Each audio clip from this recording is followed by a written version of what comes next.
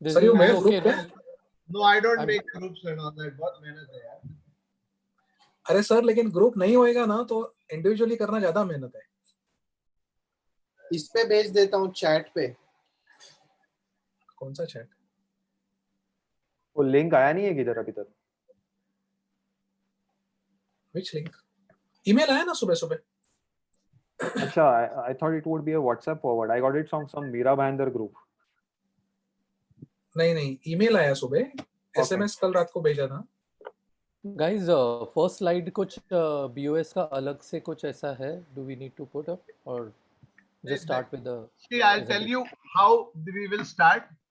We will start the program with my slide first, where I put up the Bombay Orthopedic Society logo and just telling the program, and I will describe the program in a minute or two, and I will introduce you and the panelists. Then you will go. You will moderate the whole program as an interactive, all of its case discussion in between the lectures.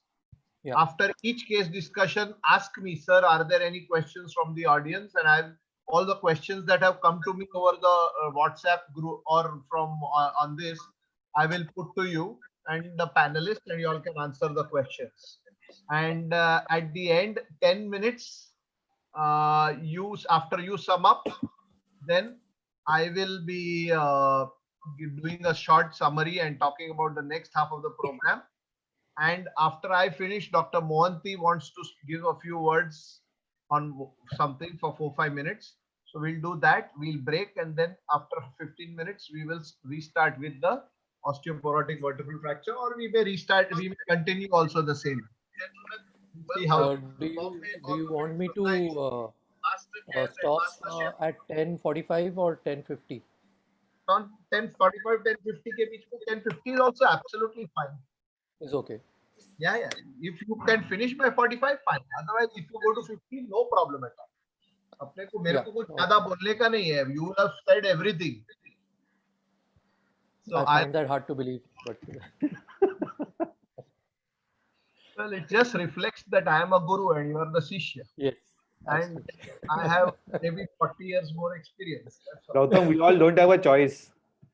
तू कभी choice दिया ही नहीं हम लोग को. अरे we are live. मेरे level तक आ जा, फिर तेरे को choice देता हूँ. We are live, guys. We are live. We are live, guys. So whatever you want to say it now.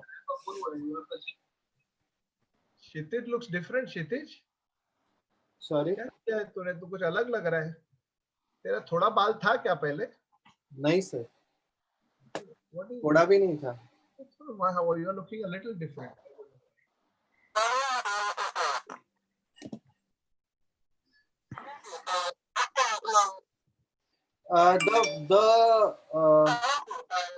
Is Dr. Shetty joining us? Ajay Shetty? Best everyone mutes the microphone except for Dr. Gautam. If everyone can mute. Yeah, but Kshitij, can we share the screen and get everybody to check all three of them? Satyen, Amit, Yeah. Sandeep. They are allowed. I have allowed the participants to share, so you can share one by one. You can share. Satyen, can you please check your slides?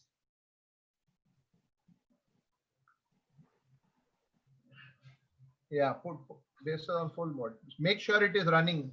Go forward.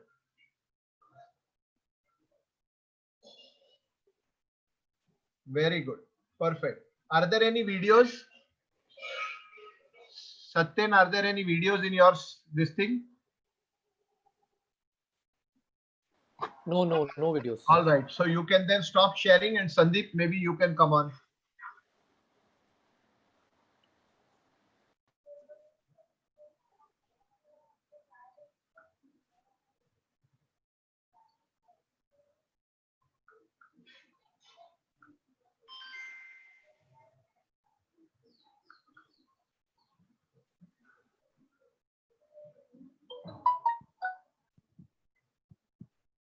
Yeah, I think that is fine.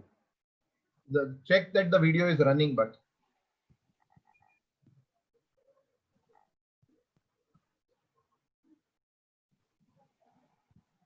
it didn't play right now. One sec. Yeah, I think so. Lovely. Sandeep, you need some more light coming from in front of you. Is if it is Uh, possible. नहीं, it's not possible because I am कोई in. Lamp वैम्प है नहीं, संजना का? मैं room में बंद है, तो I am not. Okay okay okay. Sandeep, you can come a little forward. When you come a little forward, na, तो थोड़ा No, सा it will not throw any light. You can't change your position also. No, I can't. I can't change. This video is seen quite okay, right? Absolutely clear. Absolutely clear. So you're fine. You can stop sharing the screen and we can let Amit Sharma do the, or Vishal. Vishal is there in front of me. So maybe Vishal, you can share your slides.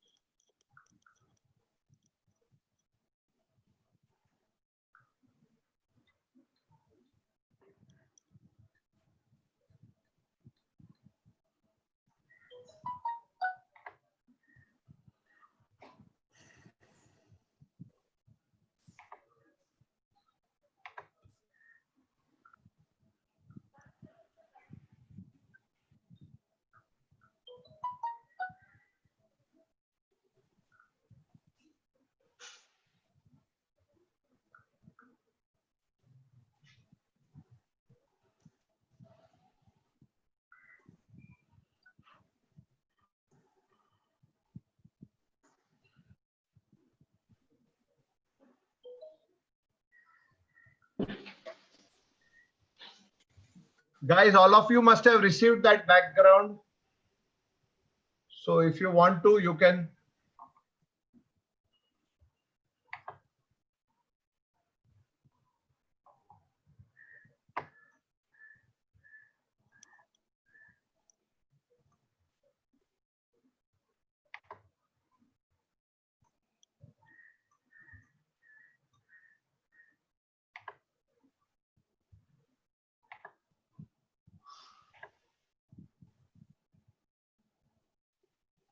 Great. Who else? Amit, can you share yours and check that it's working?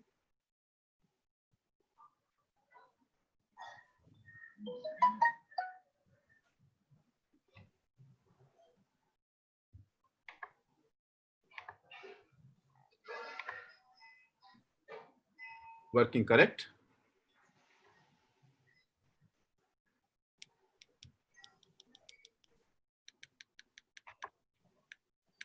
Amit, did you get the background? I did. I'm trying to put it on. You're on iPad or you're on your No, Mac? Mac only. So save that image in your Mac. I and did then that. just Now next going to your to virtual background yeah. and add image. Downloads. Yes. Now I've added the image on mine. Can you see? But Yeah, but we then can't see you. So how do that? So uska na, I think there is an upgrade to that. So I think right now don't do it Okay.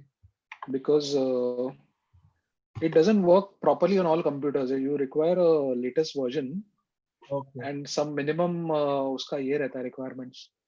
Only then it comes.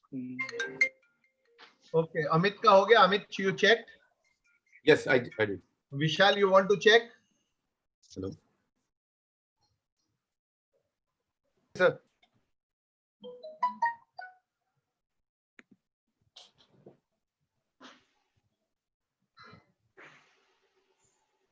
Nice. Perfect. So it's working very well. That's lovely. All right, then I'll load my screen and that will stay for now for the rest of the till we start off.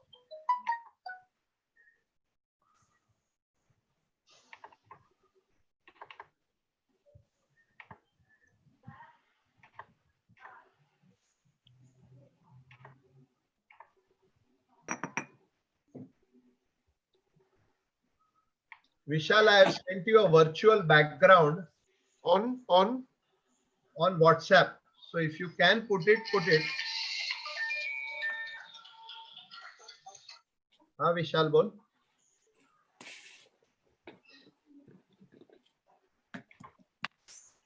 No, I could not hear you during the meeting. I didn't know that you were speaking any words. I just saw your slides. Check your computer audio because we are hearing everybody else's.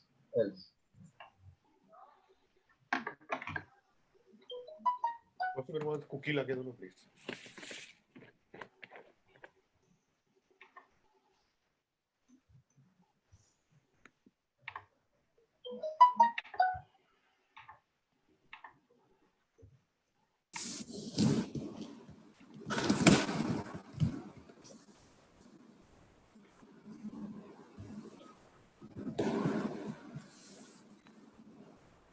Hi Gautam. Who's that? Arvind. Oh, hi, Arvind. I didn't recognize your voice. Your face didn't come up. Hi, how are you? Welcome. Good. Good morning. Hi, welcome. Arvind बाल कटाया नहीं है. हाँ अभी थोड़ा time जाने तो बाद में करेंगे. मैंने एक WhatsApp पे तेरे को अभी 2 minutes ago I have sent you a virtual background. If you see, some of these guys have a background of BOS behind them. So if you want to put it, it's not compulsory. If you want to put it, you can put it on the computer. Bluetooth से डाल computer पे shift करके you can put it as a background. Okay. I will try that. Good morning. Good morning. Good morning. Hi. कौन है? Oh, Mohanty. Hi Ajay, good morning. Hi, good morning. But you have not put the virtual background behind you. Because apparently I don't have the upgrade of the program according to Swapnil. I tried to, but I could not put it. Okay. Who was that guy in the beard? Mandar. Okay, okay. I didn't recognize you, Mandar, till I saw your name. Morning, sir. Hi. Hi. Sandeep, you need a light. Sorry. Your face is not seen, it's quite dark. Actually, I cannot do much over here. I'm just locked in a room over here. Actually, the truth is Sandeep looks so ugly. He doesn't want to be seen in proper light. Hello. Good morning, sir. Zaveri sir, can you hear Hi, me? Manish. Good morning. Welcome. Thank you, sir. Good morning. Srivastav, sir, has logged in long time back, but he's not to be seen or heard. Maybe he's gone off again. Good morning, sir. How are you? Unmute yourself. Charger भी ला दो मुझे. Good morning to all of you. Good morning, sir. Good morning. Arvind है अभी तक गोरेगांवकर? Gautam sir, we have 1 minute to go. Okay. Is Arvind there? Arvind, are you here? I can see him. Hi, can you hear me, Gautam, now? Yeah, I can hear you. Very well. Yeah, because okay, fine. I can't see Goregaonkar. Arvind, बोल.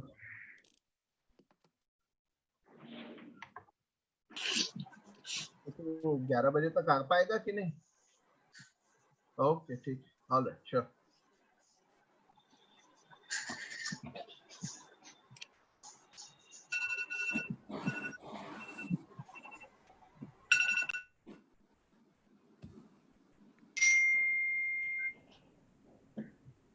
Kshitij.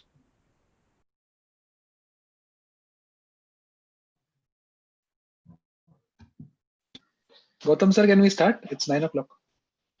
Yeah, we can start. Actually, on my watch it is 8:57, but yeah, we can start anyways.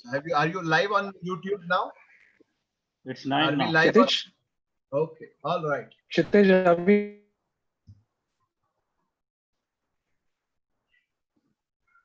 We are live. We are live. Hello.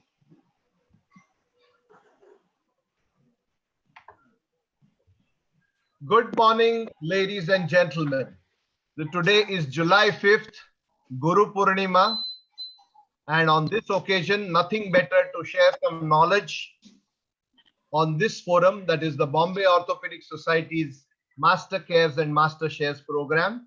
I welcome all of you on this occasion to discuss some spinal problems today.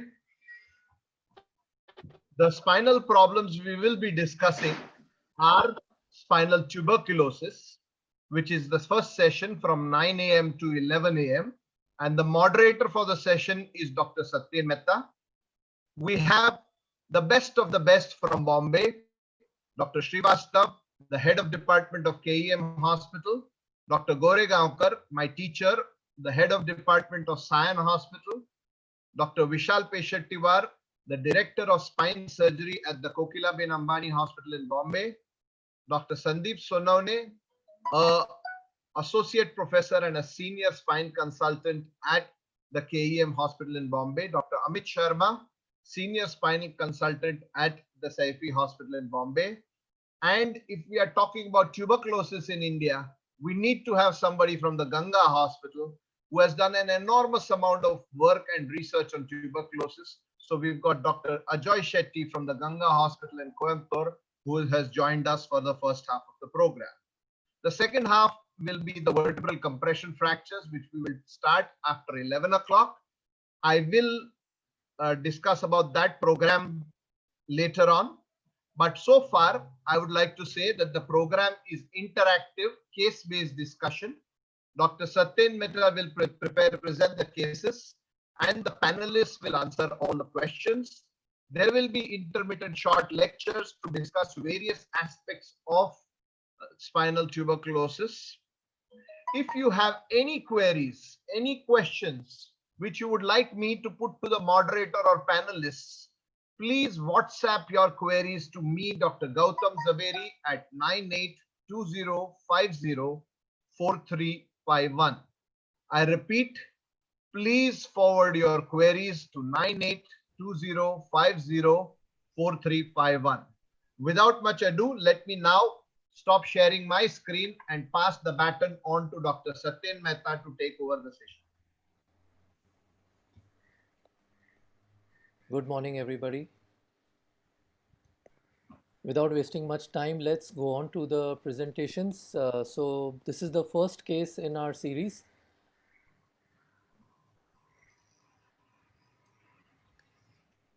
Right. So this patient is a 62-year-old male, and he had been complaining of back pain, upper back pain since the last 4 months. And then since the last 1 week, he started developing paraparesis. And then he was unable to walk since about 3 days. So it was a progressive type of paraparesis. And when he presented, he had grade 2/5 power in both his lower limbs, although his bladder and bowel were intact.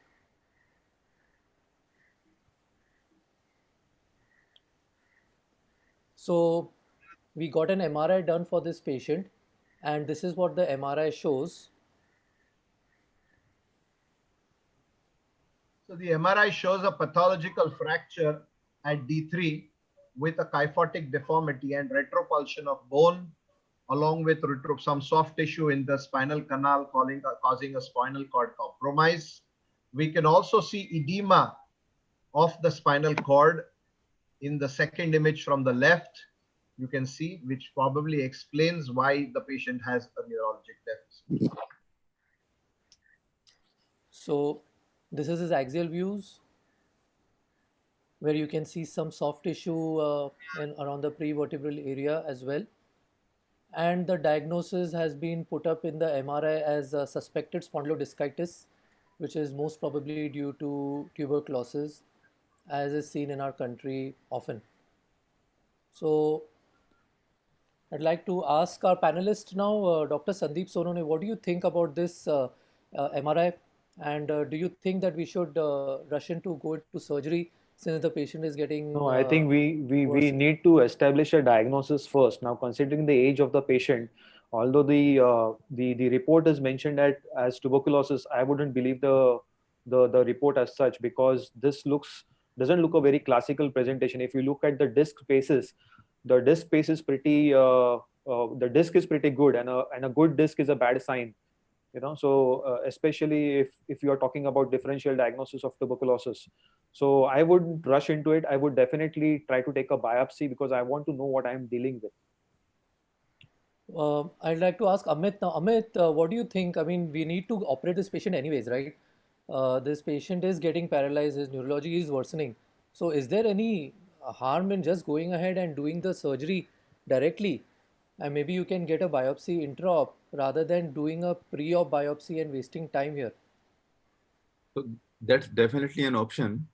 But like when you go in and as Sandeep said, that it could be anything. Considering his age, it can be a metastasis. It could be just a He's vertical. a 40-year-old. 60 you said. I think you said 62. 62. 62 you said. 62, I said. 62, yeah. He's Yeah. 62. So, and like if it is something else, then I would be like, I would like to be totally prepared. It could be just multiple myeloma. So, and that might be, like you might be able to get away without doing surgery also by medical means. So I would definitely go for a biopsy first, at least one attempt, if not two.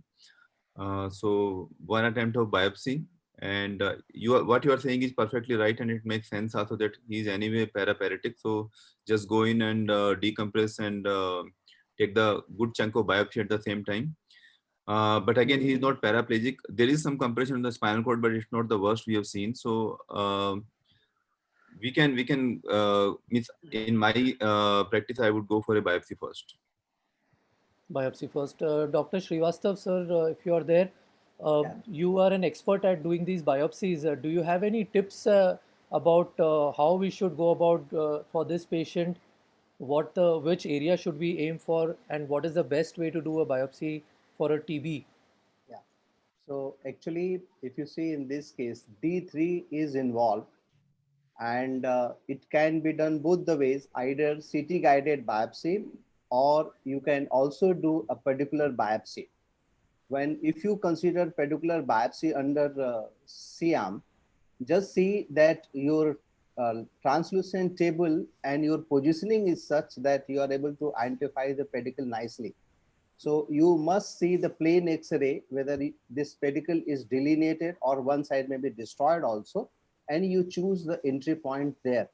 If you want to have a more exactness, CT guided biopsy is the answer. You can do that. And as rightly mentioned by all these people, the biopsy is a must. Histopathological diagnosis is a must, because it is not only the diagnosis, it is your preparedness. Suppose you have a case of metastasis, there may be metastasis other side also. It may be a vascular pathology. So your preparedness is equally important. Okay, thank you, sir. So we have reached a consensus here that a biopsy is a must before going in for surgery. Now, my question to Dr. Shetty is that, sir, what do you think about the biopsy here? Would you like to do it yourself, or would you also refer it to your radiologist to get it done? I would prefer to do the biopsy myself. I prefer to do a transpedicular biopsy. CT guided biopsies in the thoracic spine could be parapedicular or transpedicular, but I would prefer to do the biopsy myself because I'm confident that I will be doing a better job in reaching the exact site and taking an adequate amount of tissue, which we need to send it for 4 to 5 investigations. It depends on the expertise of the radiologist also. Why is it different, your biopsy compared to the radiologist? Radiologists usually do the biopsy with one single pass, and most of the time the tissue that is taken could be inadequate. It depends on the expertise of the radiologist, but I prefer to go through the pedicle and identify if the lesion is a soft lesion, is a hard lesion. If it's a hard lesion, I use a true cut needle biopsy, but if it's a softer lesion, I prefer to use a biopsy forceps which goes into the soft lesion and to get an adequate amount of tissue at an appropriate area. Great. So This is very important. So doing it yourself is probably better than the radiologist doing it by an experienced spine practitioner. I agree with. And getting your tissue now, what kind of tissue are you looking for? Should we be looking to get the pus out? Should we be looking to get just the soft tissue prevertebral out, or would you like to get a core biopsy or a combination? See, the question of core biopsy comes when the bony lesion, when the lesion is involving mainly the vertebral body and is a sclerotic type of lesion. In tuberculosis, most of the time, if you do a true congenital biopsy, the tissue what you get is basically pus. When you use a small disc forceps which can pass through the pedicle and open its mouth, the tissue ideally should be taken from the vertebral body, not from the disc space per se. And a good amount of tissue from around the lesion where it is mainly situated is probably in the vertebral body, I would prefer, rather than getting into the disc space or the cold abscess. Great, great. So we are talking about core biopsy from the region, and that is probably more representative. Although there have been some studies recently which have shown that the abscess, if present, also helps a lot, and you can get a better yield from these places as compared to just the bone alone. Vishal, are you there? If Vishal wanted to check with you, what is your yield in getting your biopsies? Do you get a positive yield all the time?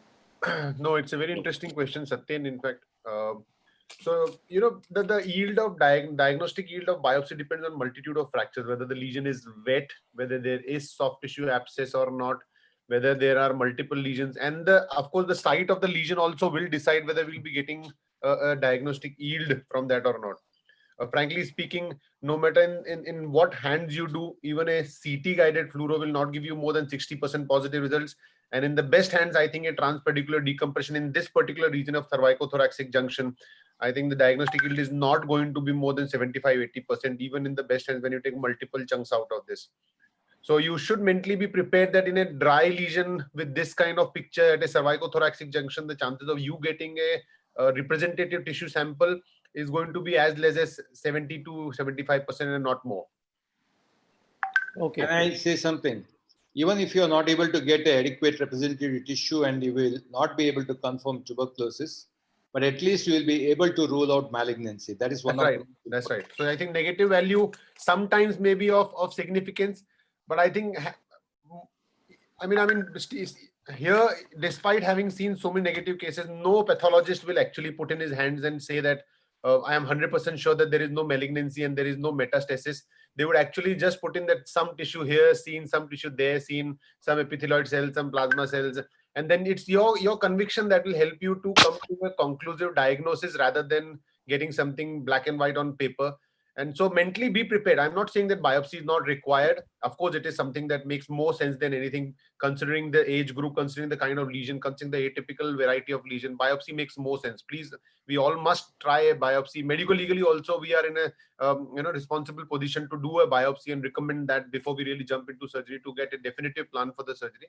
However, having said that, please plan and drill and talk to your patients about this, that the chances of you having a negative biopsy is always there. And in a negative biopsy situation, we will be left with a situation where either we jump in and do a core biopsy with frozen section, or we repeat a biopsy. That situation may arise. Satyen, I would like to differ from all these people. The patient's power is less than grade 3. The patient has lost ambulation. It is very well known that if your neurologic deficit is more than grade 3, so that less than grade 3 and the ambulation is lost, we have very little time for neurology to not to worsen. You are showing sagittal images.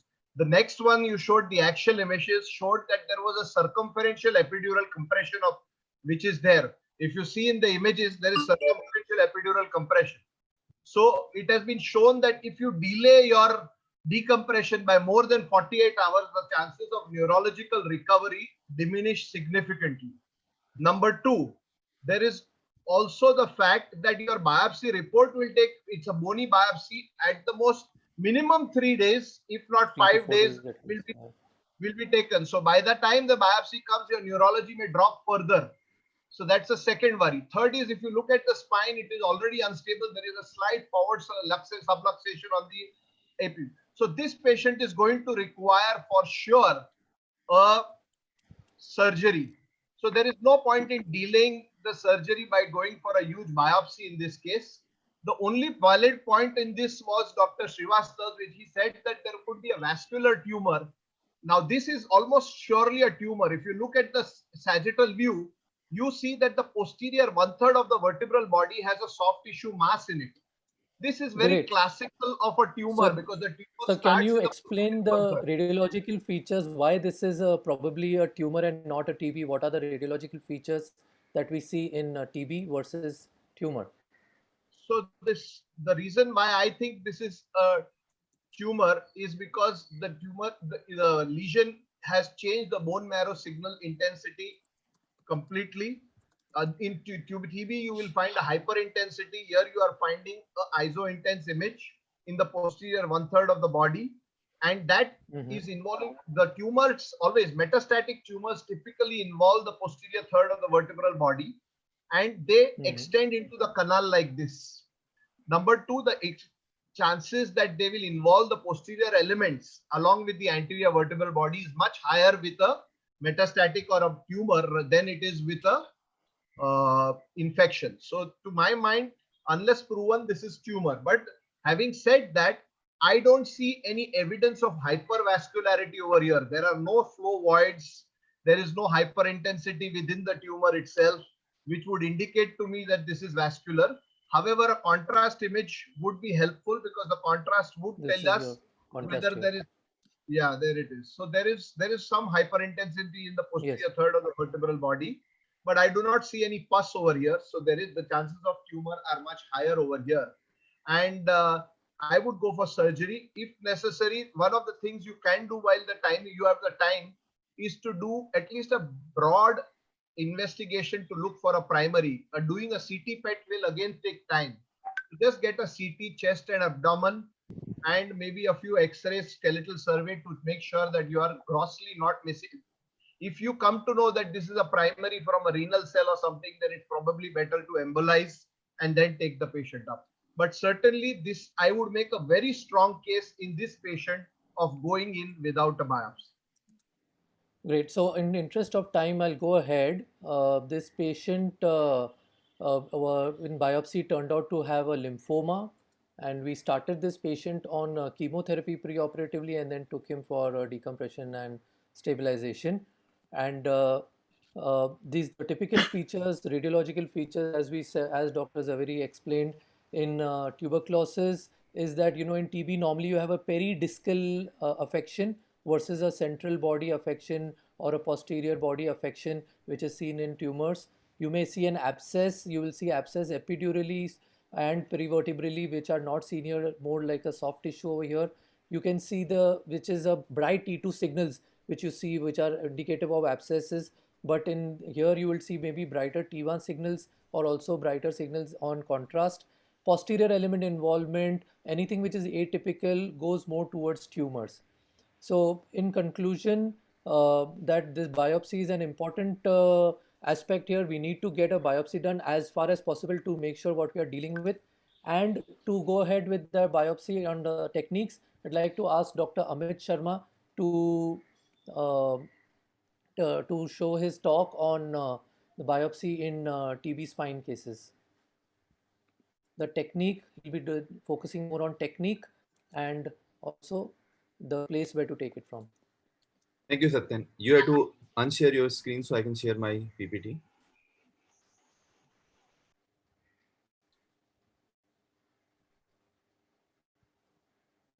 Yep. So as we discussed that biopsy is a must, so even if, one question which comes like, when should we do the biopsy? So whenever you see any pathology in the spine, ideally a biopsy should be done because you don't know what it is. Even though we know that there is a typical triad of spinal lesion in TB of spondylodiscitis with vertebral collapse and soft tissue, but again, we have seen atypical radiological picture also of the TB. There could be disc-bearing lesion, there could be central body lesion. The MRI we just saw for a tumor, lymphoma, actually TB can present in that fashion also. The typical paradiscal and lesions are always there, but we can have multiple skip lesions also, and sometimes we can see the sclerotic body. At the same time, many of the lesions which are looking like TB, they may not be TB. So here we can see many examples. The peridiscal lesions, the central body involvement, and they are all different kind of pathologies which even the fresh insufficiency fracture can also be sometimes reported. And never go for the reporting, because what the radiologist doesn't have the patient's full clinical picture, and they report only what they are seeing on the film. And many times we kind of find out that it's not the actual pathology which turns out to be after the surgery, after the histopathology, what was actually reported. So biopsy needed, yes, it's obviously needed. Even if you are 100% certain, it's a case of pulmonary cox, and the lesion which is there in the chest, in the thoracic spine, is most likely in the vicinity of the lung, is most likely a TB only, but still we need biopsy for multiple regions, and we'll discuss them. Then how to do biopsy and how to send the samples, and we'll just go through them one by one. So biopsy is needed because as we discussed that not all TB lesions will be seen as a typical TB lesion. So we are not certain whether it's TB or not. And the lesions which are seen as typical TB lesions may not be TB. There might be some other pathology.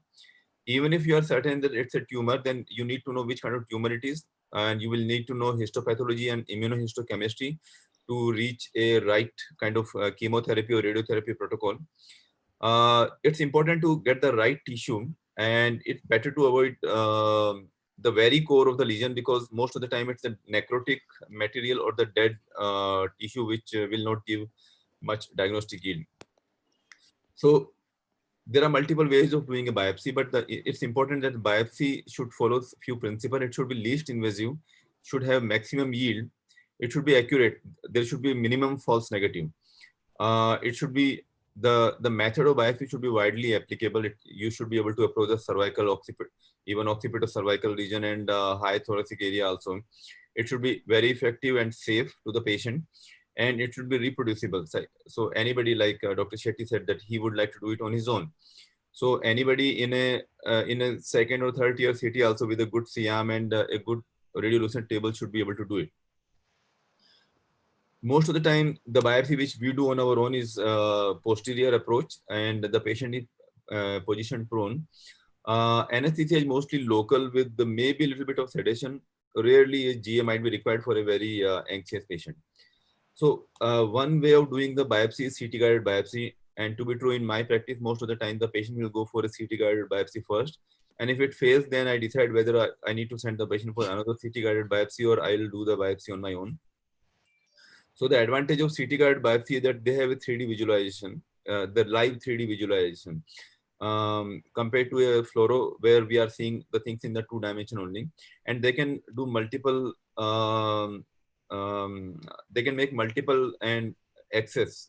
They can do the things repeatedly, try to, in a trial, to go to the right part of the lesion. And it has a wide acceptability. People do even anterior cervical biopsy also by CT guided method. Thoracic and lumbar and sacral spine is definitely not a big deal.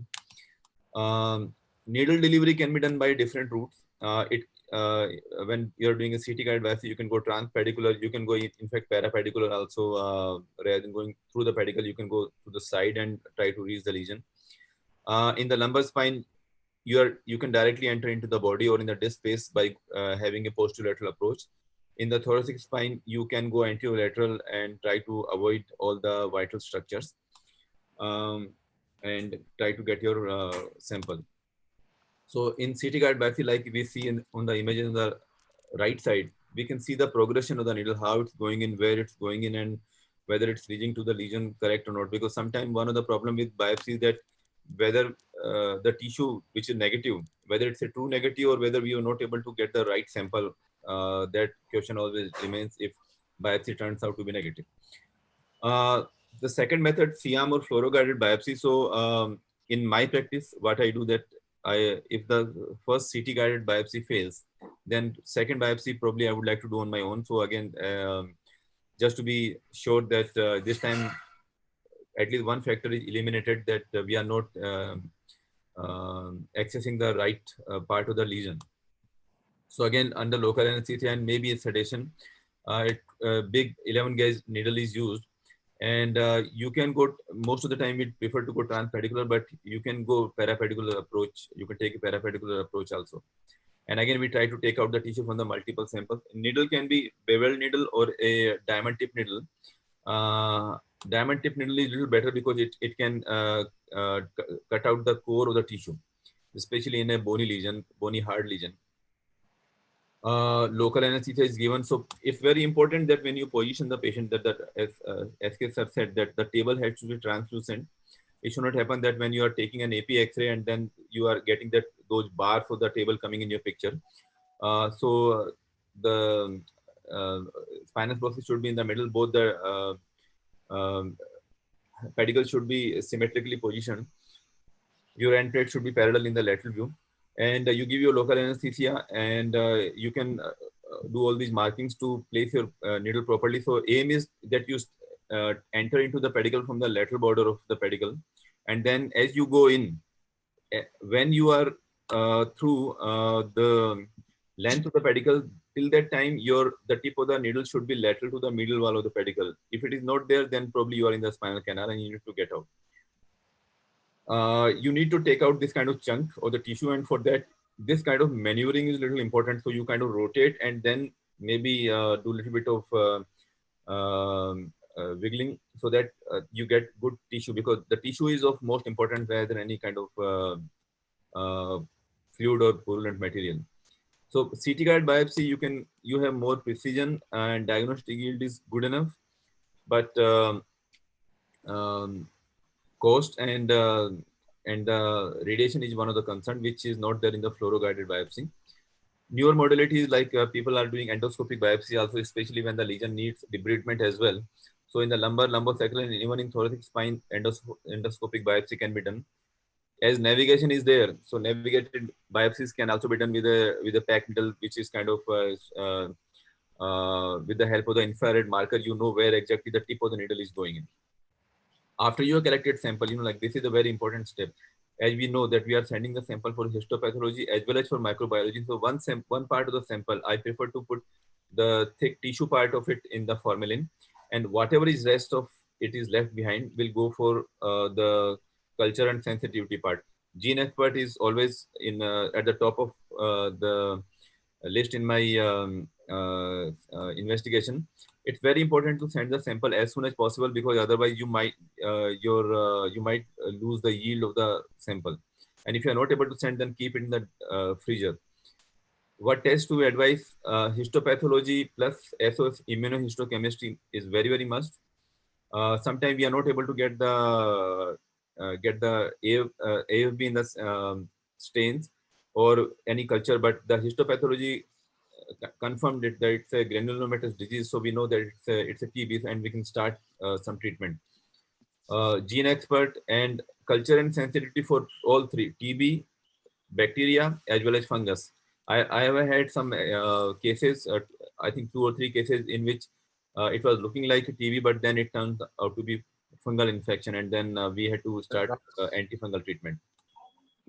Biopsy definitely not foolproof. We get about 80-85% of the positive predictive value of the biopsy. However, surgical biopsy will always have better outcome, because we are sending more material and probably the right kind of material. Poor diagnostic yield can be of because of different region. You may have suboptimal needle placement. It may not be in the right part of the lesion, or maybe you have sent very little bit sample, or maybe you did not advise the right investigation. So if the biopsy is negative, then ideally we should repeat the biopsy. Maybe if it was done by CT guided, then you can repeat the fluoro guided biopsy. You can send some sample intra-op also if you want, if you are suspecting tumor, and you can get your diagnosis to some extent then and there only. The option 2 is that if you are certain about the TB and then even your second biopsy is turned out to be negative, then you can start the patient in empirical therapy. But here it's very, very, very important, and I think one of my other colleague is going to speak about when and how to start an empirical treatment. But very important to let the patient know and take a consent and keep a very, very close follow-up of this patient. Basically, there is no contraindication of the biopsy unless there is a local pathology, like there is a bleeding diastasis or the patient is on blood thinners. or there is a local wound or infection from where the biopsy need to be taken. And as the Satyan showed the case, there is a progressive neurology. In these kind of situations, you might like to go sometime that directly with the surgery rather than going for the biopsy first, or if there is a mechanical instability. Thank you. Can you unshare your screen, Amit? Done, Yeah. sir. Great. Before we go ahead to the next case, I wanted to ask Vishal Peshatiwar, what is your opinion on the blood investigations? We are going towards this now to the next topic. That if there's a case that you have over here, you're not sure about your diagnosis. Are there any blood investigations which are going to help you in giving a good diagnosis here? Will help you in aiding your diagnosis? So most of the blood investigations are going to aid us in a diagnosis and not give us a diagnosis unless it's a case of leukemia or multiple myeloma, where it's a different approach. In TB, the standard investigation all of us should have is a complete blood count, renal function, a liver function, a ESR and CRP. ESR and CRP in isolation have no value, but they are predictors where a rise or a fall will give you an idea whether your treatment is working. A CBC will typically show anemia with a very mildly elevated. In a pyogenic infection, you would expect to find counts above 18 to 20,000, whereas in TB, you would find them between 11 to 15,000, not beyond that. Also, if you do liver function, you will find protein levels are low. Also, liver function is important because it helps you monitor the toxicity of the drugs that go. Beyond this, all other investigations that we used to historically do have no evidence value left. Great, great. You give it in a nutshell, but I'd like to ask Dr. Goregaonkar sir, since he is our teacher, he'll be able to explain it even better. How do you differentiate? Will this help to differentiate between TB and, say, a bacterial infection on blood investigations? What are the things which would be different? Yeah, you cannot really comment blood pyogenic infection TB, yes, to a certain extent. Like most important is clinical, because pyogenic is very painful and sudden onset relatively with compared to the tuberculosis. Tuberculosis is a chronic process. More than that, blood investigation, lymphocyte and a neutrophil count that helps you. CRP will be highly raised, even more than a tuberculosis. Even ESR will be highly raised because of acute infection. The tuberculosis ESR could be anywhere between the 40 to 80 also, sometimes 100, 110. But here the ESR will be much, much higher. So we have to suspect whether this is going to be a pyogenic type of infection. Great, sir. So this is a clinical correlation is very important, as you said. Patients with bacterial infections normally have got much more fever, more acute onset, very, very painful, as you said. Maybe also immunocompromised patients would be getting bacterial infections more. And as you said, total counts would be higher in bacterial versus a tuberculous infection. Is there anything would you would like to add for maybe a fungal, or it's very difficult to really differentiate? Very difficult. I think that we should take care with the help of a biopsy itself. Finally, biopsy is the answer. Whatever you take blood investigations. Without biopsy, you can't reach the diagnosis. Great, great. Thank you, sir. Dr. Srivastav, sir, wanted to check with you whether same thing for tumors. How would you differentiate clinically between a patient who has got a tuberculous discitis versus a tumor in terms of clinical presentation and in terms of your blood investigations? Yeah.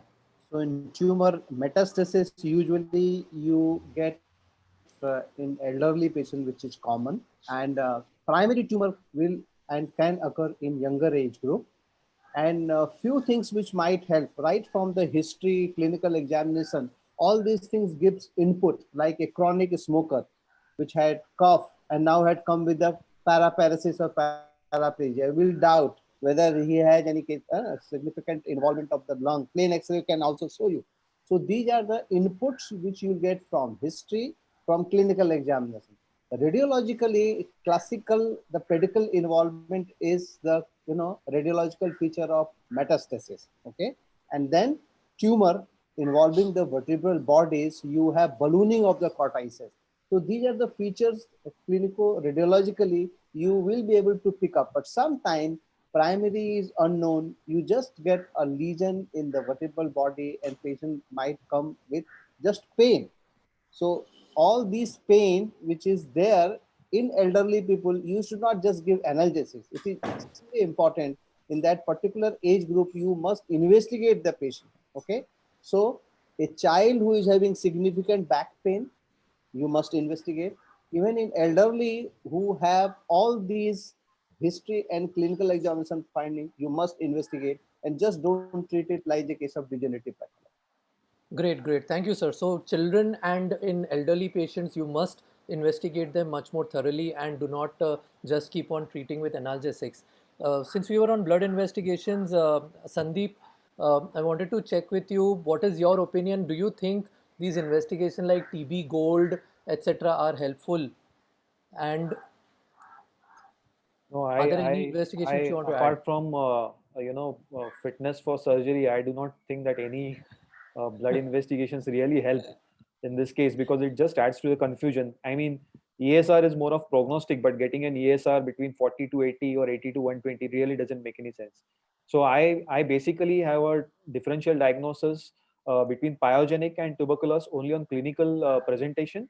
And as Srivastav sir said, if you're suspecting anything different, like a tumor or something, then you get other blood investigations done. But for IgG, IgM, gold, all these things really do not make too much of a difference. That's what I think. Great. So you're saying that you're a surgeon and you do not look at the other Absolutely, things. we all are. Not necessarily. I think the point he has made is very valid, Satyen, that Yes. there is no point in doing unnecessary tests. The government of India has banned the use of PCR for diagnosing tuberculosis. So IgG, IgM, gold, all this is banned. And so his message is very clear and very apt. However, I have a few questions for you from the audience, for the panelists. The first question that the audience has asked is are there MRI findings which help this? You said clinically, if the patient has high-grade fever, is more toxic and more sick, then this patient is more likely to be pyogenic. Hematologically, a slightly higher WBC count with neutrophilia may give you idea that this may be pyogenic. But what are there MRI features to differentiate between pyogenic and tubercular? That is the question. So MRI findings to differentiate between pyogenic and tubercular. Yes, Dr. Srivastav, sir. Yeah. So in pyogenic infection, the involvement is very significant and you have vertebral osteomyelitis. Usually tuberculosis, it doesn't involve the disc first. Usually you have a junctional bone involvement and then secondary. But in pyogenic infection, it destroys very fast and you will find there is subchondral abscesses. But in tuberculosis, you have intraosseous abscess which you might find. So the destruction, then in TB, you can have a skip lesion, which is not a case in pyogenic. Pyogenic, you have a localized lesion which destroys everything very fast. Okay. So the radiological picture of pyogenic is more aggressive, you will find, and in MRI, you will find these changes very, very prominent. Satyan, can I add? Yeah. Yeah, please. Yes, please. Multifocal involvement, number one. Number two, if the disc is very bright with the bony destruction significantly less, as Dr. Srivastava said. Number three, lumbar involvement more than the thoracic goes in favor of, could be more in favor of pyogenic. Number four, the cold abscess. When you have got extensive cold abscess, which is extending down like a huge psoas abscess, goes in more in favor of tuberculosis. Multi-level extending of cold abscess with a thin wall, again goes more in favor of tuberculosis. Right. Great, great. Very good summary. Any other questions? Second question is that if a patient we do a biopsy, sometimes the report that comes in a biopsy is that culture is negative, but the histopathology shows inflammatory cells. What do you take acute inflammatory cells? Do you take this as pyogenic? Do you take this as tubercular? So again, it should be in view of clinical radiological finding together. So if even you find granulation tissue, a single line of granulation tissue, this goes in more favor of tuberculosis if you have all those clinical and radiological signs. is there some doctors start in these patients anti-tubercular drugs along with IV antibiotics for pyogenic infection for a couple of weeks? Is that approach the correct approach? That is the third question. No, that is not a correct approach. The advantage of giving anti-tuberculous drugs, even if it's a pyogenic, because rifampicin is a very good antibacterial agent. And therefore, even if it's pyogenic, sometimes you might find them responding quite well. Therefore, if you are chosen to give anti-tuberculous drugs, then better be stick to only that. However, I'd like to... Amit, Satyen, come for Amit. Amit, the question from the audience is, you emphasized a lot between CT guided and fluoroscopy guided biopsy. The importance is it CT guided or fluoroscopic, or whether you are doing an FNAC or a core biopsy? What they are saying is that majority of the times the radiologists do an FNAC, and therefore the amount of yield is less, and therefore the result is negative often. Whereas the core biopsy gives you a bigger yield, and therefore you get a result is more likely. So is it the difference between a core biopsy and an FNAC, or is it between going transpedicular, extrapedicular, and CT guided or FNAC? Gautam sir, you already answered the question. So it's perfectly true that it's not about whether you are going by CT guided method or you are going by fluoro method, or whether you are going to transpedicular or parapedicular. I think it's important to get the tissue and not the you aim to get the pathological tissue, not the destroyed material, which most of the time you'll get by doing an FNAC kind of procedure. So whether you go CT or fluoro, that doesn't matter. I think it's the core of the tissue should be received for the proper culture and sensitivity. Right. Can I add something, Gautam? Yes. I think that it's very important to talk with the radiologist when you are doing a biopsy, because sometimes when we are doing a fluoroscopic biopsy, our spectrum is very limited. We can only reach a certain area, not all the area. We can get a lot of material, but we might not be able to reach the area. So if we talk with the radiologist and tell them that this is the area that I want you to target, and obviously take their input, I think the results are much better. With these things, the results can go as high as 90% or something. So I would. Right. Before we move to the next case, I would like to put one more question from the audience here to Dr. Vishal Peshattiwar. Vishal, the question from the audience here is that whether if this patient indeed turned out to have a tumor, it would probably be a metastatic tumor. Now, metastatic tumor surgery is palliative. You are not going to go there and do a radical excision or an R-block excision of the tumor. So why is everybody placing such a huge emphasis on preoperative diagnosis in a patient who is neurologically deficit patient? Your surgery, whether it is tuberculosis, where you are going to do a corpectomy and do a reconstruction anteriorly and posterior stabilization, or in a patient with a tumor, is going to be essentially the same surgery. So in a patient who has got a significant neurologic deficit, why waste time doing a biopsy? See, I wouldn't wait for the histopathology, which should take time, but a biopsy will essentially tell you what you're dealing with, at least when the gene expert is negative and you have a soft tissue slide that comes in 48 hours. In this case, however, I would just wait for the gene expert. If the gene expert is negative, then I know I'm looking at a tumor.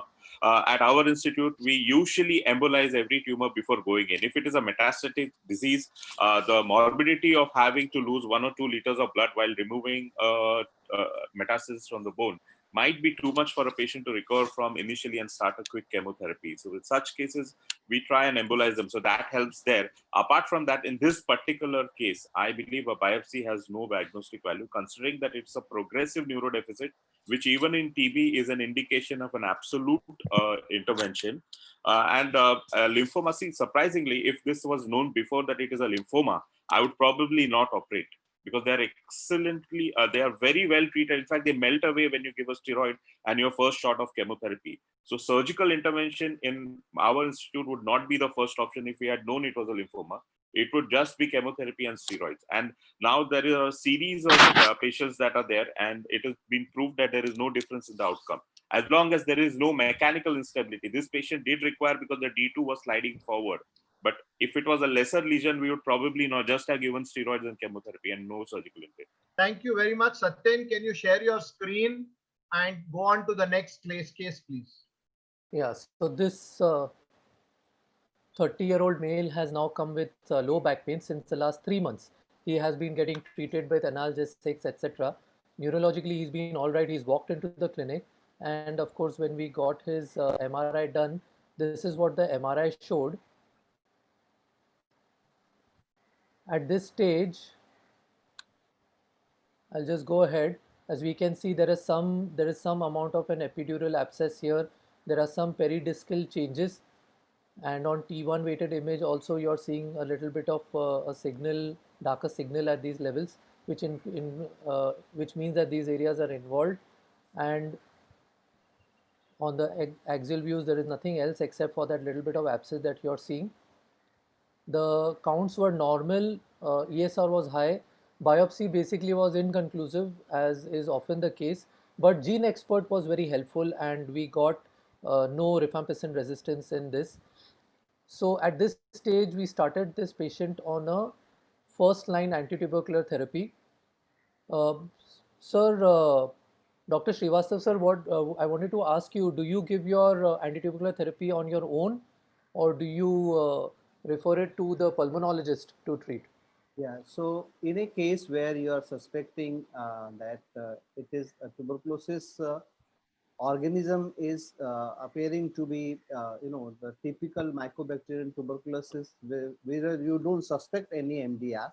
So we give the treatment on our own. But if you are suspecting MDR, or suppose there is extensive lesion and all the features which one doubts MDR, like previous failure of the treatment, another patient in the family who was diagnosed to be MDR, or patient is compromised host. So all these cases where you suspect. Now, even in this MRI, we usually screen the whole MRI and see. Sometimes if you have a extensive lesion and patient has pulmonary tuberculosis also, where you suspect that this might turn out to be MDR. So help of pulmonologist is extremely important. Otherwise, in a routine case where you suspect this is just a mycobacterial tuberculosis, which you feel that this may be just initial affection, then you can start these medication on your own also. Great, great. Dr. Goregaonkar sir, what are the common mistakes which people make when they give antitubercular therapy to these patients? Dr. Goregaonkar has taken a 10-minute break. Can you direct the question to somebody else? Vishal, what do you think? What is the most common mistakes which people make when they start antitubercular therapy? So antitubercular therapy, I think the worst thing that people do is they take it so casually and they start it empirically. I mean, after having emphasized the need of biopsy, where you start the therapy only after the biopsy is done, you also need to follow certain caution while giving AKT. We all must remember that antitubercular therapy is not a casual therapy. You got to monitor it. And the commonest mistake people do is they either give fixed dose combination. There are problems with the exact duration, which is always a controversial thing to debate upon. It can be 6 months, 9 months, 12 months, but whenever and for whatever duration you give, it has to be minimum 4 drugs. And remember, it is 4 drugs only. You cannot add unnecessarily quinolones or any macrolides. Those are second line drugs. You cannot just empirically start adding upon if you see a failure regimen. So there are multiple problems that are there, and the commonest one being giving fixed dose combination without having titrating them to the body weight, and giving more number of drugs without having actually evidence to start any second line drug, giving doses at the wrong time. The another problem is sometimes, it's a small instruction to be given to the patient that please take arsenex or rifampicin empty stomach. So these small instructions that we often miss upon should be given due emphasis. The doses must be titrated as per body weight. You must give minimum 4 drugs. You should not add upon any other drug. And then there are certain drug interactions. We as orthopedicians also must remember that there are chelating agents like calcium in patients with diabetes. Giving any of these medicines with any of anti-diabetic agent can reduce the bioavailability.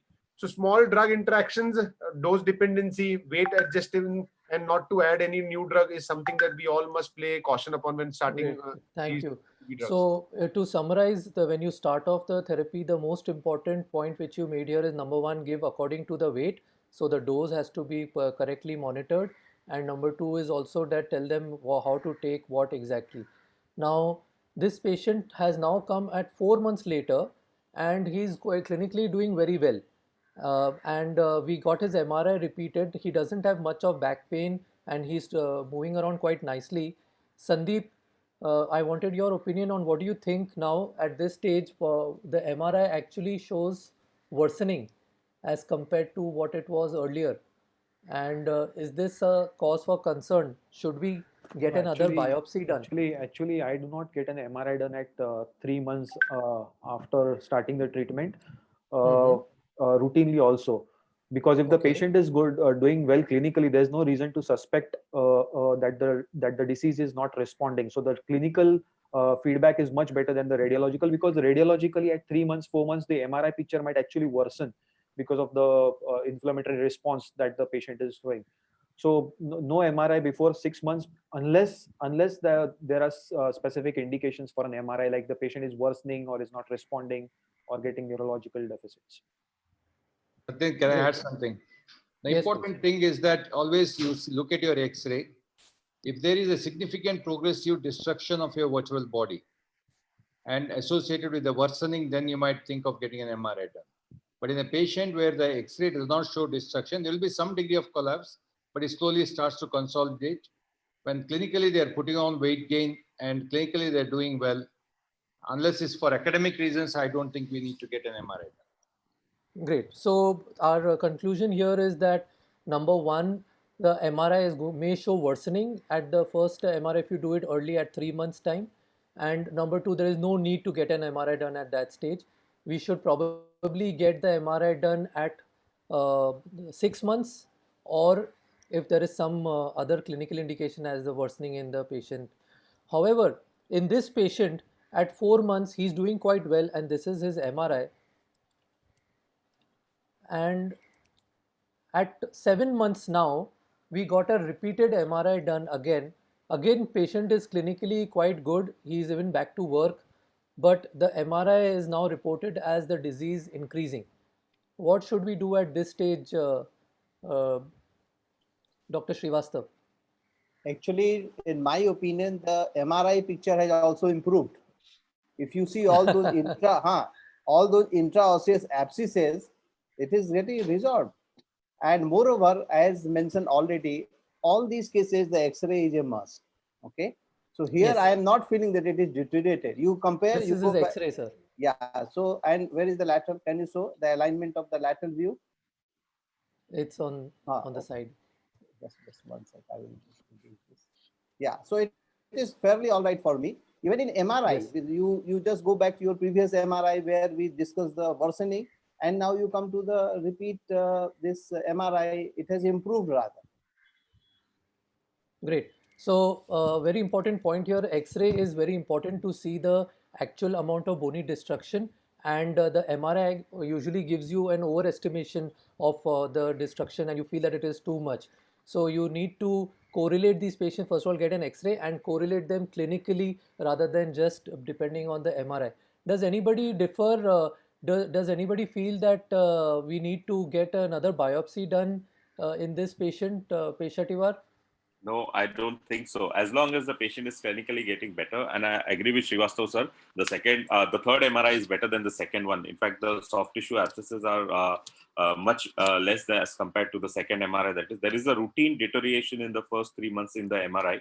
A lot of physicians, especially, get MRIs done at 3 months or 6 weeks to check for the progress, which is absolute rubbish. And like Dr. Shetty said, unless there is a clinical progression, there is no indication to do an MRI. The only MRI we ever do is before stopping the AKT with contrast to check that the active disease and inflammation in the bones and soft tissues are settled.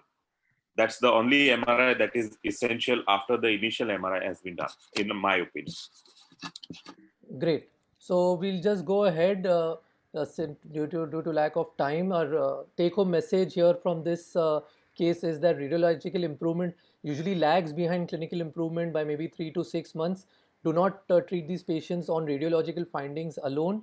X-rays are very useful to assess bony destruction and instability, and you need to have a proper holistic view of the patient when you treat them. So talk about the role of conservative management in TB, I'd like to ask Dr. Zaveri to please give his talk on conservative treatment.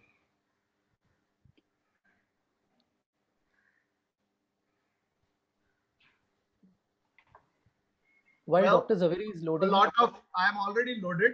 I would like to make before I start my talk, I would just like to make a request to the panelists. Please go on to the YouTube link. There are a lot of questions from the audience. So if y'all can answer as many as possible on YouTube, that would be great. Anyway, we move forward. Like any infection, if you had a throat infection, you would take take antibiotics because the treatment of infection is antibiotics. The same is true for tuberculosis. The treatment of tuberculous infection is anti-tubercular treatment, and therefore non-operative treatment is the mainstay of management of spinal tuberculosis. In fact, about 80% of all patients will respond to non-operative treatment, and surgery is only for special indications. There was always a controversy in the good old days when tuberculous drugs were not discovered before 1940. Then treatment was primarily surgery. Following the discovery of the various anti-tuberculous drugs, it was discovered that aggressive surgery need not be the goal. And it was in the 1980s that Professor Tooley came up with his middle path regime, where he said that for all uncomplicated tuberculosis, treatment is non-operative. Surgery is indicated when there is a significant neurologic deficit, which means the patient has lost his ability to ambulate or has lost bladder or bowel function. If there is significant instability, which means that the posterior element facet joints are opening up, the interspinous interval is opening up.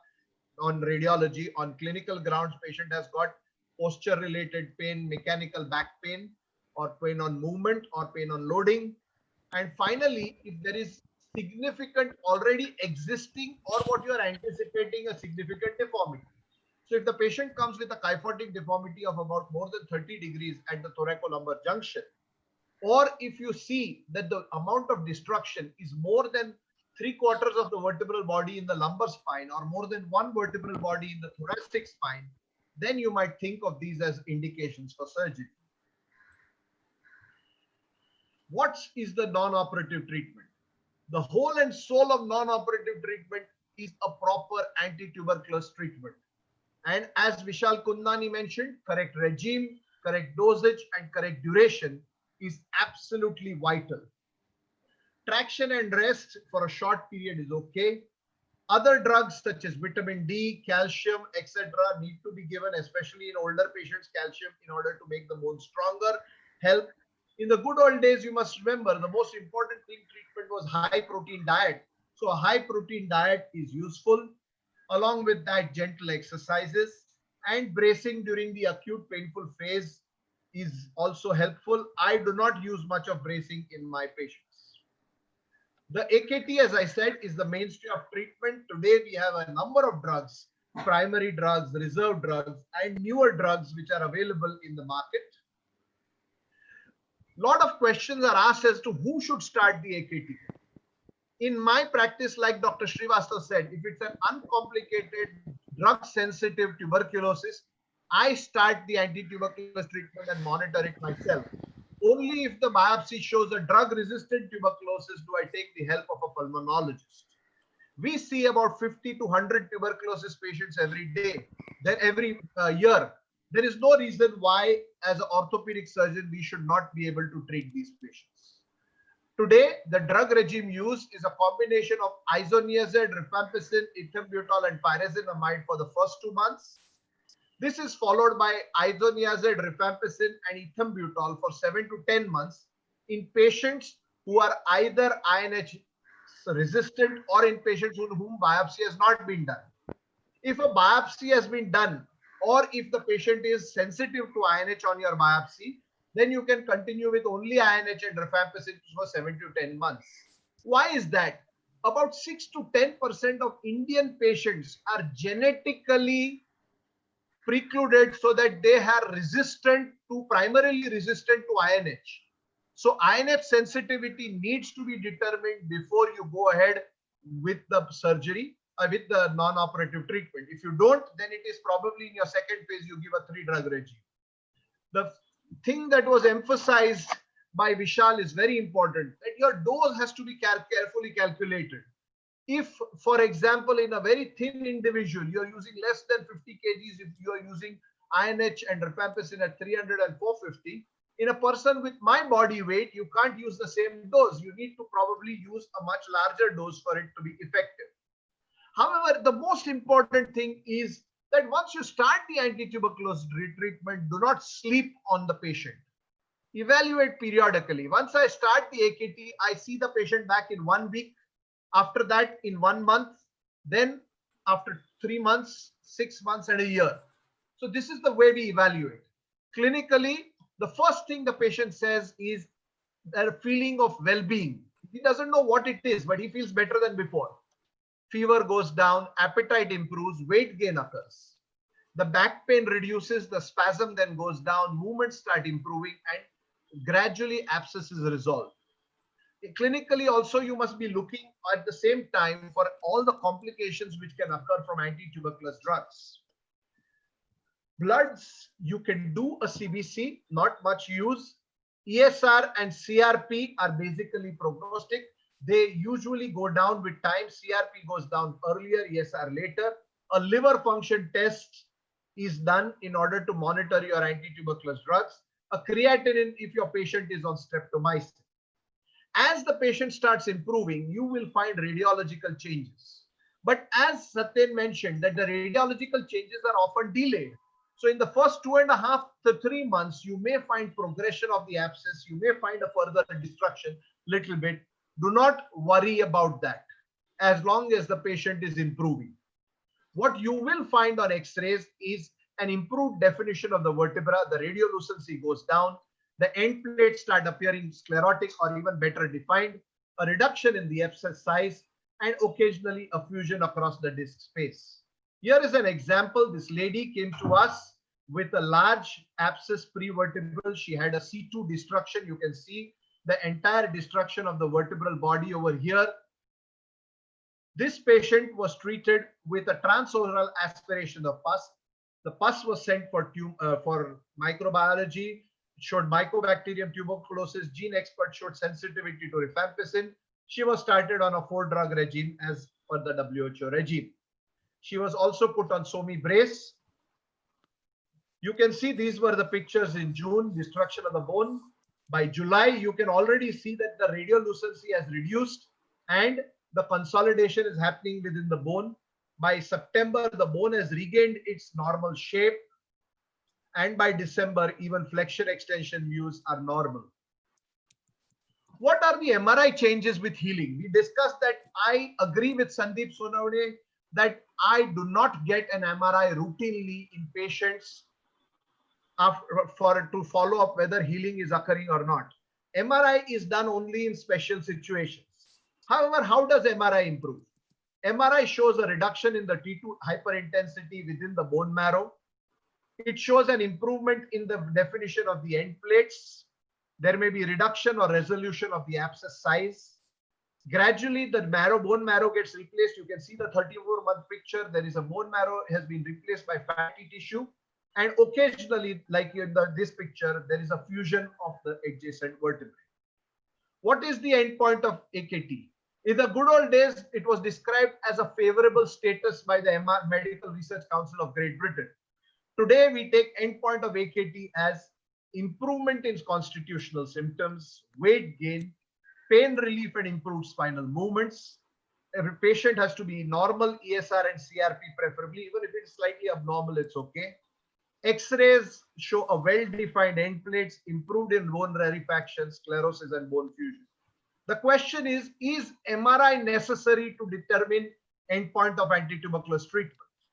This is a study from the All India Institute of Medical Sciences in Delhi. They studied 40 patients who were given anti-tuberculosis treatment for 9 months. At the end of 9 months, 39 out of 40 patients showed clinical and radiological improvement. However, on MRI, they found that there was still persistent of epidural abscess, intraosseous abscesses, pre or paravertebral abscesses, and about 58% of patients had some amount of bone marrow edema. They went on to actually stop the anti-tuberculous treatment on the basis of clinical improvement, and all patients went on to show resolution on MRI in 34 months. So the conclusion is that unless there is some worry that you have at the end of 9 months, you don't need to necessarily continue with the anti-tuberculous treatment if patient is doing overall well clinically, hematologically, radiologically, etc. So to conclude, uncomplicated biopsy proven spinal tuberculosis responds well to non-operative treatment, and that should be the plan. Don't try to make excuses for surgery. The correct regime, the correct dosage, and correct duration is absolutely vital. There are some studies, and there are some people, I think even at Ganga Hospital, they do 6 months of anti-tuberculous treatment. But as of now, the WHO recommends 9 months of anti-tuberculous treatment for bone and joint tuberculosis, or 12 months.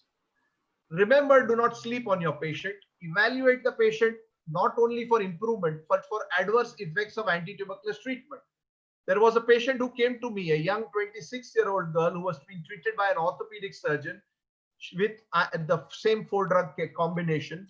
And she kept on telling him, I'm getting flares in my side, front of my eyes, I'm getting a little, but it was ignored. Eventually, this girl became blind completely at the age of 26 in both the eyes. Role of MRI in deciding endpoint of anti-tuberculous treatment is controversial. At present, bone scans are being evaluated to see whether a CT PET scan would be more helpful in determining the endpoint of anti-tuberculous treatment. Thank you very much. Thank you, sir. Before we go ahead, I want to get the opinion of Sandeep. Sandeep, what do you feel about the duration of the treatment? WHO, according to WHO criteria, you got to give it only for up to 9 months, 7 to 9 months. But Dr. Prasad Shetty, 9 to 12 months. 9 to 12 months. 9 to 12. So, but Dr. Prasad Shetty gives it only for 6 months. Can I interrupt? No, it used to be earlier. But the current RNTCP guidelines is that 1 year is indicated. And now it's a legal responsibility that you have to inform all your patients, whether you inform or not. The moment they buy a drug from a shop, it is notified to the government. And by the national government wise, now the requirement is 1 year. 1 year. So I know a few guys are giving AKT for a much shorter duration. I think Abhay is one of them who believes that AKT for 6 months is enough.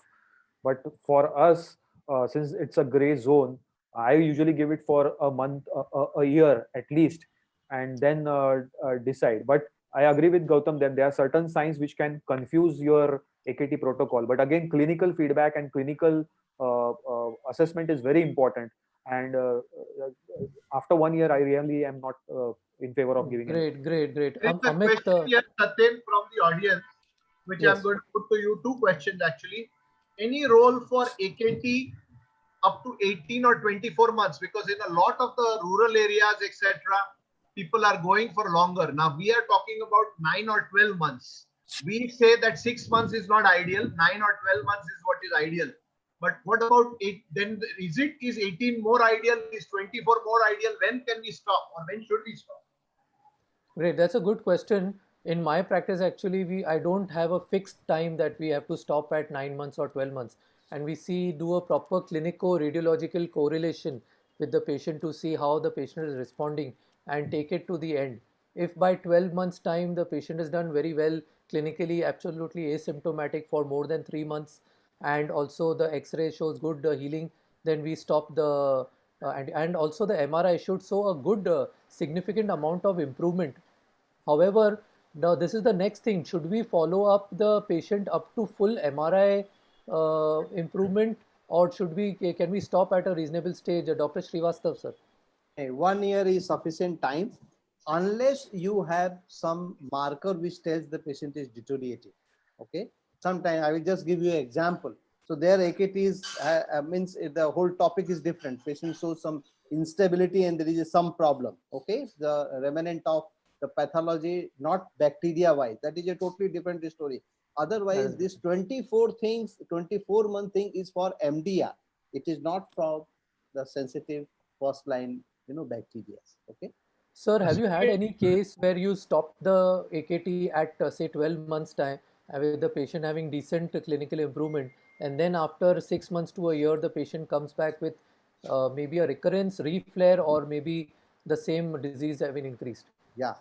So I have a case where patients, that bacteria was sensitive to primary drug, and later on it became MDR. It happens. Patient, the compliance is not good. Patient is irregular in taking the treatment. You don't know whether he has taken daily, and you find that maybe after 18 months he comes to you and this is no more the same bacteria. It is MDR. So there are a specific situation, and you should not close your view in this. Okay, that a standard thing cannot be followed everywhere. You will get 1 or 2 patients like that, and you have to change your protocol according to the need of the patient. Satyen, the next question, 2 questions are there. One question is on your case. You showed that an MRI showed deterioration at 3 months, but the patient, or 4 months, but the patient was better. Suppose the same situation was there at the 8 months MRI, where the MRI picture was similar, but patient was doing well. What would you think of it then? And the second question is that Amit Sharma mentioned that if biopsy comes out to be inconclusive in 2 parts, then you start empirical AKT. If you are starting empirical AKT, does it necessarily mean that you have to start more drugs? Should you start only 4-drug AKT like is routinely recommended, or should you think of adding 5 or 6 drugs? We'll put the second question to Dr. Shetty. What do you think, sir, about adding more drugs? There is no role to add more drugs. If you are suspecting there is no response, it's better to repeat the biopsy. Try to rule out drug resistance. And if you are suspecting or diagnosed drug resistance, and it is better to refer to a specialist who will treat it adequately. Great. That's a very good point. Adding more drugs is a bad idea, and in fact, we may be increasing the chances of resistance by doing that. And we should always get a biopsy done before that. In one of the points here is the injection kanamycin is sometimes given. It is a very important second-line drug, and we have very few drugs right now where the MDR cases are susceptible to. So we need to make sure that we don't just give it without unscientifically. That is. Regarding the first question, that if you still have radiological worsening at 7 to 8 months and the patient is clinically normal, I think we should continue treating in the same way, because as long as the patient doesn't develop many symptoms, we don't need to intervene, and it may fizzle out on its own. However, if the patient starts getting worse clinically, then it may be a time to intervene. Should we go to the case? One more last, before the next case, just one last question before you go there. The question is that sometimes patients come to us from other doctors, especially physicians, and most physicians start the patients on at least 5-drug AKT if they are not chest physicians. Suppose patient has already been started on an ofloxacin or a levofloxacin and some other drug, or streptomycin, and they come to us after 15-20 days or 1 month or 2 months of treatment. Then should we stop the additional drug and go back to the 4-drug AKT, or should we let it continue as it is? That is the question. Let's put it to Vishal Peshatiwar. What do you think about this? So it should be strictly 4+2 regimen. If somebody has started a 5th drug, it should be stopped because it is going to contribute to resistance. Ideally, if such a snafu has happened, the infectious diseases consultant or the chest physician's opinion has to be taken to be medico-legally safe. But there is no evidence, and adding any drug apart from the given standard regimen is bad medical practice. Can I add one more thing? Yes, sir. Yeah, because now the WHO criteria is little changed. Initially, we start with the 4 drugs, and in continuation phase, you have to do 3 drugs, and it is not 2 drugs. There is a case made for continuation of ethambutol for a longer time, for 8 to 10 months. Yes, that's a newer criteria. The Indian guidelines will be probably including it. It's not been included yet in the Indian guidelines. It's included, Vishal. They're not It is? It's included now. This year they've included. Satyan, can you move on to the next case, please? Yeah. Okay, going to the next case. Now, this patient is a 18-year-old female, and she has come with severe neck pain. She's unable to sit, stand because of pain. As you can see, the degree of destruction here. Neurologically, she is weak, but she is her lower limbs and grip strength is still intact. She still has 4/5 power. This is how she has come, and this is her MRI. As you can see, there is a huge amount of prevertebral abscess and uh, destruction of 1.5 vertebral bodies with tenting of the cord. Sandeep, what would you want to do at this stage? Would you want to just drain the abscess? No, no. I think this column is severely translated. There's a significant amount of kyphosis. This is a golden chance for you to go in. It's a supple deformity. Put her on traction. See what is the alignment, because the patient has got good function. That is what you said. But there's a significant Yes. destruction of the anterior column. So I would definitely think of surgical intervention, but preoperative traction just to align the column a bit. Great. Preoperative traction is useful in this case. How long would you put the patient on traction for? Yeah, I would definitely keep it for 5 to 7 days and see with serial X-rays, because it's a supple lesion, and I expect it to sort of align a bit. That would make my surgical job much easier. Amit, do you have anything else to add? Would you straight away put this patient on, say, 10 pounds of traction?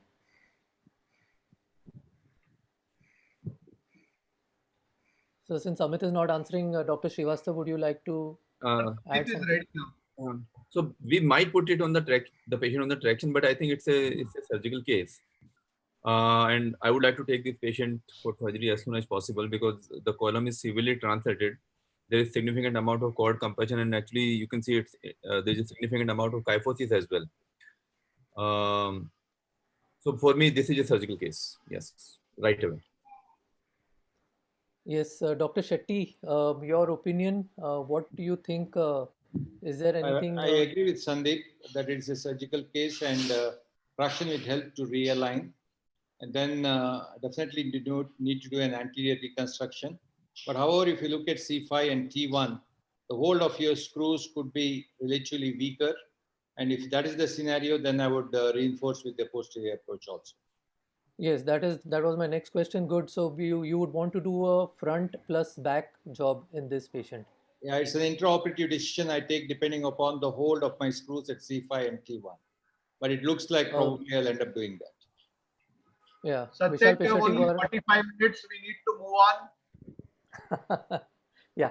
Vishal Peshetiwar, do you find any thing which would be difficult or challenging to approach in this patient? Unmute yourself, please. I would want to have a X-ray which shows me the sternum to get or a MRI cut with a large field of vision to see whether I can be safely below to the thoracic one or two vertebrae for a better purchase. I agree with Sandeep that we need to give traction to try and improve the alignment so that the intraoperative job is easier, and we'll need to have a large case, and yes, it will need a posterior stability also, because anterior probably cancellous hold in the bone is not going to be enough. Right. Dr. Srivastava, sir, would you also go for a front plus back job here? Yeah, so my approach in this case will be a little different. As Sandeep rightly told, yes, till the time you are making the patient fit for surgery, I will put the patient on traction.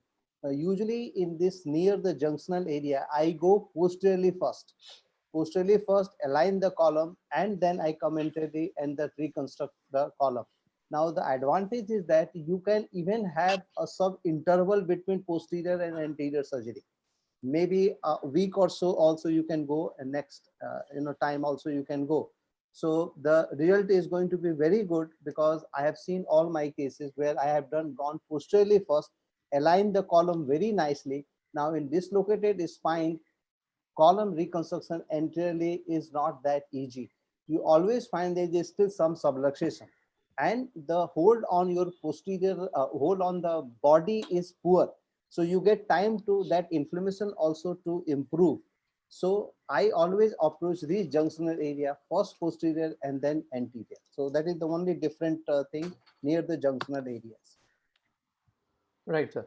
Before we conclude this case, I wanted to check with you about, do you think that realigning this and going from the back first, is there a chance that the abscess epidural pressure can increase and can cause further damage or neurological compromise to the cord? No, no, it doesn't. And I would say never, because once you put the patient on traction, patient is awake and you will come to know and you find this column is better aligned with the traction itself. So usually it is not a case. And many times what you find, these abscesses are circumferentially. The moment you expose that area, sometimes pus comes out. Okay, okay, great. So we'll go ahead, and this is what was done in this patient. We did a anterior two-level corpectomy with tricortical bone graft, and the patient did very well. To talk about surgeries, the nuances in surgeries, I'd want to invite Dr. Ajoy Shetty to please share his experience and principles on operating these patients.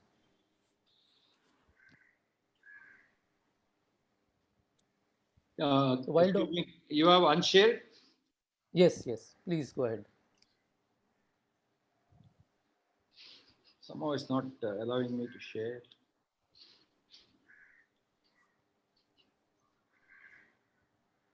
Give me some. Is my screen seen? No. No.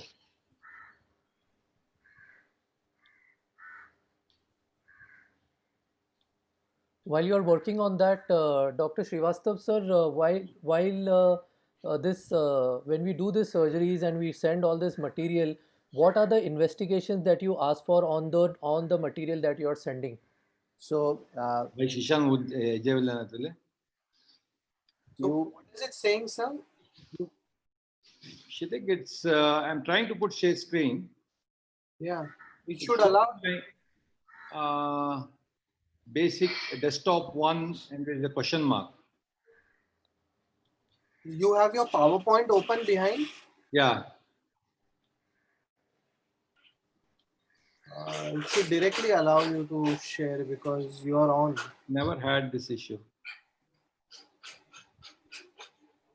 Kshitiz, can you call him on the mobile? Hey, why don't you just log in and log out maybe from Zoom? You'll be able to do it then. Okay. Give me some time, we can discuss. I'll just log in and log out. Yeah. Yeah, so Satyan. Yeah, Dr. Srivastav sir, you were saying. Yeah, you must send for culture and smear for tuberculosis, then pyogenic infection, fungal. So these three are to be sent when you have infection in the mind, and also you send the histopathology. Sometimes your culture doesn't come anything, or maybe you're in staining also you are not able to see the bacteria, but your histopathological diagnosis is equally important. Okay. So now in florid lesion, there is no problem. But if you have a granular lesion or some tissue is there, so there comes the importance of histopathology, whether it is an infective pathology or it may be a tumorous condition. So all these things should be definitely sent. Satyan, can we move on to Sandeep Sonawade's video because that is also surgical, so that will be part of the flow rather than waiting. Yeah, sure. Sandeep, are you ready? Yeah, I am ready. Yeah. Can I screen share? Yes, please.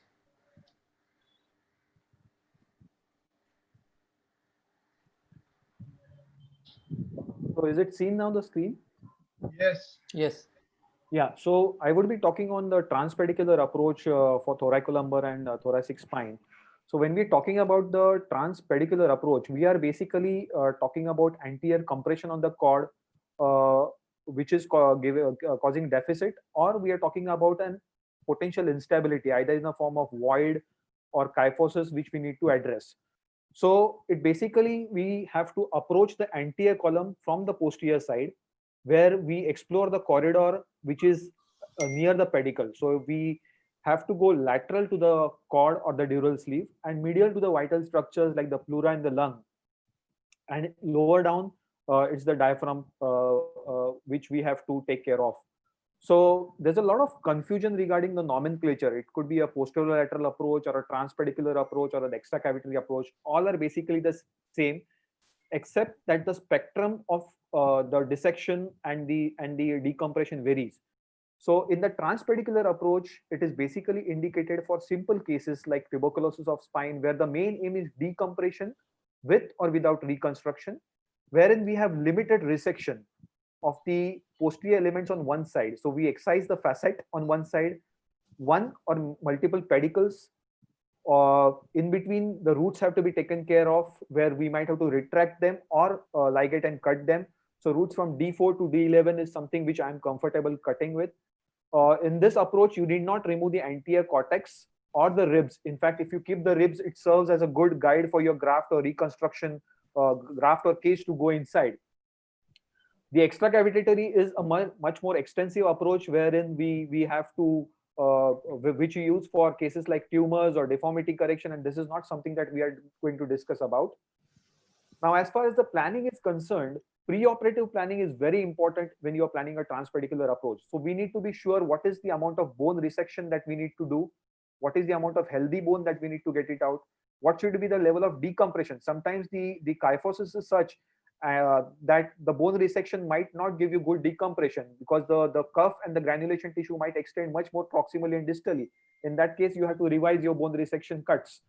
You need to be sure of the bed of reconstruction, which is very well made on the X-ray. So the MRI sometimes gives an exaggerated sort of picture, but many times you find on the X-ray you can make out what is the bed of the reconstruction. The bed, I mean that the proximal and the distal end plates should be strong enough for you to take the reconstruction that you are planning, whether it's a graft or a cage. I usually approach these cases from the maximum on the side from maximum compression and maximum destruction, so as to reduce the amount of iatrogenic instability. The position I'm not going to discuss. We all know it's done in the prone position, where you have good access to the imaging and everything. Go by a standard posterior approach, where you expose all the posterior midline structures, laterally the lamina, the facet joints, the transverse process. The amount of lateral exposure will depend on the procedure that you're planning. So if you're planning only an abscess drainage or a cuff resection, you need not remove the whole of transverse process. But if you're planning a reconstruction, then you have to get the whole transverse process out, maybe the rib, because you need a gap of around 1 centimeter to 1.5 centimeters for your graft to go inside. If I'm operating on the right side, I put in pedicular screws on the left side. So you always have anchors on the opposite side. Put in a rod, so you have a good temporary sort of fixation, because many a times once you do an anterior decompression, you open up the cavity and the whole thing becomes very unstable. In wet tuberculous lesions, if you contour the rod and you apply it on the opposite side, making sure that the cord is not compressed, you actually open up the defect, which makes your job easier. So you stabilize the column and then make sure that because the cord is at a very high risk injury. So going to the surgical technique, exposure is very important. Here you can see that I have exposed the facet joint. This is the L1 which I am doing. That's a transverse process which has a complete exposure, the tip of the transverse process. If you are planning it in a thoracic spine, you need to expose the rib. Lateral dissection is very important. Otherwise, you might not be able to get good angulation of the cage or the graft inside. The midline structures, that is the spinous process, the central lamina, is all kept intact. Couple of reasons: you prevent iatrogenic instability, and also it will prevent overzealous retraction of the cord even if you want to go inside, because the midline structures will prevent overzealous retraction of the cord. I usually start by doing a hemilaminectomy, where I like to expose the lateral margin of the dura so that I'm sure where my dura is. Many a times in significant kyphosis, the dura is either laterally translated or significantly posteriorly translated. So I want to see the lateral margin of the dura, identify the nerve root, and then go inside. So this is what I have done. I have taken down the whole facet, the inferior articular process of the superior part, the tip of the superior articular process of the inferior part. I have defined the lateral margin of the dura and the zone of the granulation tissue or the membrane, whatever it is. The pedicle is taken down. That's the demarcation of the pedicle with the vertebral body. Identify the nerve root distal to the pedicle. In cases where you want to excise the nerve root, you can just tie the nerve root and lift it proximally for you to get good access to the zone between the cord and the anterior structure. So I usually do not enter the pathology before I have planned my my end plates, my zone of I have demarcated the zone of excision. So I make sure that I prepare the bed of the graft before. So I expose the proximal and the distal end plates, prepare them. Again, if the nerve root is coming in the way, especially when you are exposing the distal end plate, you can just tie it in the thoracic spine and lift it up. And once you lift it up, you get a very good access to that. And then you start doing your anterior decompression. If you plan to do more extensive job, you can just dissect lateral to the pedicle so that you have a good plane going laterally and the cavity that you open up is much more. So that's the whole decompression which I have done. That's the nerve root which is exposed quite laterally. In the thoracolumbar junction, make sure that your nerve root is exposed quite laterally, otherwise you might land up with tears in the axilla. So that's the proximal end plate, the distal end plate, that's the nerve root which I'm going to retract distally. The cuff, which is anterior to the cord, is the last thing to come off, because if you remove the cuff, there is a possibility that you can land up with bleeding. There's a possibility that sometimes if there's adhesions, you might land up with dural tears, and that will compromise on the quality of surgery, that is preparation of your end plate. So preparation of the end plate is very important because that is what is going to support your graft and give you a long-term result. We need to remember that all these cases are in kyphosis. So if you only distract from behind, it's going to exaggerate the kyphosis. I like to open the anterior void by putting in a interbody spreader, opening up the cavity and putting the whole column in distraction. Make sure that your graft size is adequate. The whole column is in distraction, so you need not put in or overstuff your disc space with a big graft. So the graft should go in very easily. Just place it. It's a trapezoidal shaped graft where the entry is the thickness at the end at the start is much lesser than the at the cortical region, and you can gently tap in the graft. So once you tap this, make sure that the graft adequately covers the whole of end plate obliquely, because you are aiming at good coverage. Otherwise, what happens is that it stays on one side, and this side the pressure is so much that the graft or the cage might sink inside. So having a good size of the graft is very important for giving a good reconstruction. So this is something that gives a good sort of reconstruction. A similar case where we have gone in, did a transpedicular grafting. Again, if I'm going from end plate to end plate, I use a tricortical graft because I'm very cautious about the quality of cancellous bone, especially in tuberculosis, because it is quite porotic. So even if it collapses, the graft is going to heal in a little bit of kyphosis. But if it's a cage, then it's going to sink inside and become loose, which is going to have a disastrous consequences. So again, talking about cage, yeah, just last couple of slides.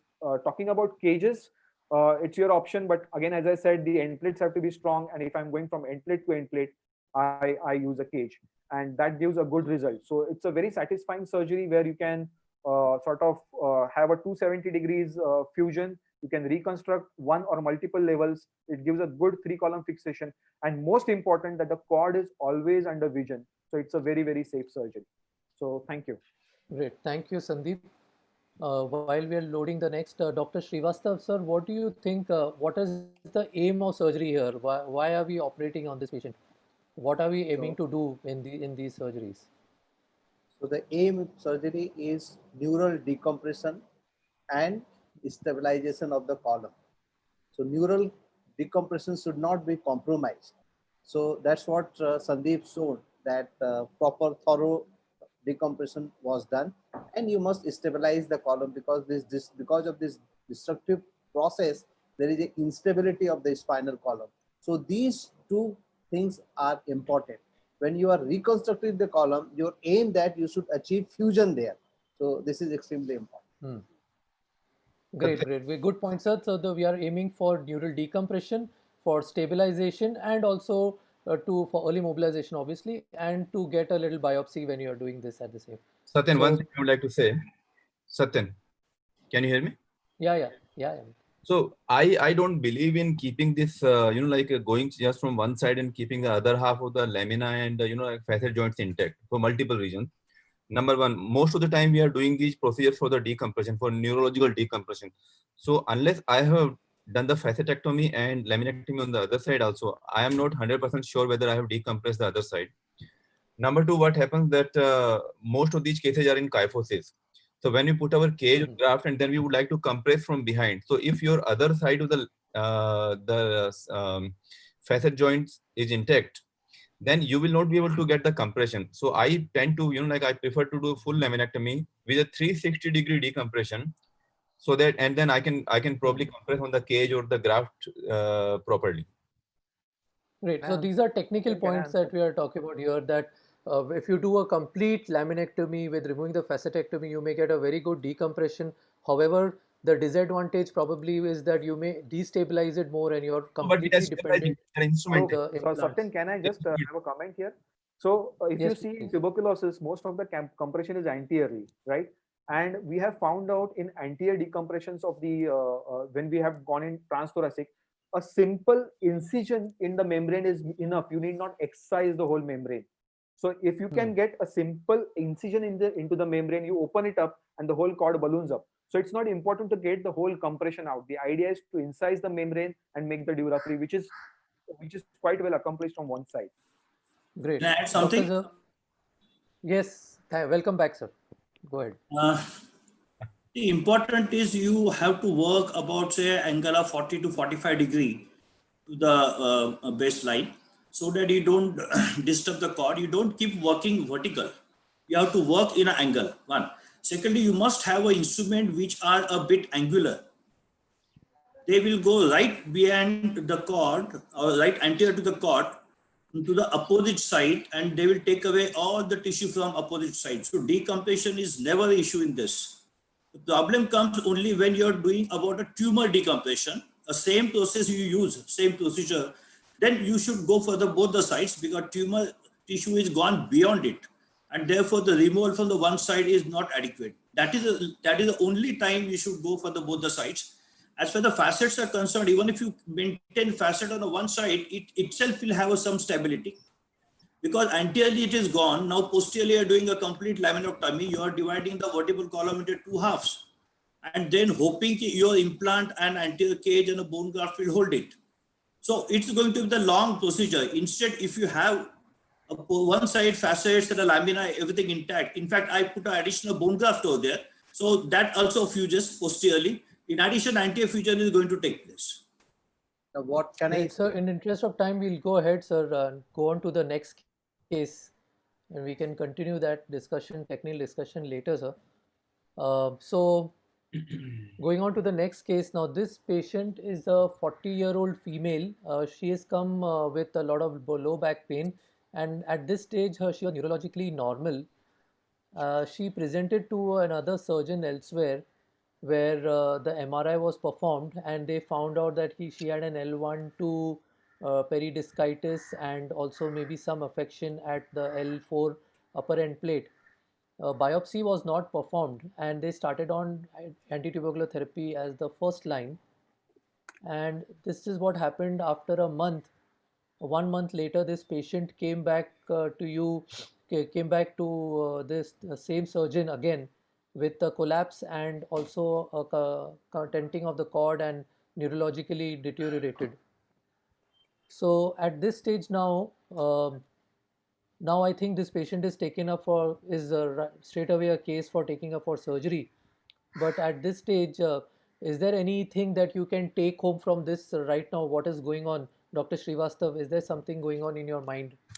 Yeah, Satyan, uh, actually lesion is here, but in your previous MRI, there was a lesion higher up also, which I could see. I think it was D4-5. Yeah, see, Here. there. So I Yeah. have a suspicion there also. So one has to be careful in this case, and definitely the culture is extremely important. If you have lesion like this, and I don't know what is the bacteria nature, so I will stress on that. And then yes, at present this doesn't require to be done anything, but this is important, and you can deal with it because the column has failed. The next thing which you have shown, there is definitely a sign of instability. So one should So tackle this. this patient was taken up for surgery and not operated the way Dr. Sandeep Sonone would have. This is the surgery that was performed where there is stabilization above and below. Uh, Vishal Peshatiwar, any comments on the surgery? I mean, I don't see the deformity getting corrected here. And also, I mean, the anterior reconstruction needs to be better, I think. Anterior reconstruction is not Yeah, and the performed. screws, Right. I would have, I think the top one on the right, left side is out, as is the second one from the left side. There are a fair amount of malposition of the hardware is there. Also, the purpose of the surgery, apart from decompression, is to restore the sagittal balance, which has not been achieved here. So there's some bone graft that's there in the middle column that they have probably put in, but we could do a better job than this. So this patient had improvement in neurology and first line ATT was continued. Again at this stage, biopsy report, which if it was performed, is not available and patient continued on the first line. And after 2 months again, so that 3 months later, patient again came back with worsening in neurology and now grade 0 to 1 power. And immediately is what I thought is that this patient may have the screws may have come out and maybe there is a collapse, but on the MRI, this is what the MRI looks like.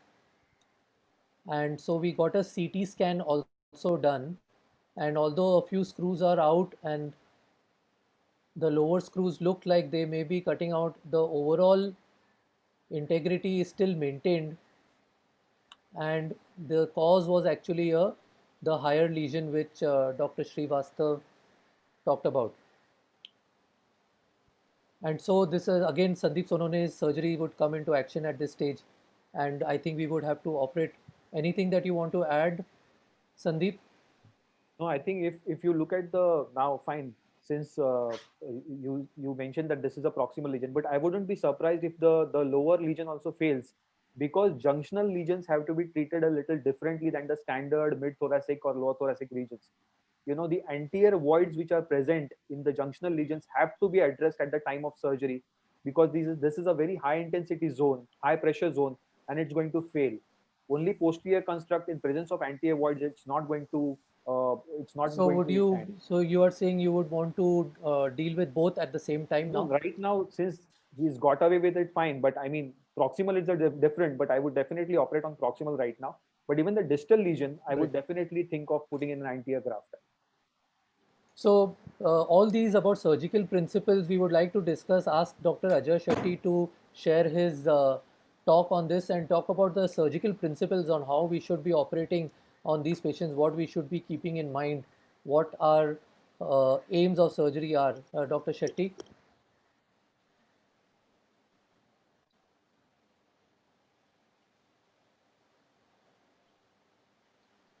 Please go ahead, sir.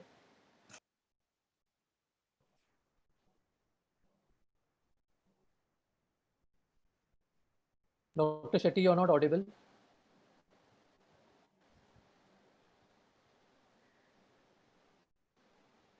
To be a tuberculosis of the spine is a medical disease, and to be a medical disease is important to diagnose early before significant destruction of the bone happens.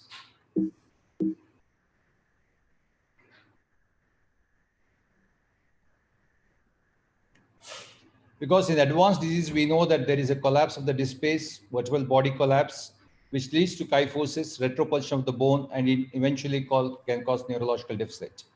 We know that the indications for surgery in active spinal tuberculosis is basically neurological deficit, deformity whenever there is a kyphosis of greater than 30 degrees. It may vary depending upon the region. The spine at rest signs, instability, pain, and diagnosis in doubt.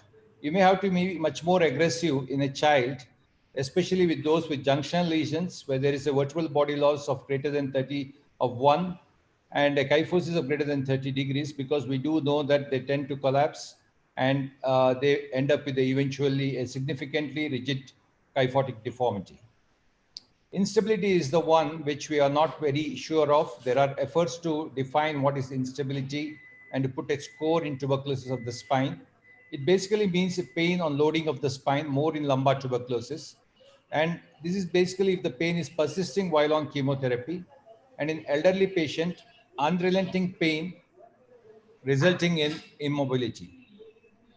The classification based on the extent of involvement, whether it's a posi-segment disease, that is a single motion segment, or a multi-segment disease involving more or two vertebral bodies, which could be contiguous or non-contiguous, is important because it helps you to guide the treatment plan in terms of approach, debridement, and the extent of instrumentation. We know that the goals of surgical treatment is basically to decompress, to correct the deformity, and to achieve stability. Depending upon the amount of bone destruction, which part of this 5 which need to do in a particular case might vary. We may not involve all the 5 elements. We may not need to do reconstruction in all patients. The advantage of surgery also is that it helps you to confirm diagnosis, helps you to isolate the organism, and also to reduce the bacterial load. Therefore, the question comes, when you are planning for surgery, which surgery to do? We know that it's an anterior disease and an anterior approach usually it gives a good results. But however, with the changing pendulum, we tend to do most of our surgeries from behind, and the debridement, decompression, reconstruction, instrument, and we can achieve everything from behind to form a good global fusion. But in cervical tuberculosis, the anterior approach still remains the mainstay. And even in situations, as the case which Satyen showed, where you find that there's a significant destruction, you might think that you will need a posterior approach. You can get away by doing an anterior approach alone in a cervical tuberculosis. Anteroposterior approach might be indicated in situations where in a junction lesions, when the vertebral body destruction is more, or in lumbar lesions when there is a vertebral body loss of greater than 1. And I personally feel in patients who have been previously operated and failed, and patients with drug-resistant tuberculosis, where we need to operate, where there is a significant vertebral loss, a good clearance is necessary to decrease the bacterial load, wherein you might adopt an anteroposterior approach or a good decompression from behind or a good debridement from behind. There are various options of posterior surgery. It could be a posterior instrumentation alone, transpedicular or a transfacetal debridement and decompression, as shown by Sandeep, and all posterior global reconstruction, either by a transfacetal, transpedicular, or a costotransfasectomy approach. This is an example of a posterior surgery. But what we would prefer, especially if you want to correct a deformity, especially in patients with a monosegmental disease, or when the vertebral body loss overall in a multiple disease is less than 1, usually by positioning prone, you can correct the deformity to a large extent. And then you do a wide laminectomy, you can remove the facet, do a gentle compression so that what you are in term is doing a posterior shortening, which can give you a good resolution of your infection with a good anti-tuberculous chemotherapy. If there is an anterior defect, which is not significant, you just do a posterior column shortening, which Gautam is very fond of. Here in a situation like this, a transfacetal debridement and a posterior column shortening, you can see at the end of your shortening, the end plates above and below the diseased vertebra should be as parallel as possible so that you are correcting the deformity. It also becomes a load-bearing column. The chances of your failure of instrumentation become significantly lesser. And in the lumbar spine, if you are going to do a posterior column shortening, it not only does that, it also, as you can see in the radiograph, it helps you to correct your lumbar lordosis. And that's one of the advantage of doing a posterior column shortening. It basically works like a pedicle subtraction osteotomy. But since the lesion is soft in the front, you don't have to go ahead anteriorly and do an extensive debridement. Just by doing a gentle compression from behind, and by doing a wide laminectomy so that the dura doesn't get kinked, you can achieve a good functional results. However, when the deformity is more or a destruction is more, as in this situation where the patient has got a scoliosis because of asymmetric collapse, you can go through a transfacetal approach or a transpedicular approach. And you have seen a beautiful video by Sandeep, or it could be a costotransfasectomy approach to reconstruct the anterior column. What is more important is the stability that we could achieve by the pedicle screws. You can define the stability depending upon the amount, the extent of your fixation might vary depending upon the quality of the bone. In thoracolumbar junction, it's always important to reconstruct the anterior column. But if you think it's difficult, and especially in the lumbar region where the anterior vertebral loss is greater than 1, there's nothing wrong in doing a two-stage procedure, going from behind and then going from front, or either vice versa. MIS in spinal TB is something that is to be thought of either in the form of biopsy or debridement, or in the form of stabilization, or in the form of debridement and reconstruction. But the only caveat is the fact that you have to remember that the anterior longitudinal ligament is affected by the disease per se, and you should be very sure of your skills before you attempt to reconstruct by doing an MIS approach in spinal tuberculosis. The other important thing, it doesn't mean that because you're doing MIS, your indications change. The indications for your surgical interventions still remains the same. In conclusion, the posterior approach can achieve a good global reconstruction. Be conservative in your debridement. Don't be very aggressive, so that it obviates the need for an anterior reconstruction.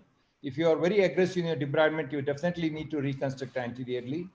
And posterior shorting is a simple and a safe approach in majority of the patients.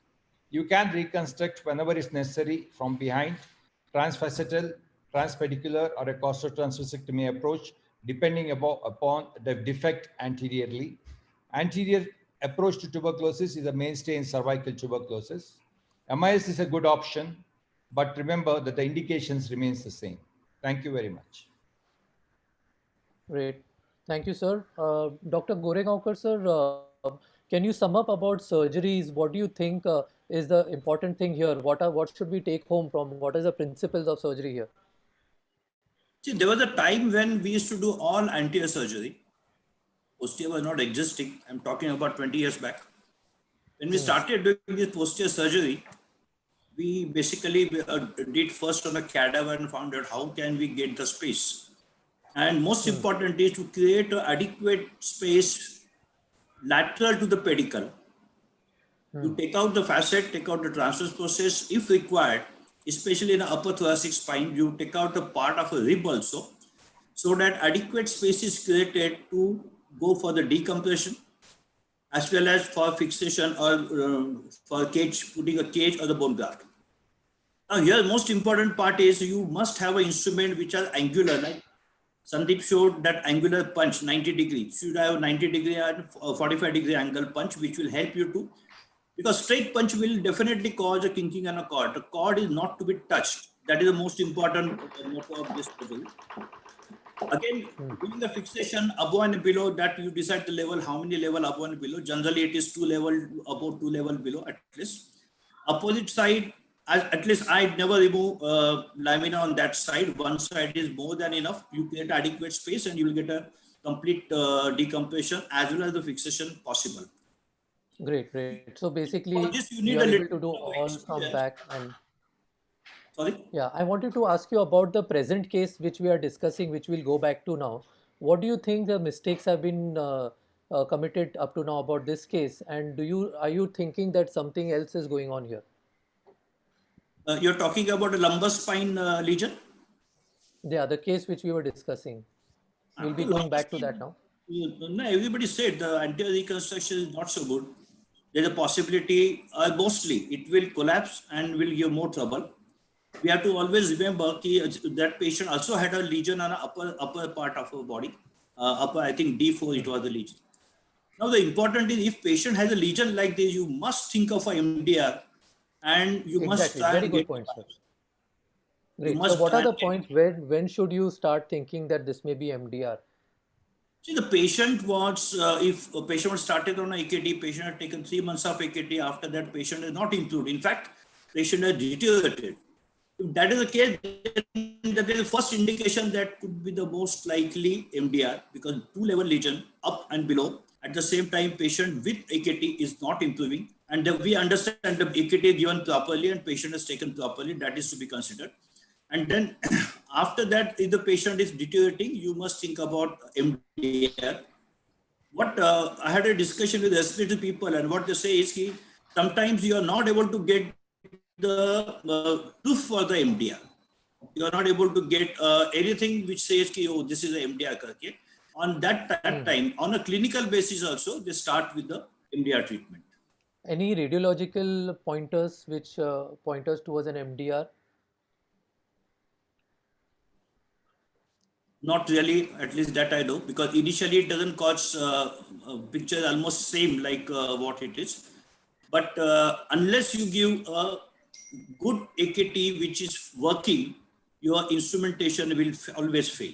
So you have to be very careful. Don't just go on putting the screws, additional screws and all that, because it is going to fail whatever you do unless there is a healing happening because of the AKT. I'll go to the case. While we are talking about this, Dr. Srivastav sir, do you think maybe a skipped lesion or multifocal abscess, is that an indication for MDR or not really? Yeah, so what is important is if you find there is a unabated destruction in spite of taking AKT, it have a very strong suspicion because there is a progressive lesion. And to start with also, you find the skip lesion. It is extremely important to repeat the biopsy and get bacteria. That is extremely important. It is not only the pus is to be sent. You can send the soft tissue for culture, and you do get bacilli into that. So that part is extremely important. Whatever you do, it is going to fail because basically it is a medical disease. If we cannot do anything with the surgery itself. Great, great. So we'll go ahead. This patient on biopsy then was found to be resistant to rifampicin, and second line drugs were started by the pulmonologist. However, as we could not get away with the lower lesion, and the implants then came out from the lower part, and they started tenting on the skin and with severe pain again for the patient. Now at this stage, what is the one just a option? What do you think what we can do now at this stage before we quickly go ahead? Peshativar?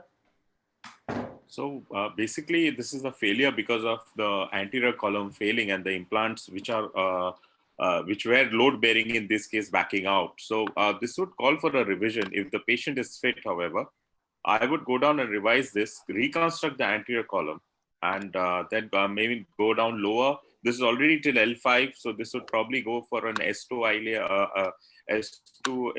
ilium screw, and above maybe just a little bit bigger screws. Anyway, the top construct, the screws are out on the left side. Dr. Goregaonkar sir, do you think anterior reconstruction would be easy in this patient? Is the patient on the second line treatment? Is the patient on the MDR treatment? Yes. Then I think you should hold on. There's no point. I mean, you can do anterior reconstruction. As per our science, you must reconstruct anteriorly. But I personally feel the patient already gone such an extensive surgery. Keep patient in a bed. If the MDR is responding, then everything will consolidate. So I don't think you have to suddenly jump into because that jumping can be done after some time also. So I would like the implants are tenting on the skin. Tenting on the skin. They're not tenting on the skin. They are much under. They were, sir. They are. Satyan, can I come thin, in? sir. Yeah, Sandeep. Yeah, if you look at the CT scan right now on the left side, the second one, there's still a significant anterior void over there. This requires a straightforward anterior reconstruction. You need to address that void, otherwise this is going to collapse further. You can forget about the posterior implants right now. There's no need to extend proximally and distally. Just reconstruct the anterior column, let the AKT act, and then you can revise with bigger screws or maybe extension of screws posteriorly. But for me, the anterior surgery is going to be the most important in this case. Okay, in interest of time, we'll go ahead. Now, this is an MDR Cox, and these are quite difficult conditions over here. What I have done is that I did a heart shield at the back to stabilize it and allowed a controlled collapse at the level, and continued with the AKT in this patient. Before we conclude, our last talk on MDR Cox, which is a very big problem, which Dr. Peshativar is going to talk about. Vishal, can you share your slides? Meanwhile, Amit, what is your opinion? How much of MDR are you seeing nowadays? And are you giving them streptomycin? So at least 50% of the patient which I see nowadays, like proven Cox. they are turning out to be MDR. Streptomycin or no streptomycin, I usually tend to take a pulmonologist opinion. And depending upon the sensitivity, I let them only kind of deal with it. Not only about giving the right medication, but also giving the medicine in the right doses, and also dealing with the complications of the medicine, because sometimes they have to stop one medicine and start means kind of continue others. So I'm not an expert in that. So definitely for me, a pulmonologist will be on board. Streptomycin or no streptomycin, again, that will be totally decided by the sensitivity pattern. Right, Vishal Peshwar, please go ahead. So drug-resistant tuberculosis, it's called MDR TB when it is at least resistant to either of the two, rifampicin or isoniazid. It's called extreme drug-resistant TB when it is also resistant to newer fluoroquinolones like levofloxacin, moxifloxacin, and second line of aminoglycosides. When do we suspect? You should suspect MDR TB if the patient is worsening in spite of giving adequate treatment. When I say adequate treatment, it's proper AKT that has been given titrated according to the weight. And in spite of that, in 2 months, there is no clinically significant improvement, or there is worsening. Or there is a worsening after an initial phase of improvement. Always suspect a multi-drug resistant disease. Radiologically, if there is appearance of new lesions while the patient is on treatment, you need not worry if the initial lesions are worsening in the first 3 months. However, if the lesions still keep on worsening after 3 to 6 months of adequate AKT, then you should be suspecting MDR TB, and relapse of any lesion that had healed previously or should also be a red flag. How do you diagnose it? The most important thing is to be able to have a culture that says that this is resistant to the basic primary treatment. A biopsy is a must and should be attempted in every case. If it fails, it should be re-attempted. Even if it takes to do an open biopsy, please do it so that you have a sample and you have done everything that is possible to diagnose it, especially because this is a very toxic and very, very expensive regimen to give. All samples should be subjected to histopathology, gene expert, and TB culture. An extended spectrum TB culture for all the drugs, not just primary drugs, so that you also know what medicines are going to help. Another reason for biopsy is not all, like this slide I borrowed from Vishal Kundanani, not all diseases that seem to be TB are TB. So to have a diagnosis in hand is very important. So histopathology helps. The principle of treatment for MDR TB, here again, I like to emphasize treating MDR TB is medically is not an orthopedic or a spine surgeon's job. It is a medical job and should be left to experts. In our institution, we have an infectious diseases panel which decides on the best line of treatment. I would strongly recommend, if there is no access to infectious diseases doctors, at least see a chest TB specialist, because like Gautam said, most physicians tend to give 5-drug AKT, which is extremely wrong. A chest physician are specialists for TB, and they should be involved from day one of treatment. Well, there's an intensive 6-drug regimen and followed by a maintenance phase of 12 to 18 months. I won't go into details of each drug because that's beyond the scope of this lecture, but this is to give an idea of what is there.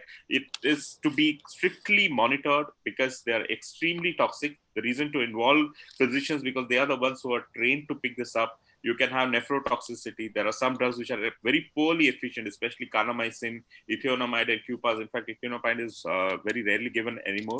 Demonstrable efficacy of newer drugs like nizolid and clofazimine is has been there, and newer drugs like bedaquiline and delaminate, though are recommended only for pulmonary MDR TB and not for bony TB yet.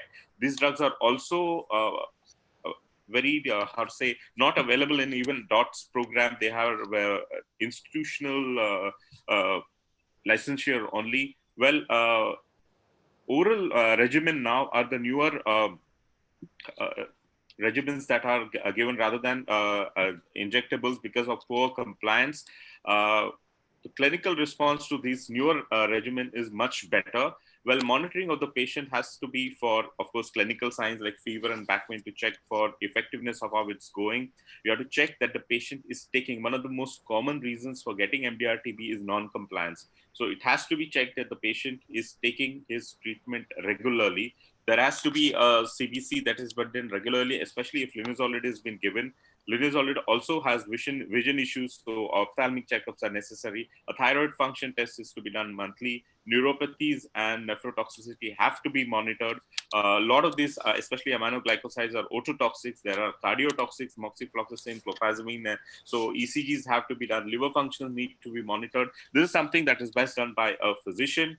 The most common mistakes we have iatrogenic MDR TB is because we make start TB treatment without getting a proper diagnosis. We give incorrect doses. I have seen a patient of 120 kilos being given rifampicin for 450 milligrams. It is not acceptable. Anybody who is above 50 to 55 kg needs to be given higher dosages. Second line drugs have been added. I have colleagues of mine who have added ciprofloxacin or levofloxacin just because they felt that it will help the patient heal faster. That's the wrong practice. Please do not do it. Changing to second line is a big decision, and it has to be done only when you have all the factors and diagnostic tests done. Adding 1 to 2 drugs is not going to help. Streptomycin, giving injectable streptomycin along with Forac is to be condemned. Like everyone has said before, TB is a medical disease. Let the medicines act. Our role of surgery in this MDR TB is very limited. Not all MDR TBs require surgery. Surgery is primarily in children to prevent deformities, to get a sample where the core biopsies, repeat core biopsy has failed, or when there is a progressive neurodeficit in spite of being on medication and a deformity that is incompatible with a normal balance or posture. If you are going to operate, no, you cannot do half-hearted jobs. It has to be a proper reconstruction. Like in this case, I borrowed from Dr. Sandeep Sonone, or in this one, a half-hearted job is not going to work. It has to be a complete decompression and stabilization so that the tissue, disease load on the body goes down by the debridement. To wind it up, do a biopsy for every suspected case. If first comes negative, please repeat it. If the second comes negative, do an open biopsy. All the biopsy samples have to have an histopath and a gene expert. It is better to send a fluid component for gene expert and culture, and you can send bony for histopath, because gene expert is more is better for a fluid component to be sent for gene expert, as most it's a better sample for that. Do not treat TB medically. Leave it to the experts. In centers where there's no easy access to physician, there are chest physicians and MD medicine guys, even in small taluka places, and please let them decide the AKT. And remember, not all MDR TBs require surgery. Thank you. Satyen, there are a few questions from the audience. I'd like to start by putting it to Vishal. Vishal, sometimes when your patient is not responding to the antituberculous treatment, and you are thinking of MDR, and obviously you want to repeat the biopsy before thinking of what drugs to use. Now, when you do the repeat biopsy, suppose it comes with an inconclusive report, what then? So if the biopsies come inconclusive, Dr. Tanu Singhal, who's given input for this talk, she's our infectious diseases specialist, and she's like Hitler in this matters. She would make us repeat the biopsy if it is inconclusive. Is there a role in that case of doing actually an open surgery to get a lot more material, absolutely, the lesion and get it? If your second biopsy fails, the first biopsy can be anyway, the second has to be a CT based, targeted, where you are present with the radiologist who's doing the biopsy, so that they pick up the correct sample. That's what we do. If our first biopsy fails, the second biopsy, we are there with the intervention radiologist to pick up the sample. If this biopsy is inconclusive, either I'll do an endoscopic or a minimal access biopsy to collect a sample under vision. Dr. Goregaonkar, the question from the audience, especially to people who are working in government hospitals like yourself, is what about the DOTS regime? Is that still applicable, DOTS? Oh, even it is discontinued by government only now. There's no dot regime now. Now there is no dot regime. No. Okay. All right. Great. Okay, Satyen, you want to wind up things? Yeah, we'll just wind up now. So our take-home message here from this session has been that number one, biopsy. Biopsy is very important. It's very useful to get our diagnosis, and we need to rule out MDR, which is a very common problem now. MRI, again, it lags behind your clinical improvement, and so we need to keep that into account. So you don't just start adding drugs if you're not seeing good improvement in your patients radiologically. Number one, you need to see the overall picture of the patient. Clinico-radiological correlation is very important. Also, whenever you are suspecting MDR or you're not getting adequate response, it's better to give it to an experienced pulmonologist for treatment. Also, always after getting your biopsy and your culture reports. Now, tuberculosis of the spine, it is primarily a medical disease, and you need to follow proper protocol. Surgery has its indications, and you need to operate on in the specific indications when it is to be done.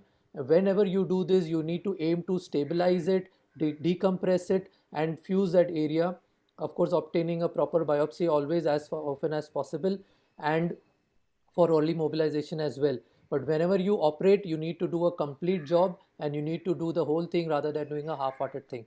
I'd like to thank all the panelists for being involved, and how it's like an MS Dhoni's innings. This is the first part of the MS Dhoni inning which is going steady, and the next part will be by Vishal Kundnani. So it'll be the last few overs where he'll go bashing around. Over to you, Right. Vishal. No, not Vishal is still, there is some time for that, Satyen.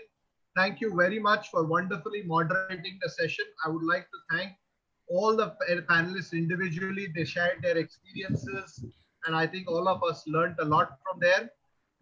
They have also been very active on the YouTube chat group. So if there are any queries from anybody which are further to be answered, please feel free to put them onto the YouTube chat group of the Bombay Orthopedic Society, and they will be answered by one of our panelists. If you have any other queries, please write to me, WhatsApp to me at the number mentioned, 982050. In the good old days, spinal tuberculosis was described as a rich man's disease.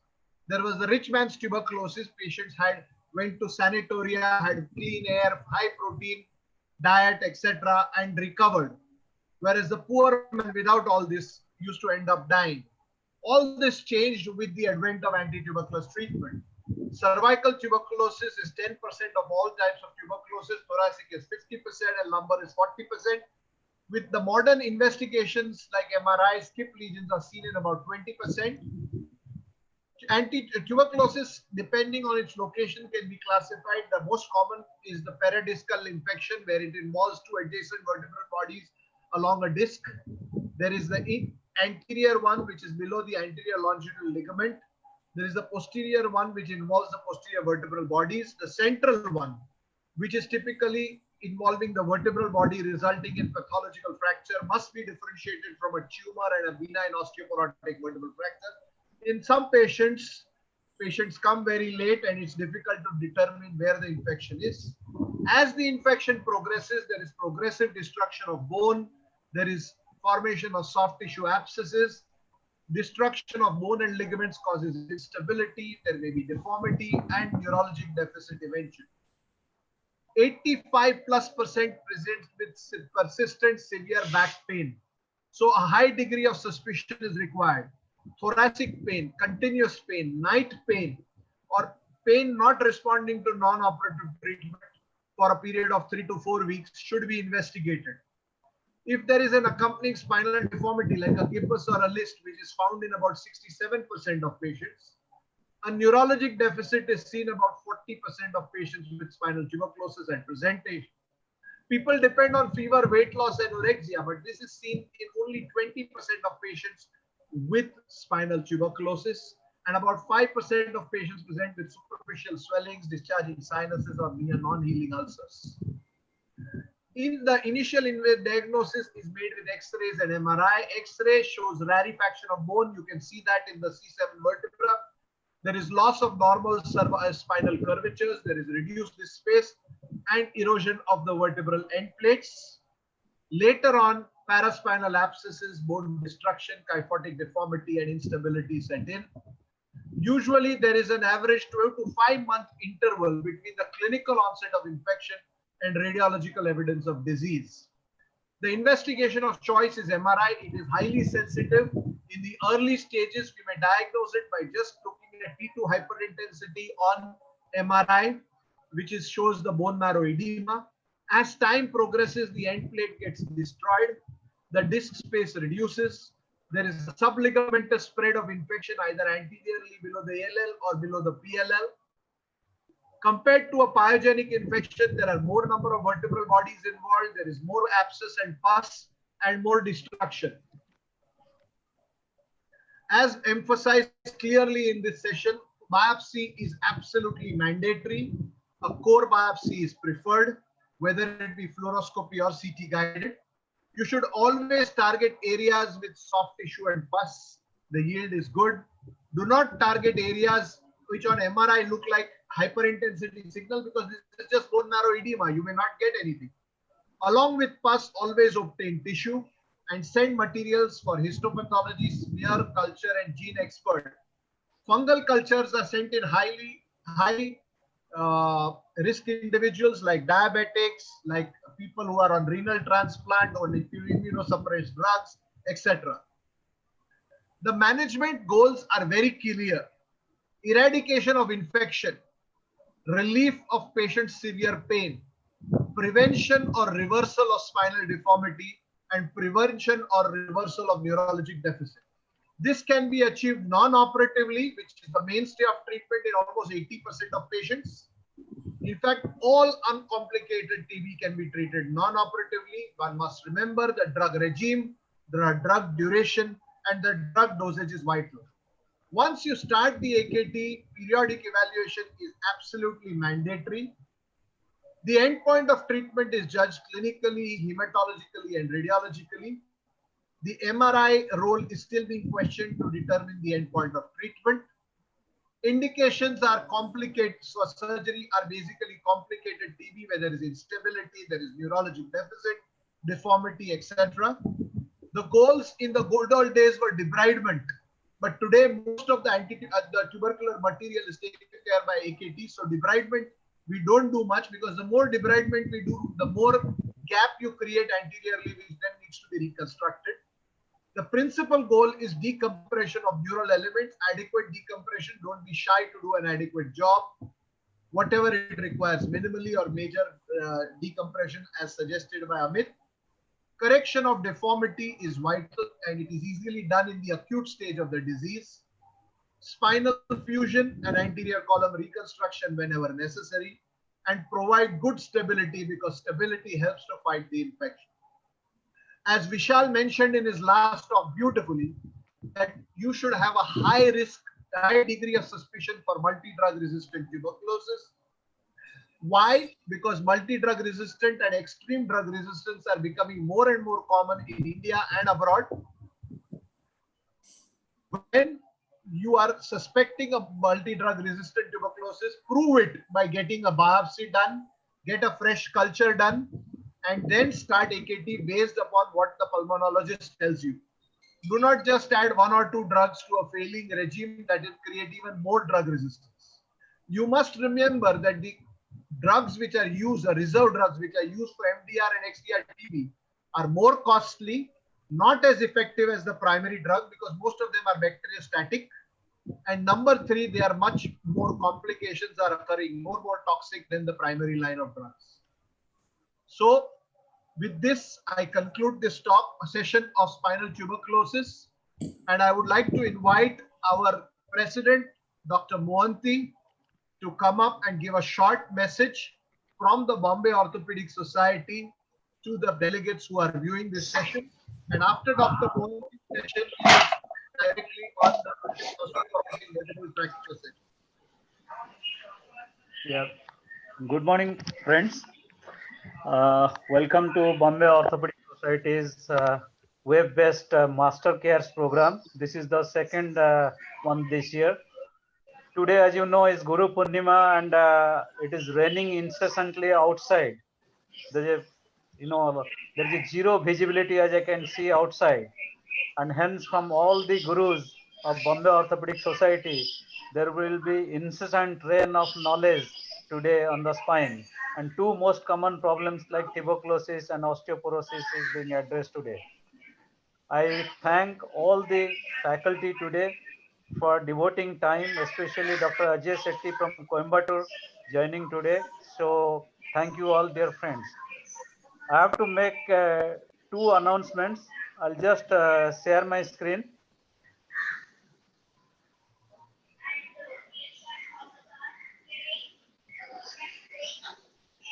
About a month back, we declared that we'll have a dedicated mobile helpline for Bombay Orthopedic Society. And now we have started this helpline, that is 98336 This line is operational from 11 o'clock to 4 o'clock. And you can have any inquiry regarding your membership, regarding the update of the directory or anything related to Bombay Orthopedic Society. You can call this number. And at present, it is restricted to phone calls only. We have not started WhatsApp. But if you want to give any suggestions, you can always do through our Telegram group. If you have not joined the Telegram group, please join the Telegram group. The second one is we started this initiative, that BOS Co-in Program 2020. That is a Bombay Orthopedic Society help for our COVID warrior initiative for orthopedic residents. And many of our members have donated generously, including our friends overseas, also from United States and United Kingdom. And I urge you, please donate generously, all of you, to this program. And we have already helped the 4 major teaching hospitals, and we are extending this help now to other hospitals in Mumbai, Navi Mumbai, as well as Mumbai metropolitan region. So we need your help and cooperation in making this program successful. This is Co-in program, and as you know that you remember your residency days, that our orthopedic residents, most of them are posted in this in the fight against corona warrior. I was going through the YouTube. There are many people are watching this now. Even the numbers are much more than when we had physical meetings. Probably corona has given us one positive aspect in this regard, that we are conducting webinars and more people are getting benefited out of it.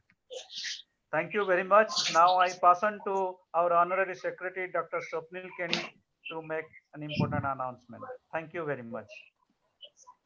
So can you stop sharing the screen? Yeah, so very good morning to all the viewers and all the members of the Bombay Orthopedic Society on this occasion of Guru Purnima. The Bombay Orthopedic Society is very proud to announce its Video Journal Club initiative, which is a novel concept of video capsules where experts discuss the highest level of evidence in literature which has influenced their decision in clinical practice. So we request all of you to kindly visit our YouTube channel. Please remember, these are not live sessions, but standalone recorded videos which are added and updated every month, so members may see and learn from them at their own convenience. I thank you all and hand over the proceedings to Dr. Gautam again. Right. So thank you very much, Dr. Mohanty, Dr. Swapnil Kenny, for all these initiatives that you are having for the Bombay Orthopedic Society, the help that you all are offering to the residents, the wonderful idea of a video journal club. We also had a very lovely technical webinar last week. So even that is a fantastic initiative. Congratulations on that. And Bombay Orthopedic Society continues to help educate people across India and maybe abroad also. So let's move to the second half of our session. And that session will be on osteoporotic vertebral fractures. And in that session, we have got a galaxy of panelists. The session will be moderated by Dr. Vishal Kundanani, and including the panelists are Dr. Ram Chadda, who is the former president of Bombay Orthopedic Society, the president of the Association of Spinal Surgeons of India, and a leading spine consultant in Bombay. We have Dr. Ketan Badani, who is a very senior spine surgeon from Bombay, practicing in Kandivali. We have Dr. Abhay Nene, a consultant spine surgeon at the Leelavati Hospital and the Wokhart Hospital in Bombay. We have got Dr. Arvind Kulkarni, again consultant spine surgeon at the Bombay Hospital and the Saifi Hospital in Bombay. And finally, a young dynamic orthopedic surgeon or spine surgeon, Dr. Manish Kothari from the Jaslok Hospital in Bombay. So without much ado, I'll give the proceedings to Vishal, who will conduct the session. Thank you, Dr. Gautam. I think osteoporosis is one of the most challenging problem that has actually evolved over time to show us with more and more challenges, as we have all learned about newer modalities of managing osteoporosis. We have also come across problems of osteoporosis management. And today in this webinar, we will be highlighting some of the problems apart from the medical management aspects of osteoporosis. Are my slides visible now? Yeah. Dr. Gautam, my slides are visible? Yes, yes, yes. Perfect, perfect. So I would like to bring out the fact why osteoporosis is a dedicated session. Why did Dr. Gautam bring out this topic for all of us to be discussed in greatest possible detail? Because not only is the life expectancy of people in India increasing, we are going to see far more number of patients with this kind of problem coming to us, to an extent that World Health Organization has kept osteoporotic fractures both in hip, spine and radius as one of the components which has the largest disability in current day scenarios, even bigger than half the cancers that human beings suffer. And that's the kind of impact that osteoporosis has on the well-being of the society. And that's why not only understanding the nuances of osteoporosis management is very important, but also by the time this webinar ends, we would have already had 1,000 new fractures only in the state of Maharashtra, and which will be looking forward to osteoporotic management. And unless we prevent these fractures, unless we treat them effectively, we are looking at a disaster in making. And that's why understanding that the impact of osteoporosis is not only big, it is growing bigger, and it is disastrous already. Not only we would have had already newer fractures, but many of our implants that we did in pre-lockdown era would have already started failing, and to an extent that now there is evidence to state that whether operating these patients at all was a good option or not. So challenging times are already there, and by the time we come out of this lockdown mode, we will already be seeing implant loosening, both periprosthetic fractures, hip implant loosening, spine fracture implants loosening, and other spine diseases which we have operated in elderly geriatric patients. And that's the kind of impact that we are looking at. And not only this, there is already a evolving statement in evidence stating that there is a need of newer strategies, because the older conventional usual strategies of biomechanics in spine and other areas are not working, and there are more failures that are being seen. And that's why the emphasis is not only on management of osteoporosis, but also on how to prevent mismanagement. And that's what we are going to discuss about in the current case scenarios from here on. So with my panelists on there, I'll bring out my first case scenario.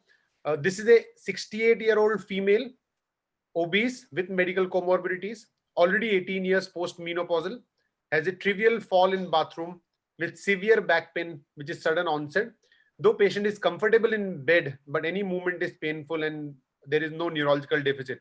There is a DEXA scan available with this patient, which was done 6 months ago, and a 3.5 minus T-score was noted in this. Dr. Ketan, let me just ask you the question. What comes to your mind if you receive a phone call with this kind of history from one of your close friends that my grandmother has fallen down and this is the history? So what is running in your mind, and what is the plan that you take from here? Sir, unmute your voice, sir.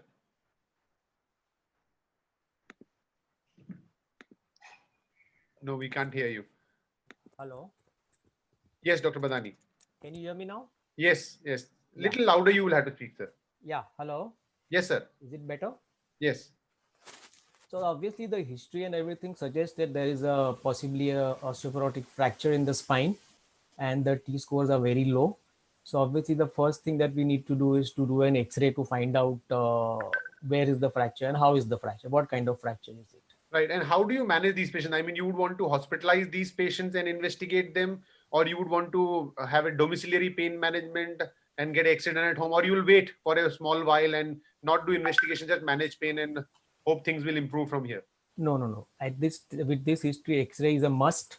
I would prefer the X-ray done on a bigger machine, because smaller machine can give very poor views. And I would also like to see the patient clinically for any neurology or anything. And then if things are okay and seem to be in control, and there's the usual wedge compression osteoporotic fracture, I would normally ask the patient to take rest at home. Obviously, I would investigate, do the some blood investigations, including the counts, creatinine, to M-band and those things, just to rule out that is not pathological.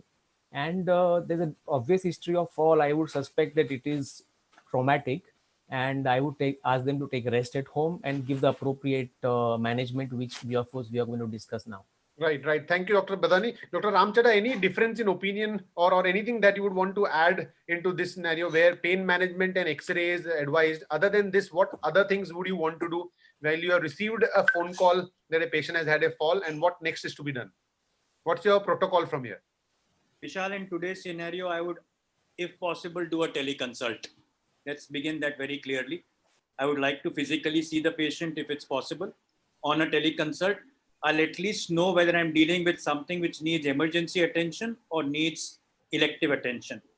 So one, my teleconsult is more to rule out if there's anything more than meets the eye. Very often there is a hip fracture missed as a spine and a spine fracture missed as a hip. So these are things I will look at holistically. After that, yes, I would go with the way Dr. Badani has suggested, get imaging done, work up as far as osteoporosis is concerned, ruling out myeloma, all that is fine, but giving pain relief. So pain relief, understanding on a teleconsult what sort of medication can be given to this patient. A lot of these people may have other medical comorbidities which may deny use of non-steroidal anti-inflammatory drugs, etc. So there we have to modify our pain management. So this is the scenario today, but yes, sooner or later, a face-to-face consult and imaging. Right. I think everybody agrees to this. Arvind, what other new things that you would do? Would you like to hospitalize this patient? Patient is in terrible pain, nursing care will be required, and you would want to do a detailed investigation, or only a X-ray will help you to think and satisfy your inquest on this? Your voice, Arvind. So at this point of time, I agree with both Ram and Ketan. I would go in a similar fashion. Right. And Manish, would you like to do a detailed investigation at this point, or wait and watch and the pain will settle down? Because she's the elderly lady, she could have actually had a trivial fracture there. So and clear history of fall seems to be traumatic. Although if the patient is in pain, I would like to admit, not just to investigate, do basic X-rays. Bloods I will not to be very aggressive on. I'll probably do a CBC and a creat to rule out any early renal failure, but also to teach the patient how to take care of themselves at home till we allow for bed rest. You have to teach them ankle pumps, quads to prevent DVT. I've seen patients expire because of DVT on bed rest because of spinal fractures, osteoporotic fractures. Right. So that's the aim. Right. Manish, nicely mentioned. I think strict bed rest only in the control of pain is something that is recommended. However, we all should be geared up to not only do investigation to see what is actually happening in there, and X-ray is the primary investigation, some primary blood tests that are available. Dr. Abhay, what other relevant investigations you would look at this time, or you are happy with this and you would now come to a conclusion of diagnosis in your mind? Dr. Abhay. I'm generally happy with this, but I think there's one big thing, that this is a trivial fall. It's a domestic fall. So if you and me had to get this fracture, this fall what is the difference in a traumatic fracture versus a trivial fall? How do we define a fall to be trivial? So I would ask the history of the fall. What is the exact method that she fell? I would ask myself, if I fell like that, would I have cracked the bone? So obviously it's an insufficiency fracture. So all I'm saying is that I would give a disclaimer to the patient. I would tell them that we are presuming this to be an osteoporotic fracture, but we are presuming this. There's a pathology down there. The pathology could be infection, tumor, or just age-related osteoporosis. If you want me to clarify all that today, I can do it, but I need a whole set of investigations. If you ask me, I'm comfortable with what is done, and we can go with this. But remember, we are second guessing, and there's a possibility that we may be shortened a little later. So once you discuss this with a urban setting patient, I think things get much more clear. Right. I think Vishal, can I make a point? Yes, please, Arvind. So these patients are very painful. You know, when you take them out for X-rays, good quality X-rays, etc., it's very important. As you've shown, probably that is what you wanted to point out, that they center it on the dorsal-lumbar region. You know, they do the lumbar spine X-ray, and the upper part of the the dorsal lumbar region is not seen well. That is the most common area of fracture, and you don't want to hackle the patient again to go and get a second X-ray done. Right. So any new investigation you do, would you like to do a MRI at this stage, or you would do a full spine trauma protocol? Not MRI at this stage, not at this point of time. Right. Manish, you wanted to do something other than you asked for lab test, X-ray. Are you happy with the diagnosis? Dr. Abhay still is on the second guess. He said this is the second best diagnosis that I can give you. Yeah, that's a lot depends on the personality of the patient also. But I would not be proposing an MRI at this point of time. There's a clear history of fall after which he has had pain. It may be pathological, it may be infection, but delaying the MRI by 2 weeks will not make much of a difference as the patient doesn't have a major deficit. Right. Let me call in the convener of the session, Dr. Gautam. Dr. Gautam, how do you see progressing from here? We have a X-ray. Would you please tell us what are the findings on X-ray that you look for? Are you happy with this X-ray, or you would do any new investigation, anything further that needs to be done for this patient other than pain management and the advice of bed rest? Any bracing that you would advise, and when would you mobilize the patient at home? Remember, patient is still at home. He sent the X-ray to us, and these are the early blood tests that we asked for. How do we proceed from here? So in my practice, patient's pain is the indicator, and in terms of mobilization. If patient is comfortable, there is no need for strict bed rest. You can mobilize them as far as pain control. As far as the medications are concerned, analgesics along with mild anti-inflammatories are given. Be careful not to give too much of Ultracet and Tramadol, because this will make the patient more giddy and the patient has a more likelihood of fall as they mobilize. As far as bracing is concerned, I am not a big fan of bracing osteoporotic vertebral fractures in the elderly. The really elderly patients are very fragile, and the weight of the brace makes it even more difficult for them to wear. They are not happy. They have a slightly kyphotic spine. So if at all you are going to use a brace, you have to use a custom fitted type brace rather than using an anterior hyperextension brace. The anterior hyperextension brace tends to put them into extension. Now, most elderly patients already have facetal arthritis. So if you push them into extension, they complain of even more back pain. So I don't use bracing in these patients at all. I just treat them with gentle mobilization as per their comfort. Right. And Dr. Abhay, coming to this, I mean, there are almost all fractures that we see which are osteoporotic in nature. They tend to heal with nature over a period of time. Dr. Gautam is going to speak on that.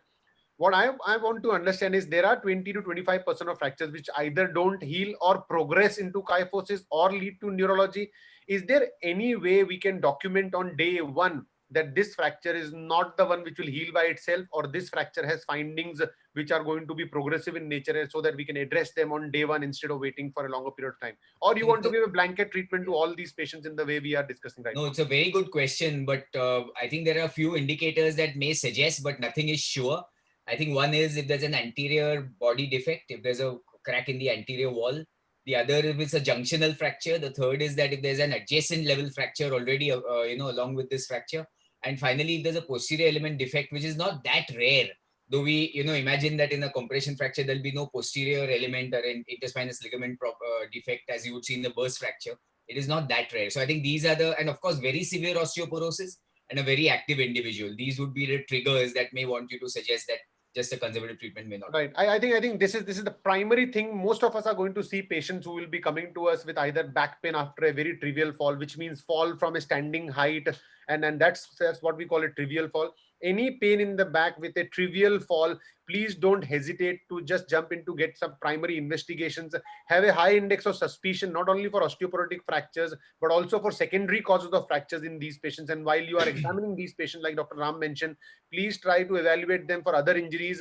Don't hesitate to do x-rays of the pelvis and hip. You may be seeing a hidden hip fracture, which can also be contributing to the back pain. X-ray can only be suggestive that there has a fracture happened with some pathology in there that Dr. Abhay mentioned. All these patients need pain management. Try not to have strict bed rest for these patients. If the pain permits, let them come out of bed, like Dr. Manish highlighted. It's very important. And pain management with only NSAIDs and muscle relaxants is good. Giving them too much of tramadol or opioids can really make them dizzy, and any mobilization attempt in these elderly, frail patients can have a second fall, which they are very, very prone to. And that is why these are few things that you should keep very well important in mind, and don't really get aggressive about going and investigating with the MRI. However, whenever you do an X-ray, these are the points that you got to look at: a vertical split fracture, a posterior end plate fracture, a posterior ligamentous complex injury, or a distraction kind of injury, which is not so uncommon to see even in osteoporotic patients. These are the fractures that will surely require some kind of aggressive intervention or investigation in future, and that's what you got to communicate to these patients always. Now, coming to MRI, Dr. Badani, what part of the time in your treatment would you actually want to do a MRI, and what do you expect? We are already treating this patient with bed rest. We are already giving him some primary brace, mobilizing out of bed. We are managing the pain. What point in time do you think MRI will be required, and when? So I go by the clinical relief the patient gets. If the patient is taking rest as suggested, usually about at least initial 4 weeks, and the patient is showing signs of improvement in the basic clinical symptoms, that the patient's turning in bed starts improving, the patient's getting up ability from the bed starts improving, the sitting time when they are having meals, etc., improves, then I know that the patient is healing. And these are the signs. If patient is not having these signs or increased pain, then at that point I do MRI, because then there are 2-3 issues. One is that it could be some other pathology that can be the cause, and we have missed it. Old fracture. Yeah, we have missed it. And there could be more than what the X-rays detected. So basically, if the clinical response is good, I monitor that and then decide. There is no particular time frame. Right. Dr. Abhay, would you like to initiate anti-osteoporotic treatment at this point, considering this is an osteoporotic fracture, or you would wait in the settings of acute fracture here? No, I would start as early as I can on day 1 if I can. And your MRI comes into picture at what part of the time? I mean, is it completely? I mean, if he's not, MRI and anti-osteoporotic treatment will not, kind of correlate. MRI is if I'm thinking of escalating treatment, which would be a few weeks down the road, but anti-osteoporotic would happen on day 1. So in the first set of investigations, they get a DEXA and a PTH calcium level targeting teriparatide, basically. Basically, detailed evaluation to see the feasibility and fitness for anti-osteoporotic treatment. Is that what you mean? Yes, but that doesn't include an MRI scan. Right, perfect. Arvind, we all know that all these fractures, they have early acute pain and followed by subsequent release in pain over a period of 2 to 3 weeks time. And at the end of 3 weeks, if the patient says my pain is only 40-50% better, or he says 50% better at Oxap, would you not jump into doing further investigations for this patient? So if the patient is better, I won't go ahead with any investigations. I would do a DEXA scan to see the baseline. I usually do a QCT to see the baseline bone density and initiate treatment. But if the other patient is comfortable, 50% is good degree of relief. I actually see for this kind of a trend in the patient. If patient is improving, I won't go ahead with any other investigation. Right. Dr. Gautam, I'll pull you back again. We have all learned about red flags that any patient above 65 years of age do suspect secondary causes of fractures, and a trivial fall with a fracture in spine can be a pathological fracture in lurking. Do you agree with this fact, or no, we should just think about the treatment we have discussed and be on a back foot to observe these patients? If yes, what do you do from here? So yes, I absolutely agree about the red flags. If the patient has a trivial fall and it is associated, the red flags are if the patient has severe back pain, if the patient has a list or a neurologic deficit along with it, if the patient has fever, weight loss, anorexia with it, if the patient is a past history of malignancy or a history of that the patient is on steroids, then these are all the red flags, and you must always investigate these patients with an X-ray. If this X-ray shows destruction of the end plates, reduction of disc space, or any paraspinal shadows, then do not wait, better to get an MRI scan done. If, however, it is an X-ray like this one, where there is not much reduction in disc space, there is just a vertebral compression fracture in a patient who has had a fall from a standing height, which is a domestic fall or a trivial fall, then you may afford to start non-operative treatment. on non-operative treatment, the patient should have pain relief week over week, as Dr. Badani mentioned. If at some point during that the patient's pain is not improving, actually it is worsening, then you need to be worried. And then obviously you do not wait, an MRI scan is necessary. Yes, Does thank that you, answer Dr. the Gautam. question? I think that yes, that really answers the question, and it summarizes the acute management of these patients, where an elderly patient with trivial fall, with back pain comes to you, and X-ray shows a wedge compression fracture. The treatment actually involves not only managing their pain, keeping them on their feet, avoiding strict bed rest, trying to keep them as easily mobilizable within pain limits as much possible. Also try to evaluate these patients for secondary causes of osteoporosis, like Dr. Abhay mentioned. You just cannot focus only on pain management. And remember, before you start any osteoporotic treatment, while you're managing their pain, it's imperative to get all these baseline investigations Dr. Arvind highlighted. If you don't have a DEXA scan, please get a DEXA scan at some point in time. At least have a plan to do it as earlier before you start your anti-osteoporotic treatment. Before you start any anti-osteoporotic treatment, you must remember that bisphosphonates, anabolic therapy, or any kind of anti-osteoporotic treatment requires a baseline investigation of both alkaline phosphatase, parathyroid hormone, calcium levels, and that is why this is the time you may want to do it, rather than just directly jumping on these anti-osteoporotic treatment. And also, when you do these investigations, there are fine things that you may want to evaluate. Even on an X-ray, you can actually see a paraspinal shadow, and all these points are very important because they will let you know whether the natural course is in the favor of healing or it is in the favor of progression to a deformity or kyphosis or neurology. And these things can be easily caught on even a day one X-ray: vertical split fracture, ballooning of the vertebrae, collapsed disc spaces, posterior ligamentous complex injury, distraction injuries, subluxation injuries, or even for that matter, a patient with all the red flags that we discussed. In these patients, always try to do a MRI on day one rather than waiting for them to progress and come back to you at a later date. For all the other patients, MRI actually keeps no role in diagnosing them because they are surely going to show signs of bone marrow edema as osteoporotic fractures. But whenever you see these red flags or X-ray signs where they are prone to develop progression, MRI is worthwhile because there are certain signs.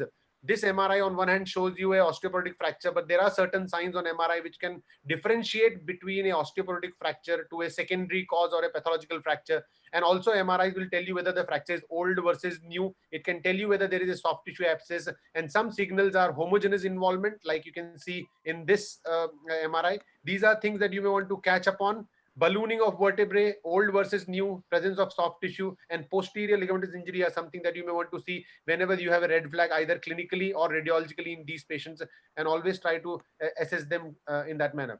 Now, in this particular patient, the pain was 50% better, and this is the MRI that was done at 4 weeks time. So Dr. Abhay, anything new that you would do at 50% pain relief at 4 weeks? The MRI patient has got it done, and anything that raises your suspicion now? This is the MRI of current patient. In this patient, this looks like a benign fracture. This MRI does not look at all suspicious. Right. And anything else you would like to highlight for all of us to see, like we discussed in X-ray and MRI? Other than this, anything else in your history taking or anything you suspect from here? I think a dynamic X-ray is something that's a mandate, and because that just throws open a completely different point of view. Right. I think it's a very important point. At 4 weeks, if the patient's pain is not significantly better, you may surely want to do dynamic films from here. Dr. Arvind, what kind of osteoporotic treatment would you start on day 1 or day 2 or day 3 in these patients? We have already spoken about pain relief. We spoke about braces, and we spoke about how to monitor pain relief in these patients over 3 to 4 weeks. What kind of osteoporotic management would you start? So this patient will go full throttle. It is minus 3.5 the T score, so we have to be very aggressive in this patient.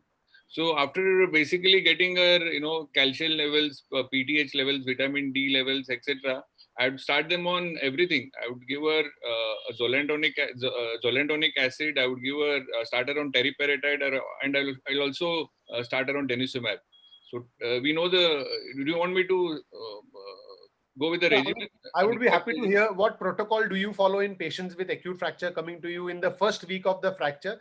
How do we proceed to treat them medically for osteoporosis? Yeah, that's what. For the osteoporosis, this is what I would be starting, because the T score is quite low, minus 3.5. And for the symptomatic treatment, regular analgesics, if the patient is hypertensive, diabetic, etc., I would avoid strong NSAIDs. I would put them on, high dose paracetamol twice a day. Some patients do tolerate ultrasite, maybe in the afternoon. Then a brace. I would still go with the brace, ice packs, physiotherapy, for mobilization, teaching them how to get out of the bed, get onto the bed, because this is the time they get pain, when there is a change of positions. So to be trained in that, and the general osteo, and also, start them on calcitonin spray, nasal spray. So Right. that is supposed to give instant pain relief. Right. Dr. Badani, you must have seen at least 100 in this year already osteoporotic fractures. What do you expect? How many of them would go into healing mode, and how many of them actually go into pseudoarthrosis, and how many of them progress to kyphosis with neurology? I don't have the exact numbers, but I would definitely feel that a large number do well with conservative treatment. I would not hesitate to say that the number could be close to 80 to 90%. And they, with rest and proper anti-osteoporotic therapy, they would heal up and have sufficiently good pain relief, and most of them would get treated by the conservative treatment. One Right. more point I want to add about what Arvind said, that it has been shown that bisphosphonates and teriparatide cannot be used concurrently. You have to use them one after the other. So depending on the situation, you will have to choose whether you want to use bisphosphonates or you want to use teriparatide. Of course, teriparatide is proven to be superior. Right. So Dr. Ram, coming to you, would you be concerned to start bisphosphonates in patients with acute fracture, as they have been known to increase the rate of pseudoarthrosis, or no, you go full throttle and start bisphosphonates as early as possible, or start with teriparatide and bring bisphosphonates later? What is your anti-osteoporotic medication? We are going to discuss this in later, but before we go ahead, this question for you. Today, going by the most recent literature available, in a treatment naive patient who has not received any treatment earlier, a combination of denosumab and teriparatide can be initiated concurrently and is known to give the best results, which means that you can, after doing a serum creatinine, serum calcium, vitamin D3, and serum PTH, if everything is controlled, if CBC, CSR, and CRP are normal or within normal control, you can initiate this patient on a combination of denosumab and teriparatide, where denosumab would go on 6 monthly, 63 milligrams subcute for a maximum of 10 years, while teriparatide would go 20 micrograms subcute daily for 2 years. That's the way forward.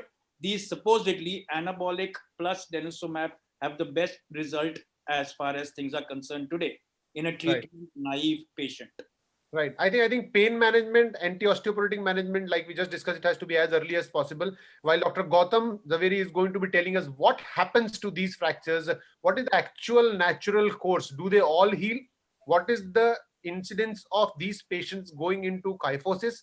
Why do they go into kyphosis? What incidence, what percentage of patients will develop neurology? Why do pseudoarthrosis happens in patients with osteoporotic fracture? And that's the natural history of osteoporotic vertebral fractures, none other than Dr. Gautam Zaveri. Over to you.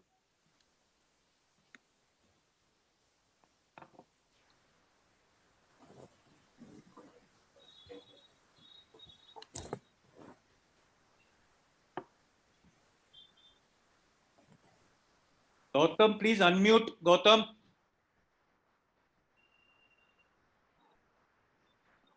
Gautam, please unmute. Dr. Gautam, we can't hear you. Yeah, sorry. Yeah. Okay.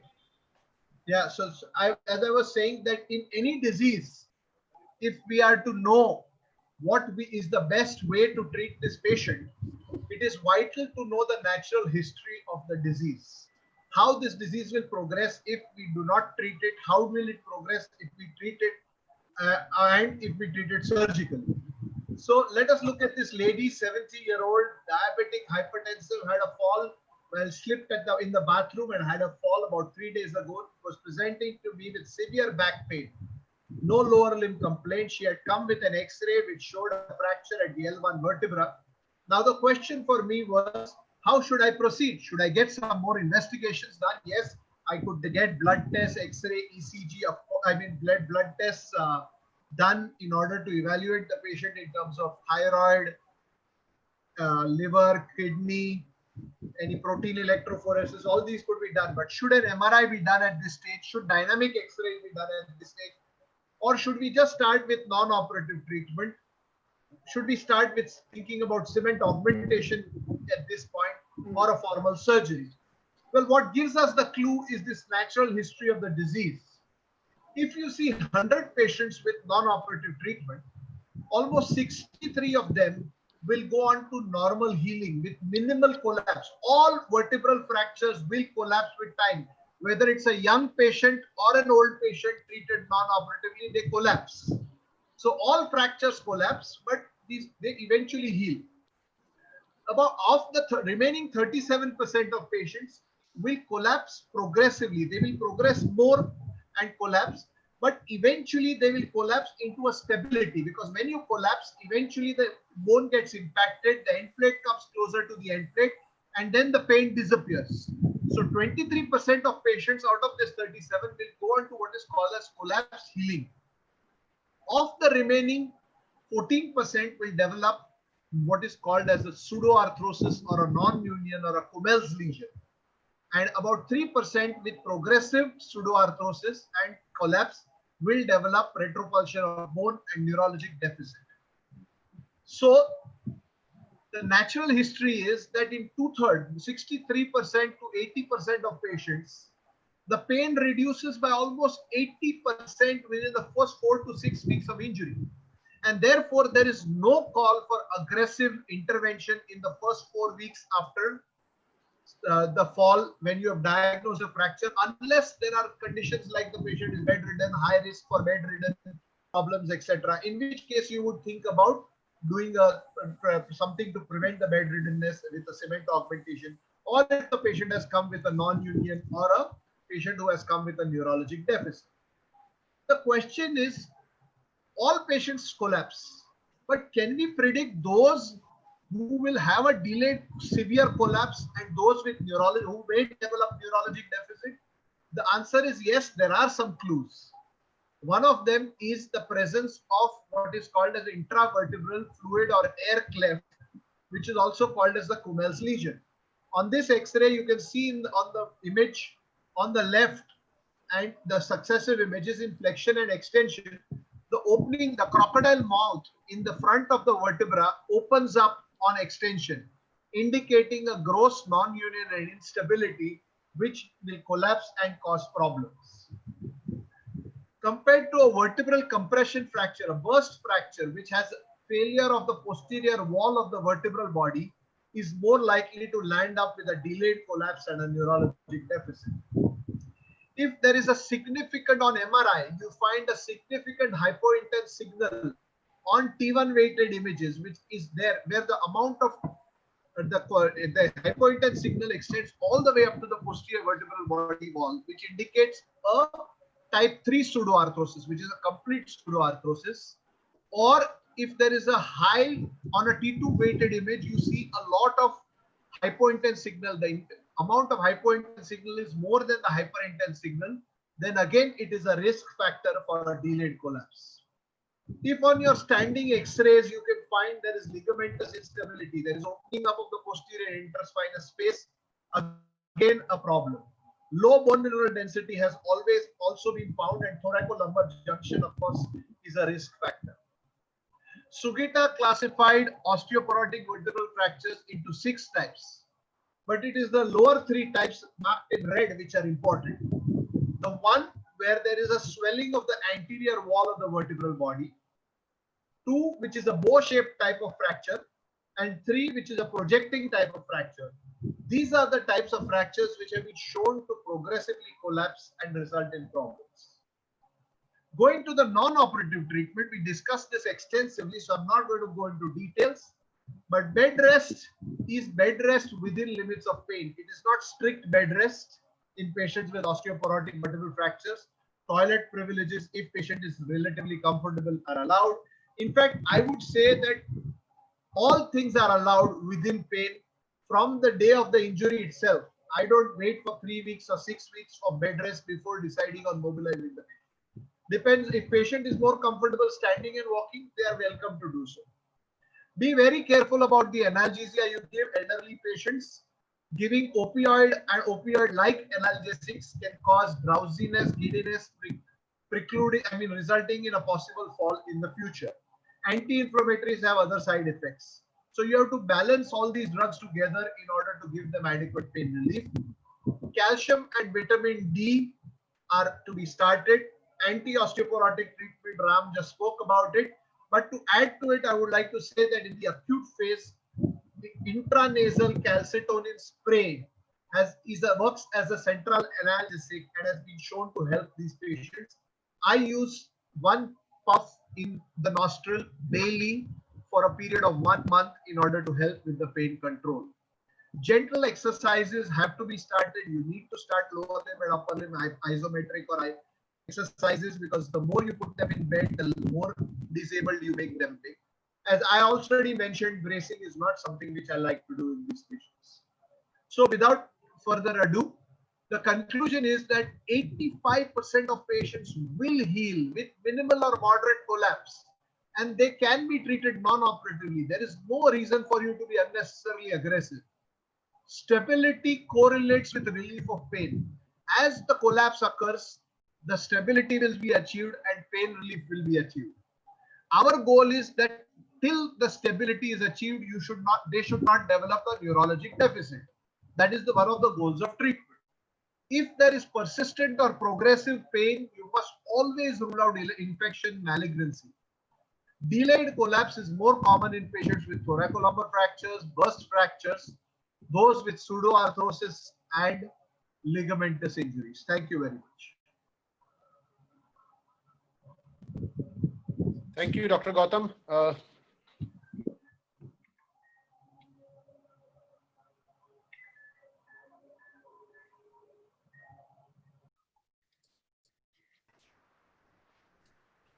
So I may as well take over. I think we've lost Vishal. I have the second talk to give here. And this talk is about 10 things you don't want to miss when you see an acute osteoporotic vertebral fracture. I hope I'm audible. Ketan bhai, can you wave out if I'm audible? Yes, thank you. So it's just a 10-slide lecture, so I'll rush through this before Vishal is back. Point number one that you don't want to miss is you don't want to miss the fracture. So invariably these patients come, as you heard, with a benign fall in the house, after which they get low back pain. Invariably the pain is along the flanks, the side of the low back. That's where the insertion of the paraspinal muscles is.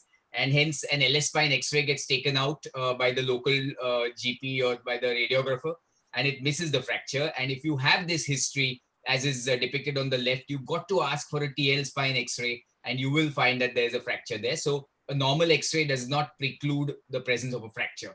Number two, do not miss dynamic instability, and supine and standing X-rays are a must. So you may miss a fracture if you just get X-rays which are done lying down. So your prescription should be ask for a TL spine X-ray sitting and supine, and that will cover the lot. The question here would be, would you ask for a forward bend flexion extension or a sitting and supine X-ray? Since this is an axial instability, sitting and supine X-ray gives a far better visualization of this instability than a flexion extension X-ray that would give a better visibility in something like a spondylolisthesis. Number three, do not miss disability and neurology. This is important because the patient invariably walks into your clinic and you almost feel that he has no disability. But remember that the people who have an instability pain of an osteoporotic fracture have pain in transitional movement. So you make him lie down in bed or get out of a chair, and it'll take him 100 years to do so. And that is his real disability. He gets completely dependent to get in and out of beds and in and out of sofas or chairs. And you got to look for that. The other important point is neurology. Very often you walk into the clinic and the patient is lying supine and you check his neurology and everything is fine. Just make him stand up and he may buckle. Because these fractures are unstable on loading, they may actually knuckle out and cause the conus to compress on standing. And a lot of these patients actually show neurology when they load up rather than when they're lying down. So please do not miss evaluation of neurology in the loaded up position, and just don't fall for the trap of checking the neurology in the supine position. Number four, discern between burst fracture and an insufficiency fracture. This is critical. It may sound like a no-brainer, but there are tons and tons of cases that go around there which are actually burst fractures that have been advised vertebroplasty, and that is completely out of sync with the philosophy of treatment. And of course, the history, if the patient is not an osteoporotic type of a patient, if it's not a trivial trauma, or if you see that little beak of the posterior cortex that's pushed back, you're most likely that this is not a burst fracture. I mean, this is not a compression fracture, it is a burst fracture. The analogy in your head should be an insufficiency fracture is a crushing of a cardboard box, while a burst fracture is hammering of a brick. So that kind of separates the two in your head. You need a hammer to break the brick. The brick doesn't break by falling down in the bathroom, but once it breaks, it shatters, while a cardboard box can crumple with not much, but it implodes and it does not cause any spread. Number 5, as spoken significantly already in this talk show, is that do not miss a pathological fracture. And there are some telltale signs even on plain radiographs. If there's significant lucency all over, so if the osteoporosis looks very, very deep and profound on x-rays, you got to think of myeloma or round cell disorders, which are systemic causes of osteoporosis.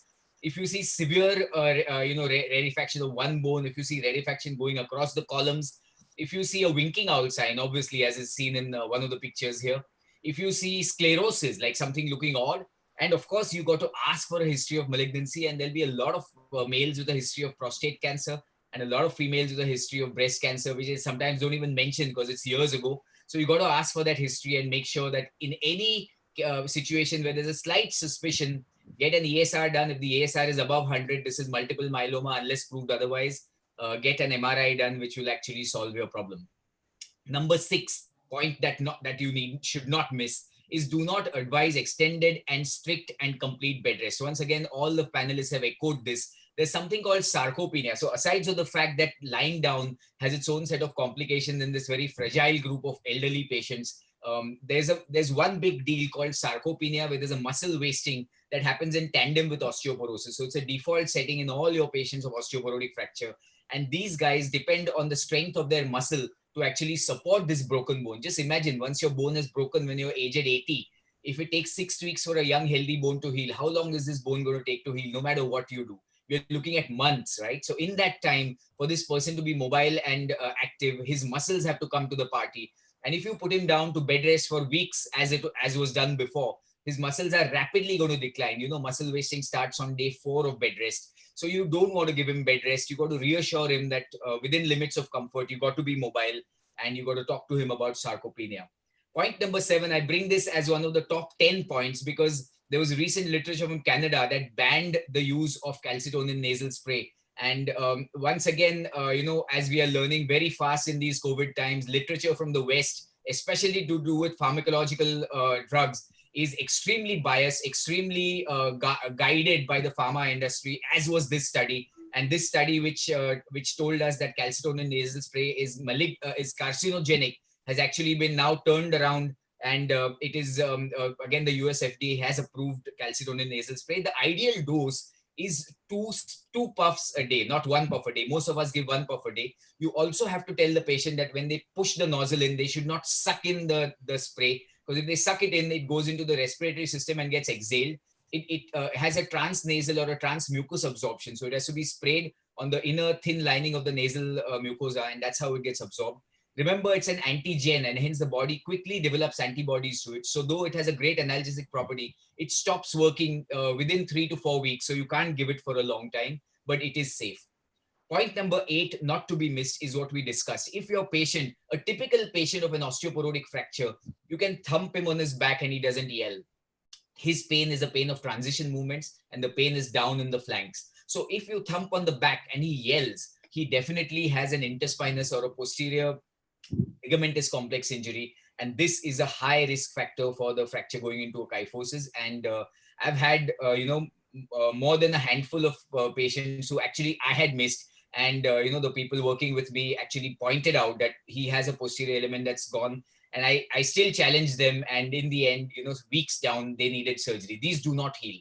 And they remain chronically disabled, or they need a surgery just to get their pain off. Of course, look for the red flags for kyphosis. We had a publication in the European Spine Journal many years ago, and we gave the red flags that on day 1, if there's an adjacent level fracture, if there's a significant kyphosis, if there's an anterior vertebral body defect, if there is a junctional fracture, and if there's very severe osteoporosis in an active person, we showed that the chances of the fracture healing with significant kyphosis are pretty high. And here you may have to preemptively treat the patient. Point number 10, which I can never ever stop harping about, is that when you have a fracture, no matter what your DEXA scan shows, this person is in the high osteoporosis zone. Dubara mat puchna. This is a Dubara mat puchna statement because we all get guided by the figures on the DEXA scan. A DEXA scan is a very, very fallacious test, but that's the only test available. So we hang our hat on it. Remember that in the face of an insufficiency fracture, no matter what the other evidence, the patient needs to start on teriparatide as soon as possible unless there are contraindications. And teriparatide can bail you out of even badly done vertebroplasties or surgeries. So to wind up, get it right the first time. Don't miss the fracture on the X-ray. Don't miss dynamic instability. Don't miss the patient's disability and neurology. Differentiate a burst fracture from an insufficiency fracture. Rule out a path fracture. Minimize bed rest. Do start calcitonin spray. Look for posterior element deficiency. Look for red flags for kyphosis. And start aggressive medical treatment for osteoporosis yesterday, not even tomorrow. Thank you. Thank you, Abhay. That was a lovely, lovely talk, covered all the issues.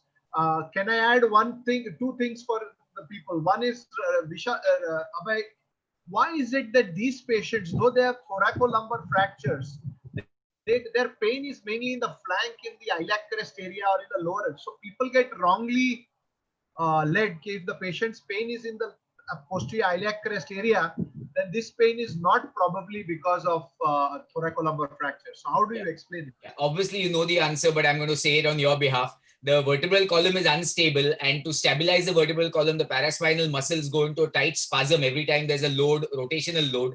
The insertion of the big paraspinal muscles is in the iliac crest, so the patient always complains of pain down in the flanks. You can even thump him at the level of the fracture and he will not complain of pain.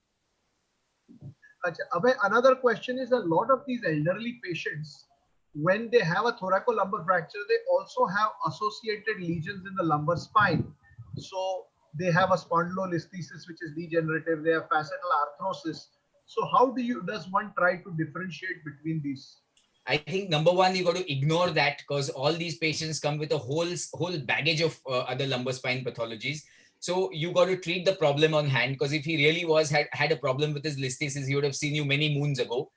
On the other hand, you got to tell him about the problem, that look, once the fracture heals, this may come into play. But the pain, to basically answer your question, Gautam, the pain of a fracture is very, very clear. It's pain that comes on sitting in on a chair or getting out of a chair, turning in bed and getting in and out of bed. That is it. The pain of any other lumbar pathology is a degenerative low back pain that comes on loading, goes away on offloading, and can go down the legs and increase with activity. But I think your point is very well made, that this is a coincidence that happens very commonly, and you should make the patient aware of it. Thank you very much. Vishal is back, I think. Vishal, you're back. Yes, Dr. Gautam sir. Sorry, the internet connection made me lose the connectivity. So I think the point is very well made. 81% of these fractures that come to your clinic with an obvious fracture would heal by only medical management, what has been just described in the lines that we just discussed here. However, almost 20% of these fractures will probably either go into Kuehl's lesion or progressive kyphosis, and some of them actually coming to presenting with a delayed neurology to you. And all these fractures can be picked up on day one by as simple an investigation as a X-ray. Secondary causes of osteoporosis can also preclude healing of these patients, and that is why all these secondary causes of progressive osteoporosis can be ruled out by your early investigation, history taking, and a simple X-ray to evaluate the signs of progressive instability. And this is what we all should do right on day one. And it doesn't mean that if you see any of these signs, you have to jump into for surgery, but observe these patients far more carefully than you would do to any other patient, and convey this and communicate to the patient that you have a chance of developing progressive neurology or a kyphosis, and that's why progressive follow-up is required. So to summarize this particular session, the medical part of it, that all elderly patients with a fracture do have osteoporosis. So please don't hang on to it and start treatment for osteoporosis. But at the same time, remember that not all fractures in elderly with osteoporosis are related to osteoporosis. They may actually have a secondary cause for it, and you may want to investigate them earlier than later and look for the red flags that have been seen. And the easiest guide to this is, if the pain is not better at 4 weeks, please go ahead and do detailed investigations to rule out secondary pathological fractures. And there are telltale signs of secondary fractures there. osteoporotic fractures almost always heals, but some may do not, and you may want to have a high index of suspicion, and all those non-healing variants can be picked up on day one by the preemptive measure that we just discussed here. And remember, medical management is the key of osteoporosis, and it should start not tomorrow but yesterday, like Dr. Abhay mentioned here. So let me just catch up on Arvind. Now we know that there is a wide variety of, it's a problem of plenty available. So what is your osteoporosis treatment for patients who have fractures diagnosed with them? Can you please mention to us what all do you counsel to them from this whole plethora? So basically, first of all, as Abhay said, DEXA, you cannot trust DEXA. I've seen many patients where, the hip score is -2, the, lower end radius is -4.1, and, T-score of the spine is 0.5. So this is fallacious because of the overlap of degenerative changes in the facet joints, lamina, etc. The thing, I get QCT done, which is very much available at our hospital, and then I split them into two, whether their DEXA is less than -2.5 or better than that. So then if it is -2.5 and beyond, as I said, I go to full throttle. So I give zoledronic acid for 3 years. This is once a year. It is an IV dose. You need to do a serum creatine clearance before you do that. It is given over 45 minutes in 100 ml saline, and patients tend to get fever, and you need to counsel them, and the GPs can manage it. And following this, I start them on teriparatide injection. This is to be taken subcutaneously every day for 18 months. And as Ram said, there has been a synergistic effect found with, when you give denosumab as well as teriparatide. So, also give denosumab every 6 months. We don't know, it goes on forever because it has a very high rebound phenomena. So at the moment, we don't know when to stop. We continue giving it. And for the fracture itself, as has been highlighted in the last two talks, calcitonin nasal spray. So this is the standard of treatment, and it's very important that you would give them good amount of calcium. So in a postmenopausal woman, it should be 1500 milligrams every day, and also a high protein diet for the matrix to form. Right. Thank you, Arvind, for highlighting almost everything in there and highlighting also the importance of general care that we advise to these patients. Dr. Ram, what are the set of investigations that you do before starting bisphosphonates or teriparatide? Could you please highlight, before starting teriparatide and bisphosphonates, any set of investigations to make them more efficacious? Because both of them have been used blatantly and have been creating more problems than it. So what investigations do you do before you start anti-osteoporotic treatment? Well, truthfully, we need to do a CBC-ASR and a CRP to rule out anything else that is happening. We need to do serum protein electrophoresis, M-band, and kappa lambda to rule out multiple myeloma. Keep that aside. Specifically for the medication, you have to do a 25-hydroxy vitamin D3. You have to do a serum calcium. You have to do a serum creatinine with EGFR, and you have to do a serum PTH.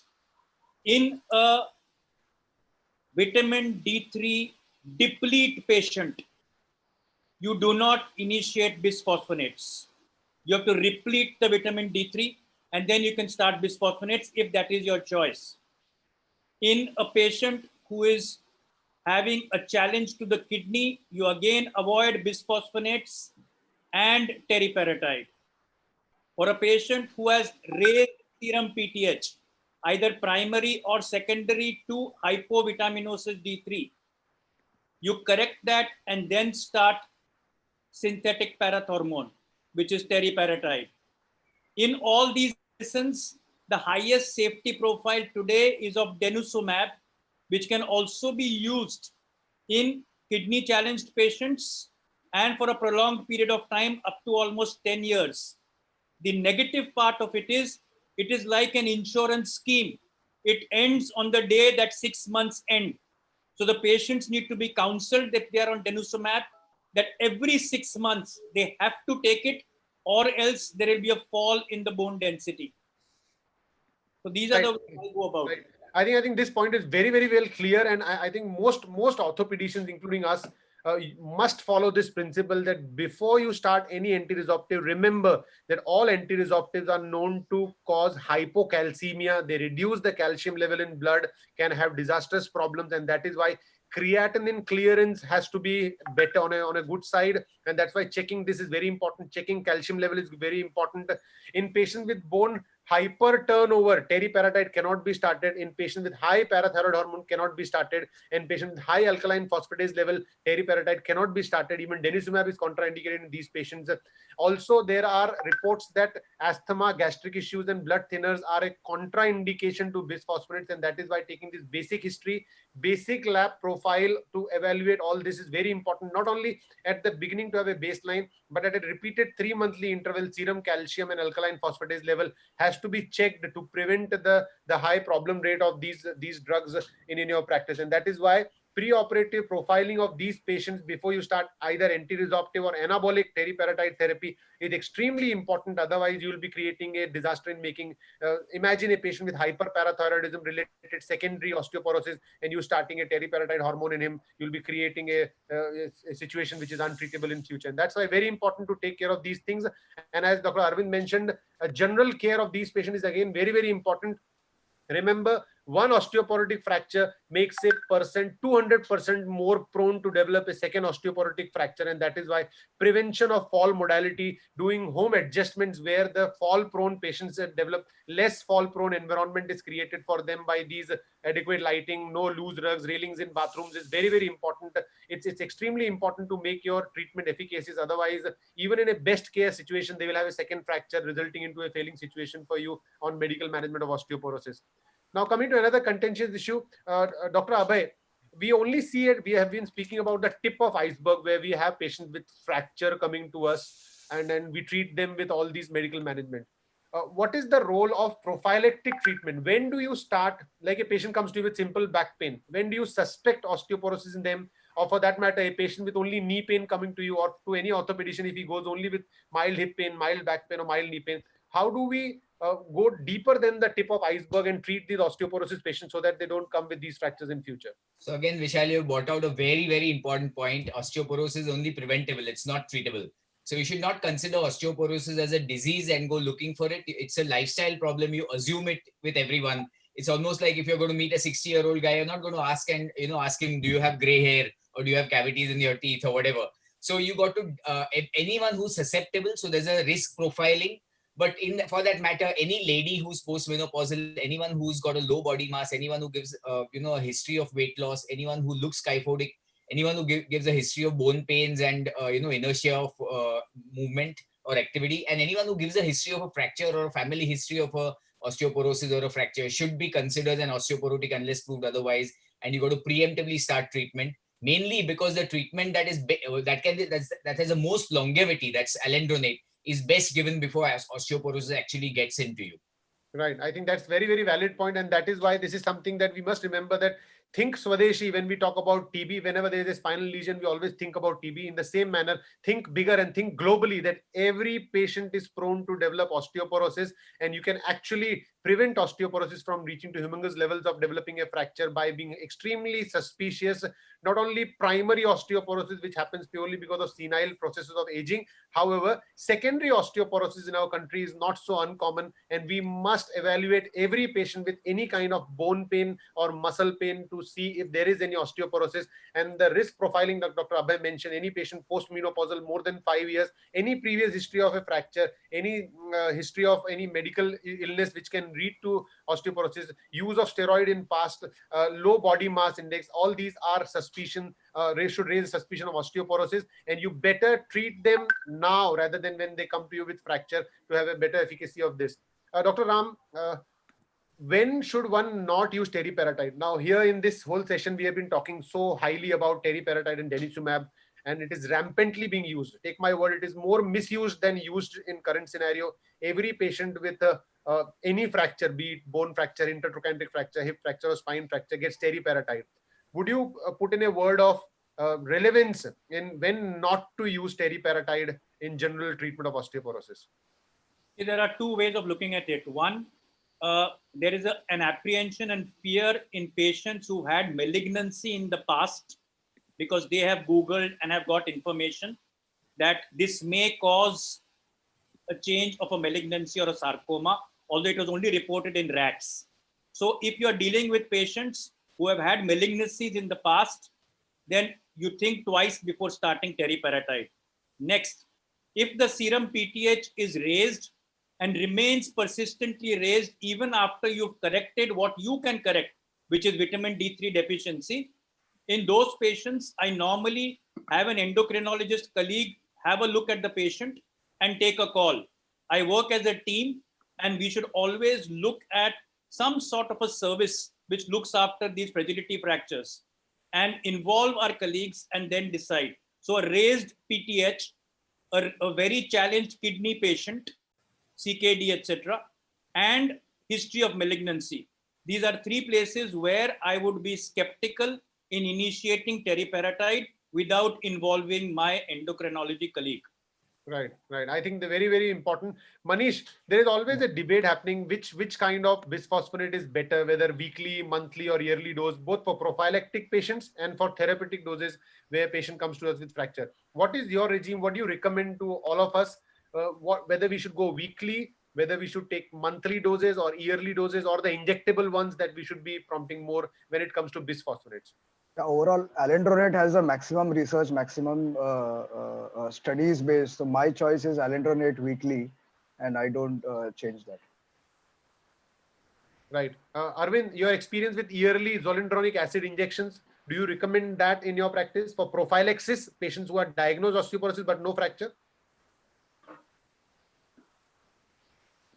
Arvind, unmute. Arvind, unmute, please. Arvind, unmute, please.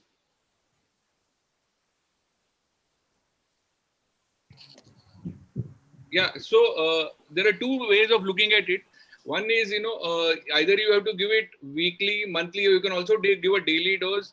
So there are these issues with, esophageal irritation, etc., which, I don't want the patient to come back to me and, complain. So, of course, in patient with a mild osteoporosis that is less than -2, I still give oral bisphosphonates.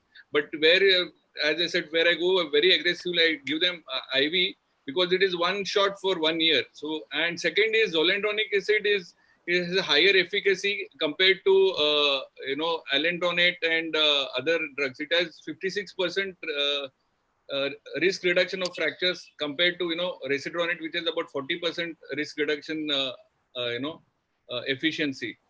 So these are the two reasons. Right. Dr. Badani, in your practice, do you often use injectable ones or you promote more oral variants? And which one of is your preferred choice?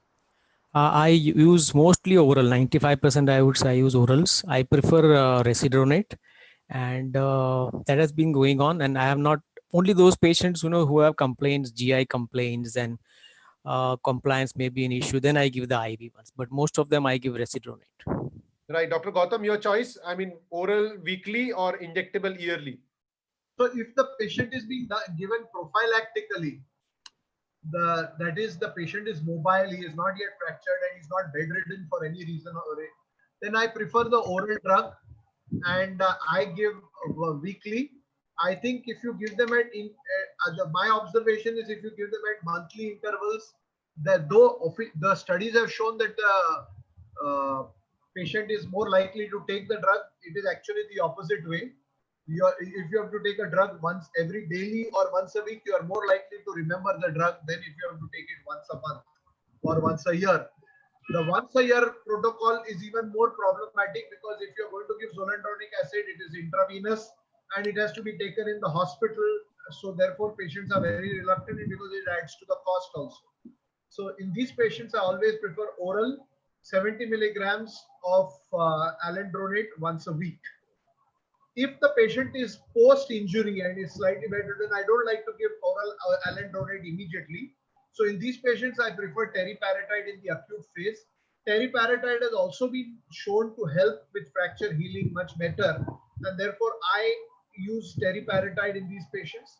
If the patient has not got teriparatide in the acute stage and now has become mobile, then I am not against using bisphosphonates in these patients. Right, Dr. Ram, please. Arvind, Vishal, I have 3 points regarding medical management before we jump into surgical. One, calcitonin nasal spray to be given for pain relief at 200 IU nasal puff twice a day, mentioned by Abhay. totally agree. I've been using it very happily.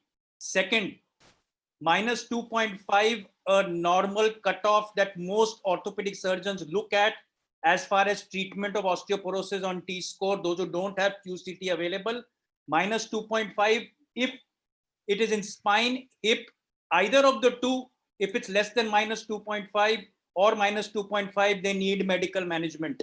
So it does not mean that it's only to be in one of these two. Third, this minus 2.5 becomes minus 2 in diabetics. I repeat, minus 2.5 becomes minus 2 in diabetics as far as the threshold is concerned. And the fourth point, choosing between oral and injectable, counsel the patient, decide on the requirement, what is more comfortable. There are some elderlies whose children look after them, who like it once a year, perfect. There are some ambulatory who want to take it every week, perfect. If you're taking it every week, and which is what most of us give, and the patient is also taking thyroid medication, that day when we give the alendronate, we miss the thyroid medication. Please hear me out. Sunday morning, empty stomach, glass of water with 70 milligrams of alendronate sodium. That day, the patient misses the thyroid medication, discussed with his primary endocrinologist, who is kept in the loop. Right. Thank you, Dr. Ram. I think these are very, very pertinent points. Dr. Abhay, I would like to catch you here. We have been speaking about medical management here. We have been speaking about teriparatide. We spoke about denisumab. And is it that these drugs are given and forgotten? Atmanirbhar bana diya ki lo aur ghar jao, or we have to constantly monitor them? Yeah, I think if you really care for the patient, you got to monitor that the fact that he's taking the drugs, just like you monitor AKT, and you got to monitor serum calcium levels, serum creatinine levels, sometimes in serum parathyroid levels, because hypercalcemia seems like one of the side effects of these drugs. Aside of that, you want to monitor if the drug is working or not, especially drugs which have a time bound, like a teriparatide, which can be given only for 30 months in your lifetime. You got to monitor P1NP level to know if that medicine is working, which is very often a problem with a generic drug, because generic drug is given to you with the same chemical component, but it's not transferred to you in the same cold chain. And it's not uncommon that 6 months down, your P1NP levels have not raised, suggesting that it's not working and you've just wasted and fizzled out your power play, if you may. Right, right. Arvind, does it always works? Like if there are no markers of instability, can we vouch to our patients that with this your fracture will not go into pseudoarthrosis and medical management दिया मतलब सब problems settle हो जाएगा, कभी neurology नहीं होएगा, there will be no need of vertebroplasty, there will be no need of surgery in osteoporotic patients, there will be no implant loosening from here onwards, or there are ways and means to predict which patient will get better and which will not. Yeah, there is no such bank guarantee that they will improve with all this. This is an attempt to. So this is works two ways. One is when we counsel the patient, you tell them that we are treating two things. One is your systemic disease, which is osteoporosis, and your local issue, that is the current fracture. So you're basically, with all this, you're treating the overall biology of the patient. But for that particular fracture, it is all dictated by the local issues around the fracture. Any signs of instability will still continue to stay if in spite of what you give the patient. So if the patient's fracture is going to fail, it's going to fail. Right. I think this makes very, very important point here, that we must remember that the acute management of fracture when the patient presents to you after a trivial fall involves pain management, keeping them on their feet, mobilizing them out of bed, taking control of pain, monitoring the signs of failure at the day one X-ray and investigations. Remember, even before you start anti-osteoporotic medication, you got to evaluate the feasibility of this anti-osteoporotic medication. After you have evaluated whether there is any posterior ligamentous complex injury, split fracture, posterior end plate fracture, which is bound to fail. In the same manner, before starting anti-resorptives or anabolics, you got to rule out secondary causes of osteoporosis. You also got to check into the markers of calcium, parathyroid hormone, bone turnover, whether it is feasible to start any anabolic treatment or not. And remember, despite the best treatment that you have given, only 80% of them will get better and 20% will still fail. You cannot just let them go become Atmanirbhar. You got to keep monitoring these patients on a frequent basis. Serum calcium, creatinine, alkaline phosphatase, and parathyroid hormone has to be checked on a frequent interval, because the chances of failure of therapy still exists And though on one hand, most of these patients will show adequate bone formation, fracture risk will come down. Simultaneous combination therapies have shown to be really superior to monotherapy. However, still you cannot really promise that everything is well, and there are chances that 20% of these fractures will fail from here. Dr. Gautam, your comment on that before we go on to Dr. Ketan. No comment actually, Vishal. There are two questions from the audience related to this which I wanted to put forth. Number one is, can teriparatide be given in the presence of spinal tuberculosis? Number two, does denosumab increase the risk of infection in females and is of limited use in a male patient? Should one? And number three question that they have, I'll come to that. Let us answer first these two. And number three is regarding the monitoring, Vishal. You mentioned regarding the monitoring for adverse effects of the drugs.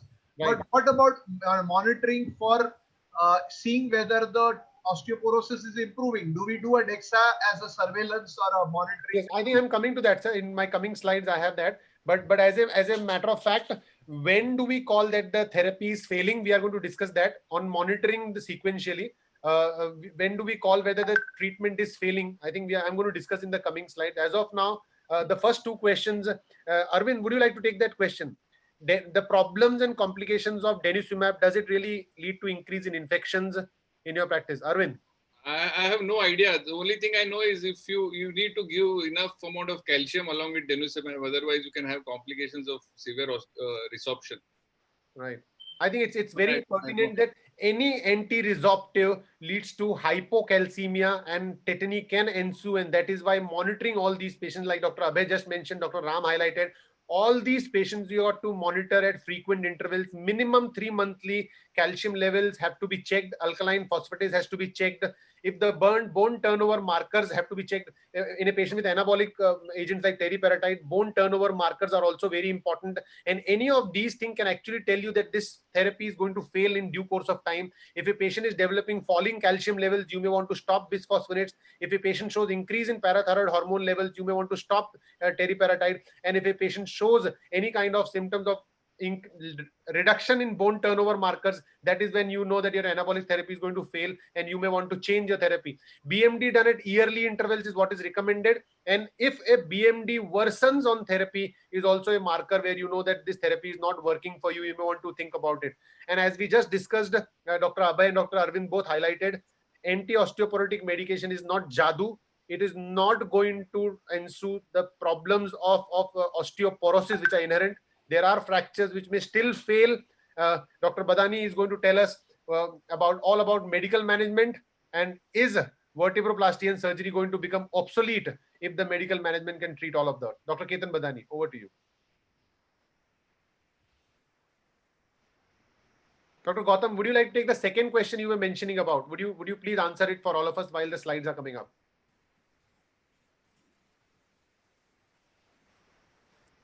Second question was regarding the role of bone scan, right? No, teriparatide and AKT. So I'm not aware of any contraindication. So actually, yeah, there's no literature, but I have a few patients. This is an interesting question. I have few patients whom initially we treated on this. After the MRI was done, it turned out to be tuberculosis, and we had already started teriparatide, and we continued both. I have no literature on this, but there are at least 3 such patients who are on both AKT as well as teriparatide. Yeah, the question is not whether they are on both. The question is, does teriparatide, is teriparatide contraindicated in infections or not? Yes, there are papers. I will take that question, sir. Yes, there are papers to say that denosumab and teriparatide, they have a list as infections as a relative contraindication in their list, sir. So teriparatide should ideally be avoided in patients with infection. It is not only a steroid, it's a kind of steroid, but also injectable steroid. And that is why it is said that in infection patient, you must avoid that. One more thing before we proceed, we have Dr. Harshad Argekar with us and Dr. Mohanty also with us, I think. Harshad, are you there? And Dr. Mohanty? Okay, Harshad, what is the role of teriparatide? We just had a question. What is the role of teriparatide in hip fractures? Should they be starting in patients where hip has been operated, DHS has been done, or any such patient who has osteoporosis related orthopedic fracture? Should teriparatide be given for fracture healing, or it's only meant for osteoporosis treatment? So as of now, teriparatide role in fracture healing is what we call out of label. It is not indicated as the primary mode of bone healing. And definitely, if your fixation is not good, you can't depend on teriparatide to heal your bone. So healing is a natural process, and you should allow it to occur on its own. And teriparatide as a modality for fracture healing, I would strongly discourage. I think very, very pertinent point for all of us to carry home from here. Teriparatide is meant for treatment of osteoporosis. It is not meant for the treatment of a fracture, and that is why it is an out-of-label use. Please don't use osteoporosis in teriparatide in patients indiscriminately. It's a wonderful drug. Misuse of it can really result into disastrous results, and that is why it should be used only as per the label usage. Dr. Badani, over to you now. Am I audible? Am I audible? Yes, sir. Yeah. Yes, sir. Yeah. So basically, as we are all discussing this 1,334 recombinant parathormone known as teriparatide, and its role in treatment of osteoporosis is well established by stimulating osteoblasts, reducing their apoptosis, improving microarchitecture and bone remodeling, thereby improving bone quality and bone density as well. Now,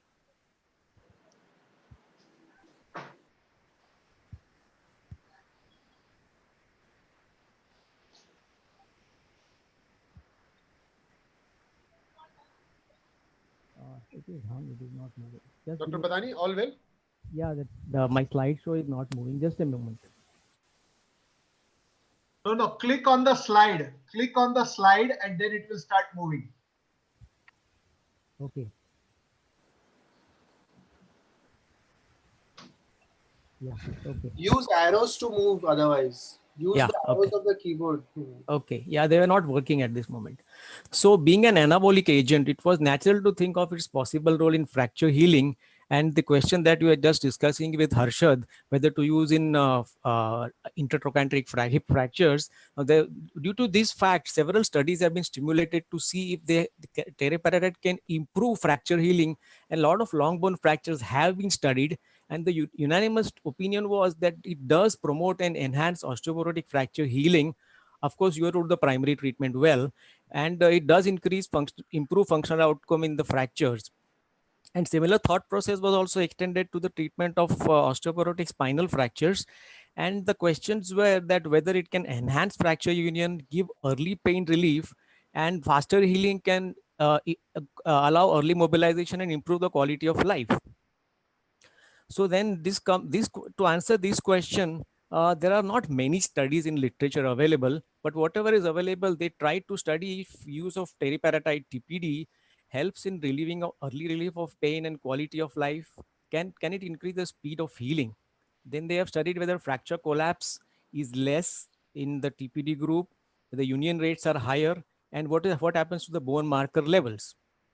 So basically, I could group the studies into three types: comparing teriparatide with bisphosphonates, teriparatide with standard treatment of calcium vitamin D3 without any other anti-osteoporotic therapy, and teriparatide with vertebroplasty along with bisphosphonate usage. So you can see the number of studies is not very high, very few studies. So the group one comparing teriparatide with bisphosphonates, there were 3 studies. 2 of them used daily teriparatide and 1 of them used weekly teriparatide, citing that weekly and biweekly TPD has equal efficacy in osteoporosis. Now they studied pain relief and quality of life, healing rates, healing speed, amount of collapse, and the clinical radiological correlation between these parameters. So in this teriparatide bisphosphonate group, 2 studies found that at 6 months, the union rates in the TPD group was higher. One study said that at 3 months, the union rates were higher. Ultimate union rates were not affected by use of teriparatide, but the point to drive is that union seems to be occurring faster with teriparatide. To the physical parameters, central body height loss and kyphosis was found to be less in teriparatide group, and the teriparatide group had significantly higher P1 and P levels at 12 and 24 weeks as compared to bisphosphonates. Pain relief was also significantly faster in TPD group, 4 weeks compared to 12 weeks in bisphosphonate. The significant amount of pain relief compared to the onset. And the radiological parameters were also better in the TPD group. And there was a correlation. Better radiological parameters had better clinical results. Now, there was an important caveat that of prior use of bisphosphonates in these patients. So they had a subgroup of patients who had prior bisphosphonate use, in whom they found that the healing rate was slower in both the groups.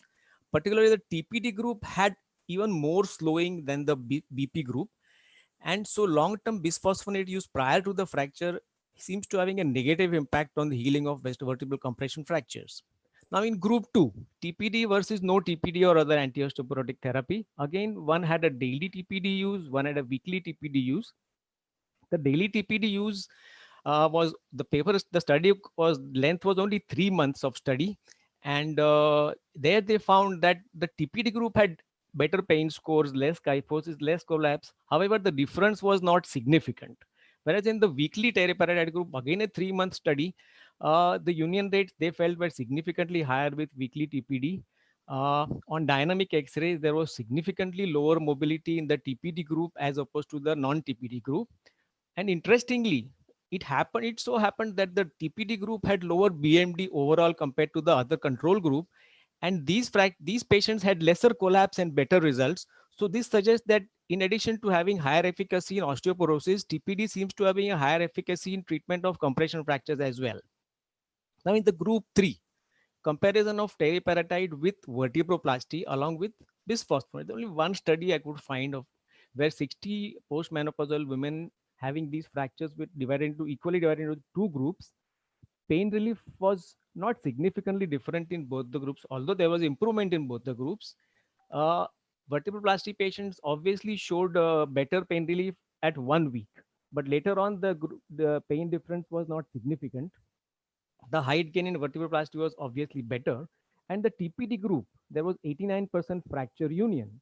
So all in all, this TPD versus vertebroplasty showed that pain relief was same in both the groups. TPD group united 89% of the fractures. The cost of TPD was lower than the vertebroplasty group. And obviously there is no morbidity associated with the vertebroplasty procedure. So TPD gave equally good results like vertebroplasty. I mean, you cannot compare, but it gave equally good results. So now if I were to rephrase this question, I can ask whether TPD can downsize or displace vertebroplasty.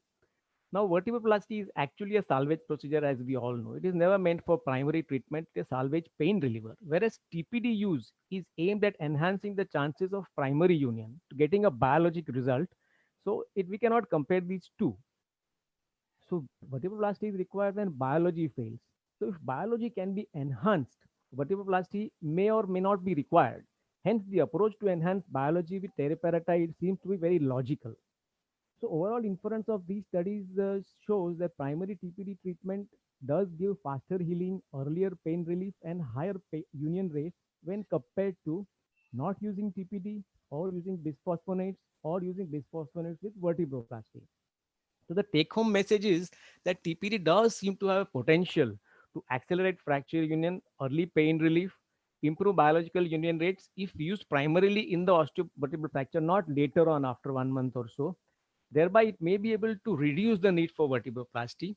Vertebroplasty shall always remain a backup salvage procedure because nothing is 100%. Even TPD cannot be 100%. Thank you. Thank you, Dr. Badani. It was wonderful. And I think that highlights the importance of teriparatide, not only highlights the importance of teriparatide, but also mentions the word that it is not 100%. On one hand, you should discriminately use it with widely use it, but also at the same time, exercise some caution while using it. And remember that monitoring of all these patients, like Dr. Abhay highlighted, is very important. And remember that medical management of osteoporosis is a key to treatment of osteoporosis, not only as therapeutic role in patients who have already developed fractures, but also prophylactic treatment is very important, which starts at the first exposure of these patients with risk factors. And that is why in clinic setting, it's the history taking that is very important, to catch these patients early in treatment to prevent any of these problems of non-union and fractures developing to them.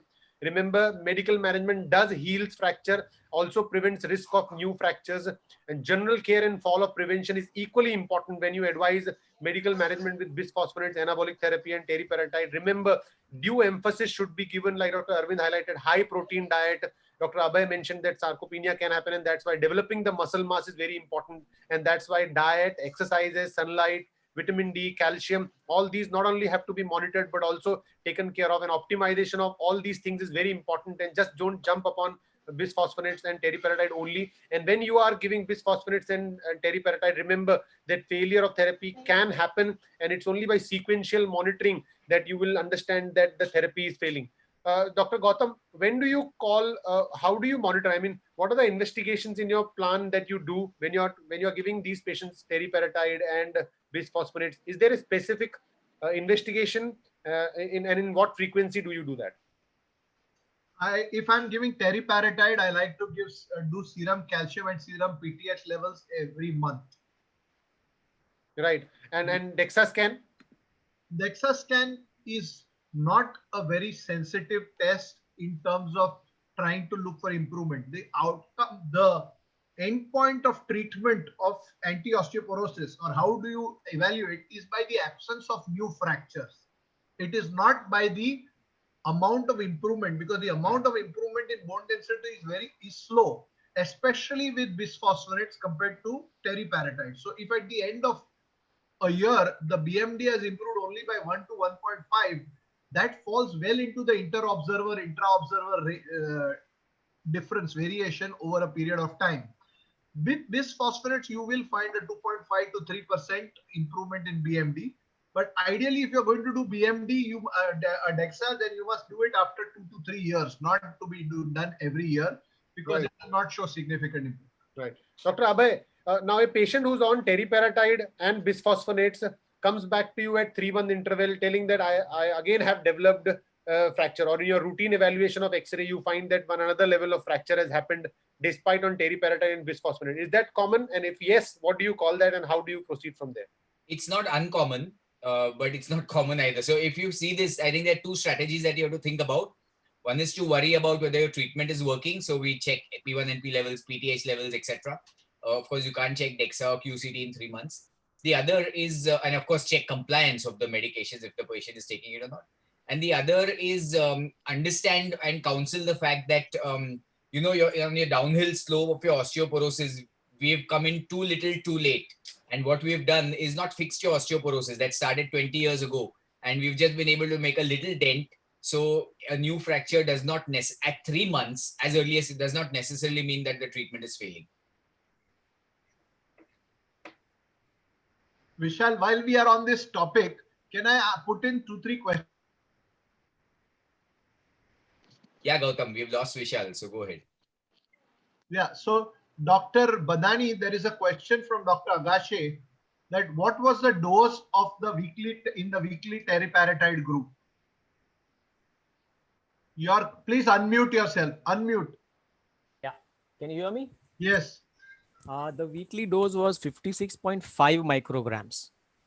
Oh. And in the bi-weekly, it was exactly half, about 28 micrograms.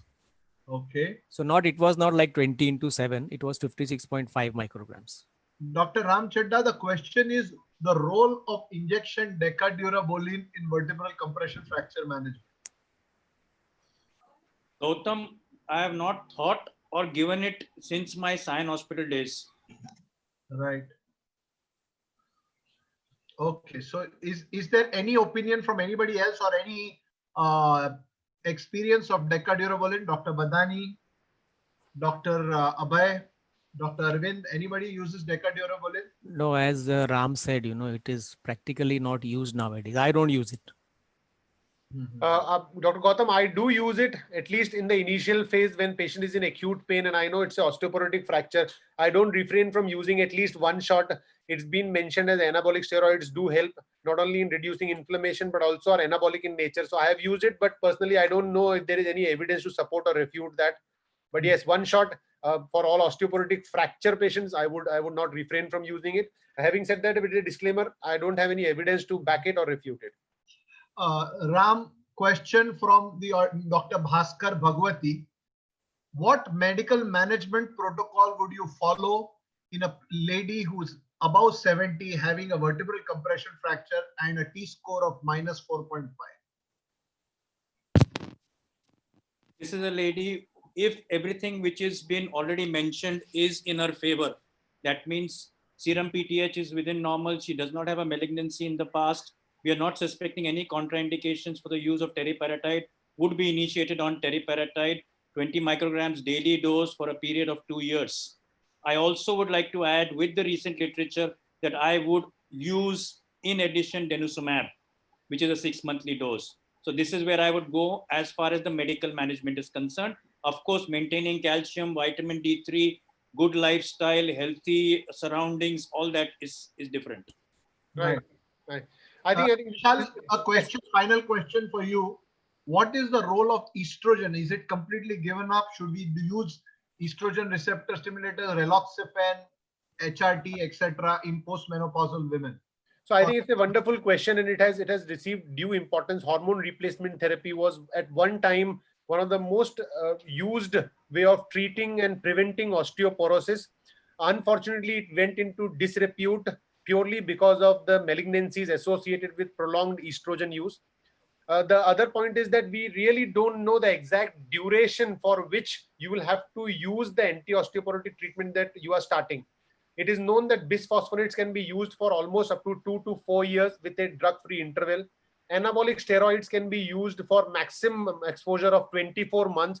And denosumab is the latest kid in the block, which can be used for up to 5 years safely at 6-monthly interval. With estrogens, there is no safe time frame of exposure, drug exposure. Where would you actually end up having a malignancy versus not? It is seen that even with short doses of estrogen therapy, malignancies have been reported, and it is something that in long run is known to be associated with other issues of DVT and hormone related issues also, and that is why it has gone into disrepute. However, for resistant osteoporosis, for contraindications of teriparatide, denosumab and bisphosphonates in patients with resistant osteoporosis and in patients with maintenance of osteoporosis, when you have exhausted your bisphosphonate and these anabolic therapies, I think estrogens and strontium therapies catching upon in these particular patients. So that's where it still has a role to play. However, being a little naughty one in the osteoporosis group, it has to be used with word of caution and under great supervision by the person who is really talented to do that. One very important role, if I may, is in unnatural early menopause. In ladies right. who have had a menopause before time because of hormonal issues, estrogen is the treatment of osteoporosis. That's right. That's right. Yes, yes, yes.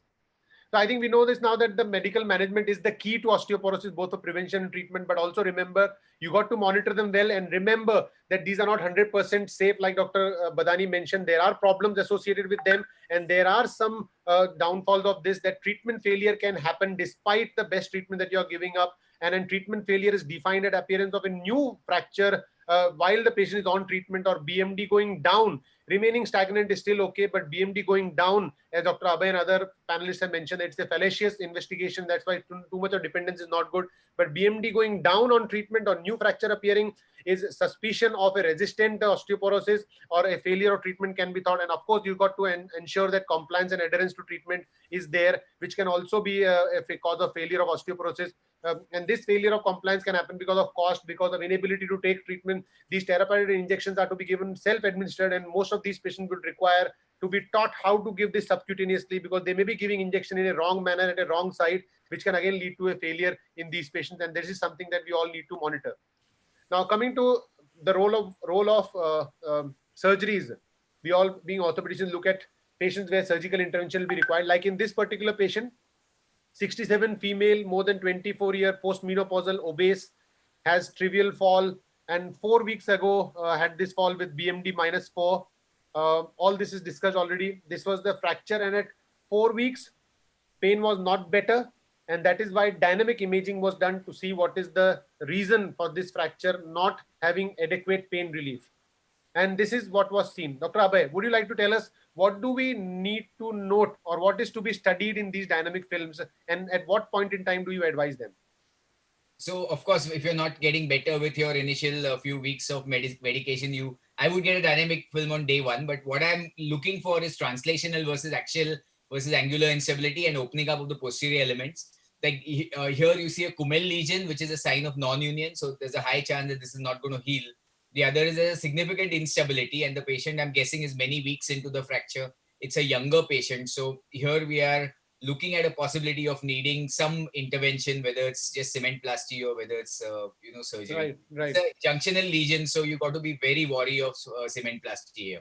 Right. Dr. Arvind, what kind of imaging do you advise at the end of 4 weeks when patient tells you that 50% pain relief is there, but I still get this pain which is instability related with very, very typical symptom that whenever I move, I get this pain, and in stagnant postures of sitting, I am okay. So what investigation other than dynamic films and what kind of dynamic films do you rely upon? Dr. Arvind?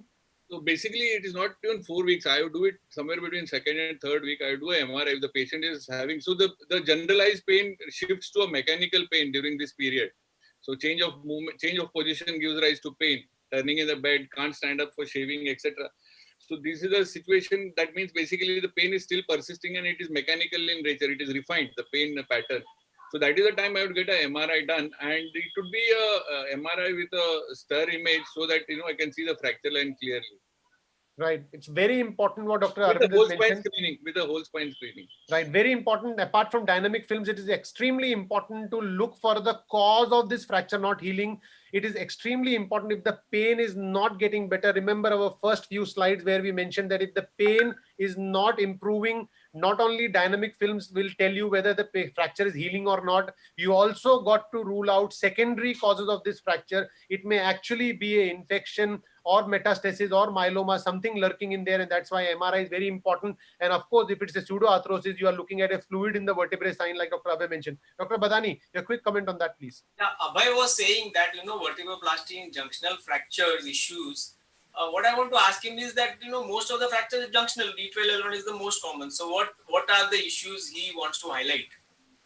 I think vertebroplasty is a bad procedure, period. A blanket statement.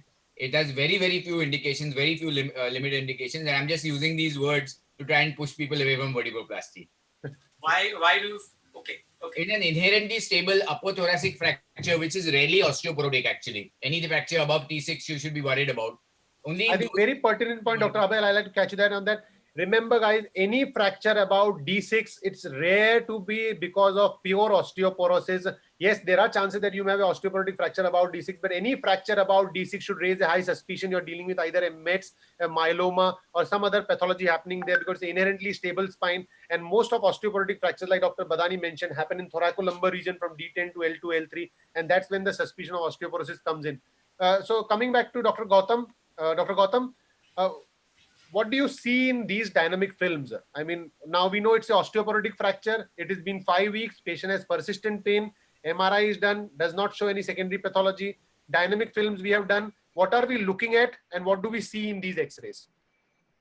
Well, starting from the back, the first thing I look for in a dynamic film is if there is any posterior opening up of the interspinous interval, which may indicate a ligamentous instability. The second thing that we are looking for is where is the movement? Is the movement between two vertebrae, that is between the vertebral body and across the disc space or within the vertebra itself? Because if the movement is between two adjacent vertebrae, that is called as an intervertebral instability. In these patients, surgery is an option, vertebroplasty is not. Vertebroplasty is an option only for patients who have intravertebral abnormality, which means the movement is between the two end plates of the vertebra are opening up or closing up. Again, the amount of instability is also very important. If, for example, this patient on supine film shows a fully open, normally formed vertebra, but on standing film, the vertebra collapses significantly, then these patients, if you do a vertebroplasty, are not likely to benefit because the defect within the vertebral body is very, very large. And in these patients, when you try to put cement, the cement is bigger than the size of the residual bone of the vertebra. Then the incidence of vertebral collapse around that cement is very, very high. And therefore, it is not recommended. So what you're trying to see is primarily two things. One, whether there is a ligamentous instability. Two, the amount of intravertebral instability which is there.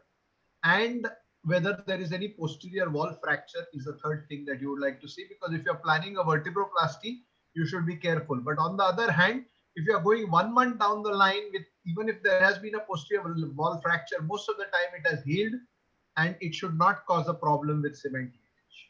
I think very well said. All the speakers have rightly mentioned that patients with mechanical symptoms, like Dr. Arvind mentioned, symptoms progressing from generalized inflammatory traumatic pain to only mechanical position related pain. You know that now you're dealing with mechanical instability related pain, which happens in patients with pseudoarthrosis, or when the symptoms are progressing purely because of increase in the fracture kyphotic angles there.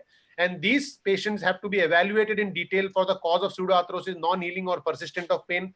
Dynamic films and MRI is recommended. When you do dynamic films and MRI, you got to see not only the posterior columns integrity, you also got to see Kummel's lesion, you got to see secondary causes of fracture. And only when you have established that all the end plates are intact where the cement can be held, only then think about a localized procedure like a vertebroplasty. Whenever you are planning to do any localized procedure like vertebroplasty or kyphoplasty, there are some set of rules to be followed, which involve no posterior end plate fracture, superior end plate should be intact as well, posterior ligamentous complex should be intact, kyphosis should be less than 30 degree.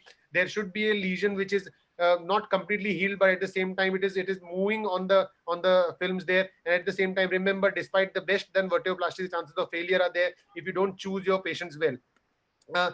So here we are going to see in this particular patient, MRI and X-ray showed nothing much happening, only the kyphos was there due to pseudoarthrosis, and the decision was taken to do vertebroplasty in these patients, and the indications have been very well defined. We have with us Dr. Manish Kothari to tell us when to do vertebroplasty, how to do vertebroplasty, and when not to do vertebroplasty, all by Manish Kothari. Manish, over to you.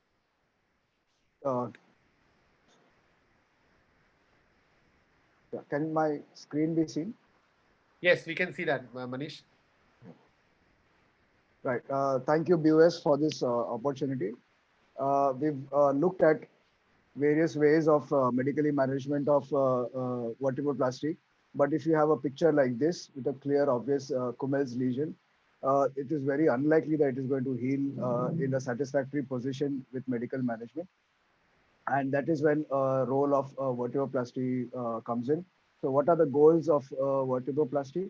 One is that you should have an adequate cement fill, not too much, not too less.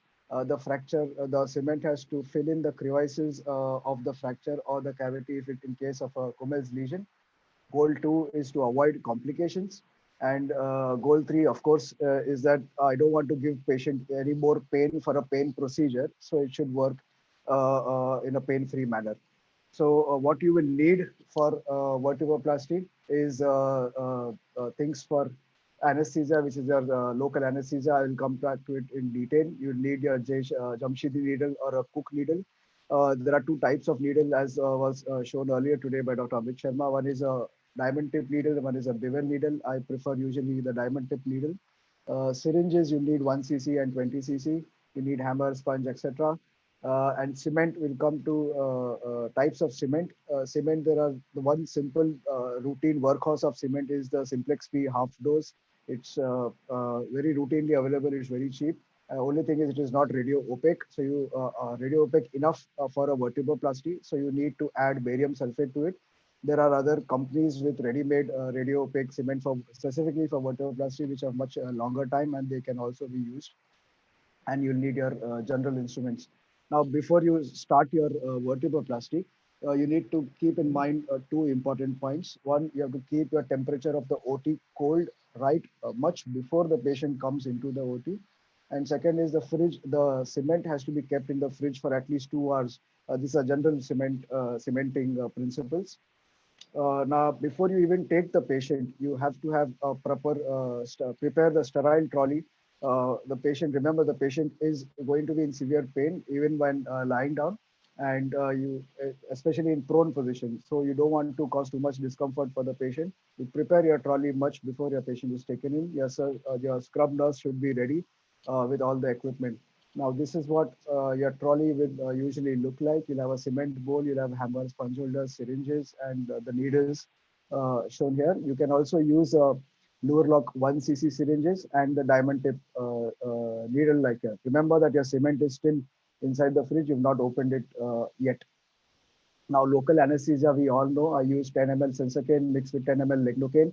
One important thing that not many people do is I add 1 ml of soda bicarb in this mixture, it really takes away the stinging injection pain of lignocaine and sensorcaine, and it makes it very comfortable. Make sure that the concentration is right. It should be not more than 1 ml in 20 ml of the mixture. Otherwise, it will become turbid and it crystalline, which you don't want to inject. Next is, of course, take proper precautions for yourself as well as your staff. Now comes to positioning. So patient is prone, you are preparing before you paint and drape, you just want to make sure the patient is comfortable. Instead of you deciding the comfort, always ask the patient, are you comfortable enough in the position? Is there pain while in this position? You can always add pillows as the patient wants. Pillows usually are radiolucent, they don't affect in your imaging. Connect the monitor, you want to connect with an SpO2 also in case there is any monomer embolism as along with a secure IV line. Next, you want to square the vertebra. Now, a fractured vertebra is trapezoid in shape most commonly. It will not always be square. So you'll have a typically upper end plate which is ragged, and the lower end plate or the unfractured end plate which is routine, which is looking like a straight line. You can always use reference of the upper and lower end plates of adjacent vertebrae to square your vertebra. Of course, there should be no rotation. Uh, I usually tend to change the position of the table rather than change or tilt the C-arm to square the vertebra. I like my C-arm to be dead straight while doing all the procedures. It reduces the number of shots and increases your accuracy. So you can always tilt the table in any direction you want. Sometimes patients lie down in a crooked manner, or there is a degenerative scoliosis associated with the fracture. So you don't want to tilt the C-arm for that. You just tilt the table, make sure the patient is well strapped. You can use extreme tilting as required. Next comes the local anesthesia. I keep sedation as SOS. I don't always use sedation. So the important part is that when you mark the pedicle, it should be around just 1 to 2 centimeters lateral to your pedicle. If you're going only unipedicular, then you need to go much more lateral to go into an extreme across the midline. But the anesthesia should be in the line of your proposed needle tract. So don't give an anesthesia in a straight direction down, but your needle goes oblique. So it can cause a lot of pain. Then same direction, I reach all the way to the bone with a spinal needle. You go down, you can see that I've reached the lateral aspect of the facet. You can feel the bone, and then you inject the anesthesia in the periosteum as well. So this takes away, when you're landing your Jamshidi needle on the bone, it will not be very painful.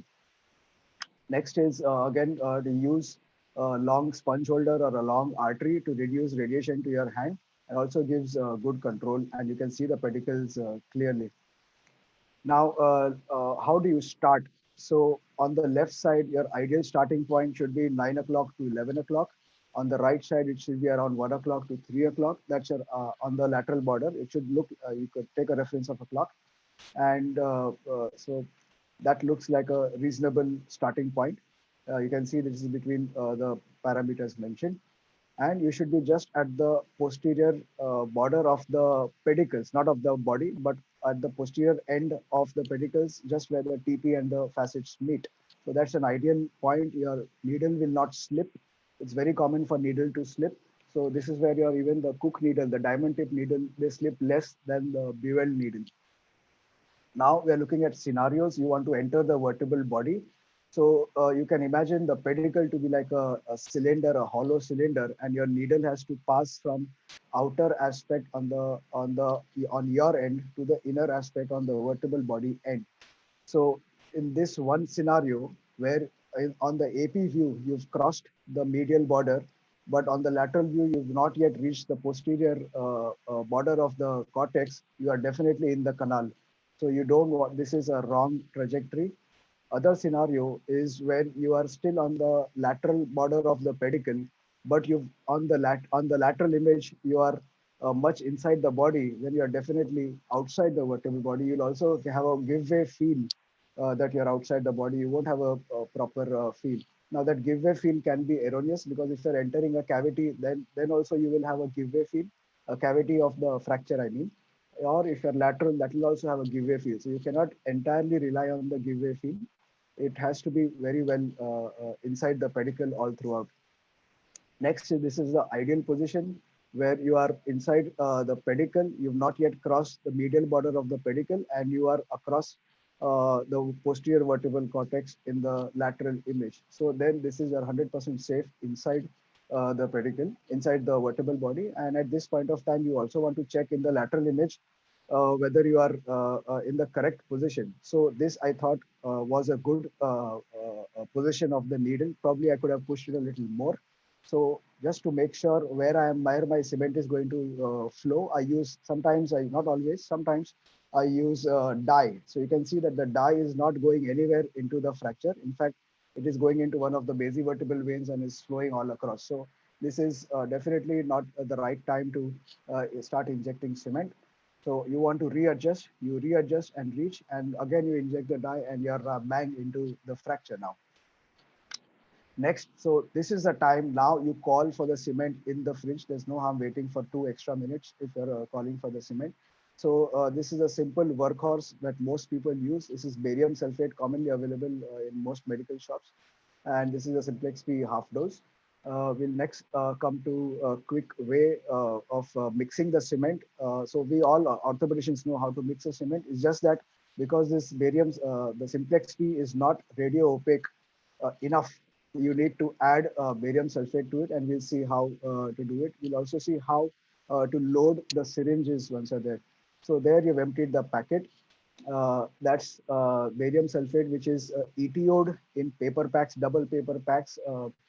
It can be done any hospital with ETO. Many times it is forms granules, so you want to make it in a good powder with your hand before you start mixing. Next, you want to replace equal amount of barium sulfate with equal amount of cement. So you take half teaspoon of cement out and equal amount of barium sulfate into the cement. Mix the powder well so that it is evenly distributed. And then we'll come to the monomer. Avoid any spillage. Don't, well, it's in the powder form, so there's not much problem if you mix it vigorously. Next, we come to the monomer. Monomer should be evenly spread all across the cement. And you start mixing it very gently. You don't want to beat it vigorously, otherwise it will start setting much earlier. Now, Simplex P, remember, has much lesser working time. So for a single level, Simplex P is good enough. But if you're doing multi-level or levels which are 2 or 3 levels away, then and you need to have C-arm moving, then Simplex P will give you problems. So it is better you go to your ready-made, the better vertebroplasty cements. So now that the cement is ready, it is important how you fill the syringes as well. So you first keep your 20 cc cement, 20 cc syringe ready. And I keep a 1 cc syringe under it so that there is no, you minimize the cement leak, especially if you're doing multi-levels or adjacent levels, you want to have maximum cement available with you. You don't want to refill the spilled cement on the drapes. So once that is done, and then you start filling. Now, when you start filling, the syringes don't fill it all the way to the tip. Keep about 0.1 cc of air inside, because when you put the plunger in, there will be some leak. That the extra cement will leak out. So I keep that 0.1 cc of air inside. And that's when you put the plungers. Usually your assistant is doing all of this while you've already preparing yourself to inject the cement. So next we come to what is the right time to inject the cement. Initially, the cement is very liquid. You don't want it to be too stringy. So what we call it as a toothpaste consistency.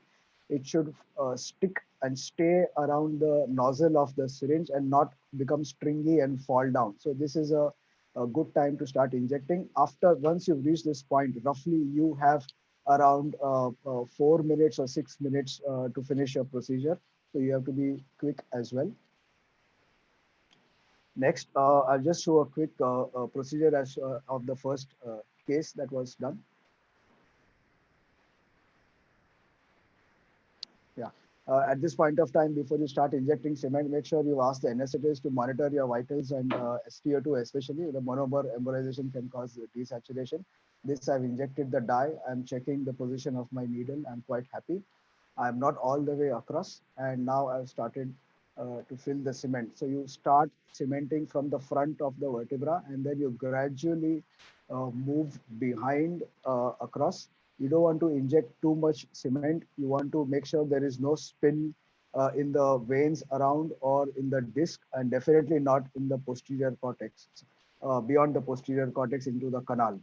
So you gradually come down with 0.1 cc of cement and frequent shoots. I avoid pulsed, rather continuous fluoroscopy. I usually rely on pulsed fluoroscopy, but more frequent shots.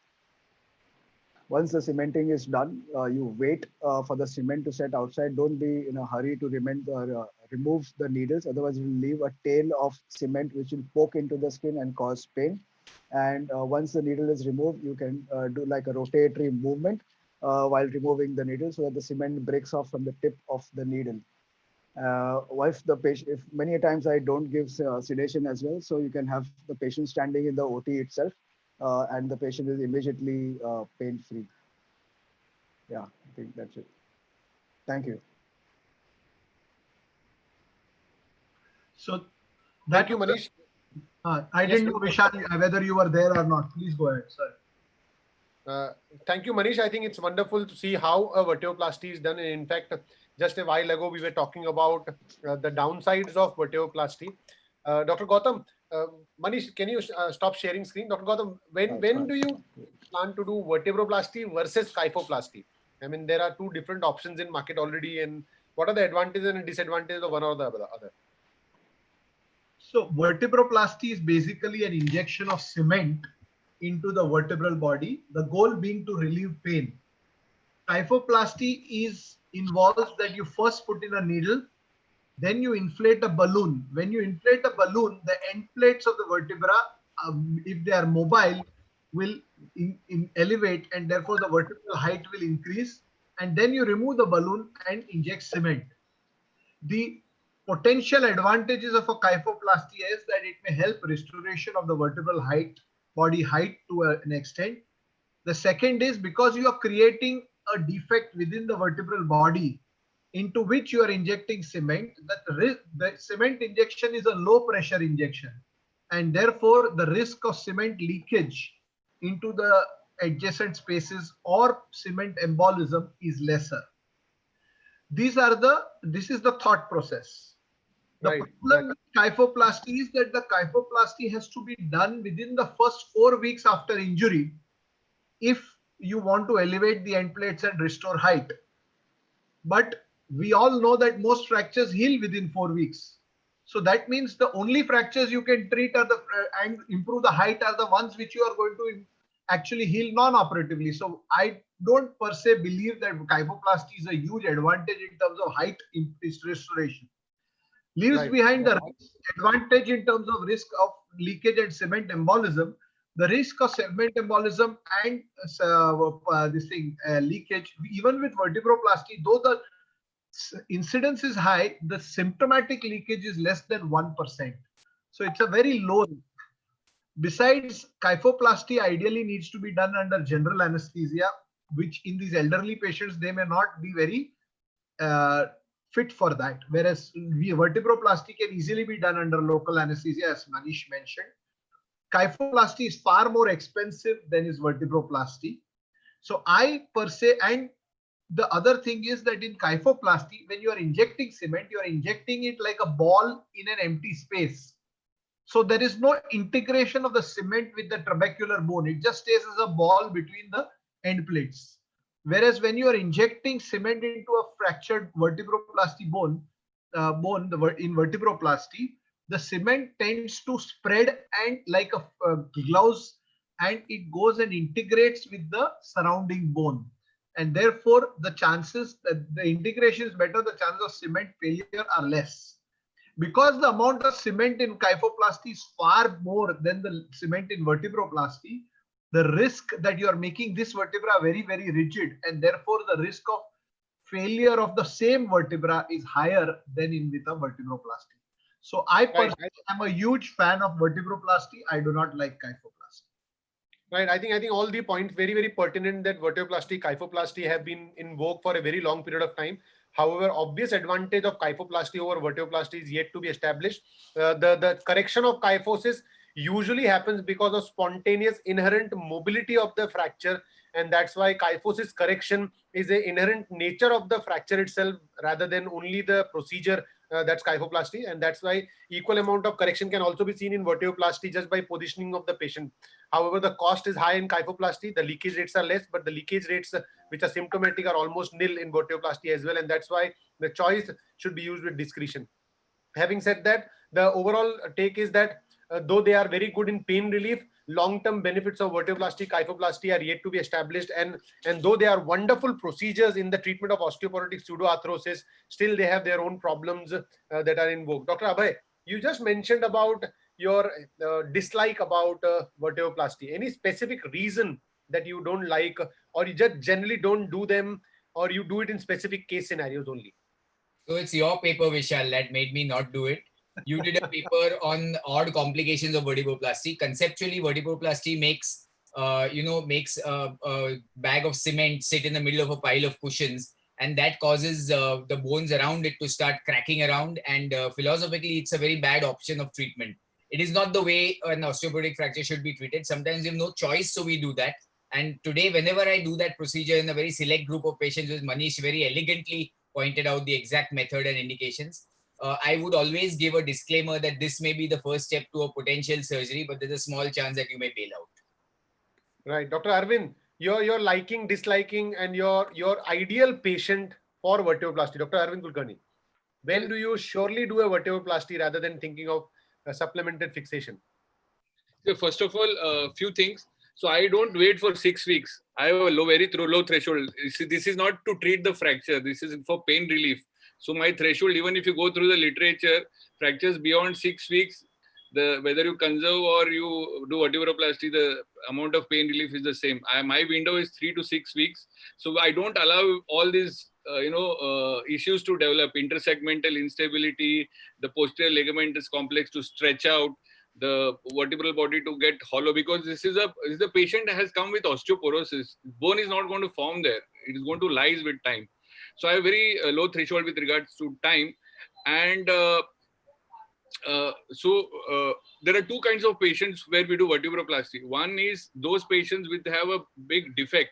So those are the patients where you need to really do sitting, lying down and sitting X-ray or a standing X-ray and see the significant the degree of instability. But there is also a group of patients who have just bone edema. Okay, so these patients are also significantly painful. So these are the two kind of patients in which you do vertebroplasty. Those who have just bone edema, they don't have significant kyphosis, they don't have instability. These patients generally don't fail.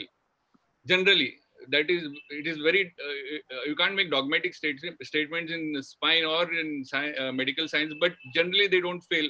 But those where there is a big defect, there is water seen in the vertebral body, these patients might fail. But anyways, both set of patients, you need, as Abhay highlighted, you need to sit down with them and counsel them that this may not be your first surgery for this particular fracture. Right. Dr. Ram Chadha, Dr. Ram, are you there with us, Dr. Ram? No, he's just joining. He got. So, Dr. Gautam, just one very interesting point that Dr. Arvind has raised here. On one hand, vertebroplasty has shown to be having failures when done after 6 weeks. On the other hand, we have teriparatide and wonderful medicines to treat all these fractures beautifully and prevent pseudoarthrosis from happening. What do you see the future of vertebroplasty from here? Is it going to become an obsolete procedure and vanish away, or it still has some role to play in osteoporotic fractures, and when? On one hand, vertebroplasty can create problems. On the other hand, it is not needed because of medical treatment. So will that vanish away in future from here? So I think the number of vertebroplasties has already gone down significantly, and it is already found a niche. There was a time when people were doing for vertebroplasty for even fresh fractures immediately in order to give pain relief. Now, with the role of teriparatide becoming well established with definite studies showing good results of non-operative treatment, the role of vertebroplasty has definitely reduced, and it has found its niche. Now, the current indications for vertebroplasty are a painful osteoporotic vertebral fracture, which is after 4 weeks of non-operative treatment. So 4 to 8 weeks is approximately the time period within which you should operate. The second is patients with vertebral pseudoarthrosis are a good indication for patients with surgery. But these are the only two indications. Now, what is not established is what you have got as point number 4 in indications. Nobody has clearly identified what are the in places where percutaneous stabilization should be added to a vertebroplasty. Should it be added to each individual whom you are doing a vertebroplasty? Remember Abhay mentioning about 5, 10, 15 minutes back that if it's a thoracolumbar fracture, then vertebroplasty, the likelihood of failing is very high. However, most osteoporotic vertebral fractures occur at the thoracolumbar junction, and we've been doing vertebroplasties at these levels for donkey's years without any problems whatsoever. So the clear indication of percutaneous stabilization, to my mind, does not exist in literature. Everybody is using their own indication. If you are doing a pure vertebroplasty, there are only two indications: painful vertebral fracture not responding to non-operative treatment, and two is Kummel's lesions, where the collapse is not very bad, or on flexion extension view, it does not open up significantly. Dr. Abhay, let me catch you on that. Dr. Abhay, you had a strong dislike about vertebroplasty after having seen all these problems and also publishing papers on that.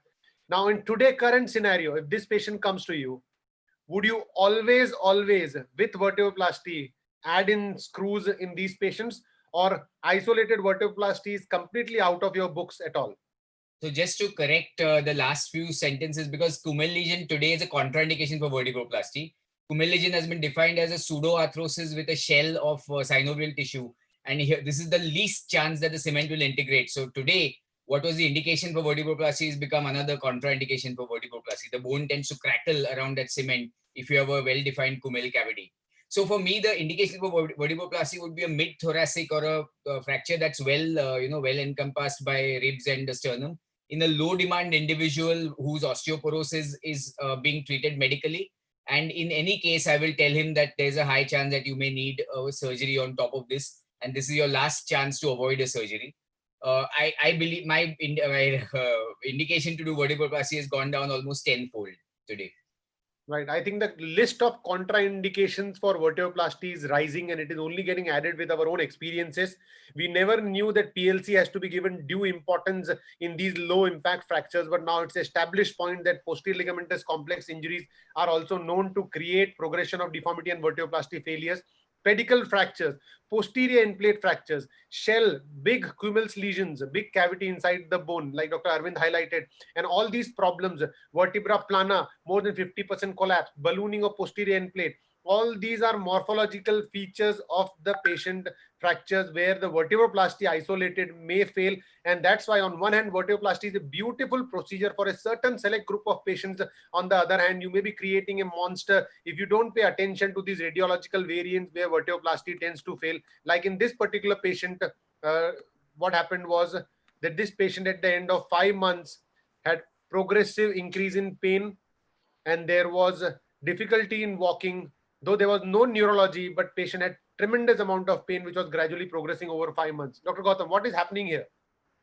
Any idea what is going wrong? What went wrong? Manish has did a wonderful vertebroplasty in a nicely chosen patient.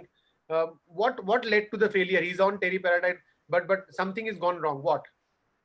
Sorry, I have not seen the X-ray or the MRI on follow-up. So you want an X-ray and MRI? That's the X-ray and MRI, sir.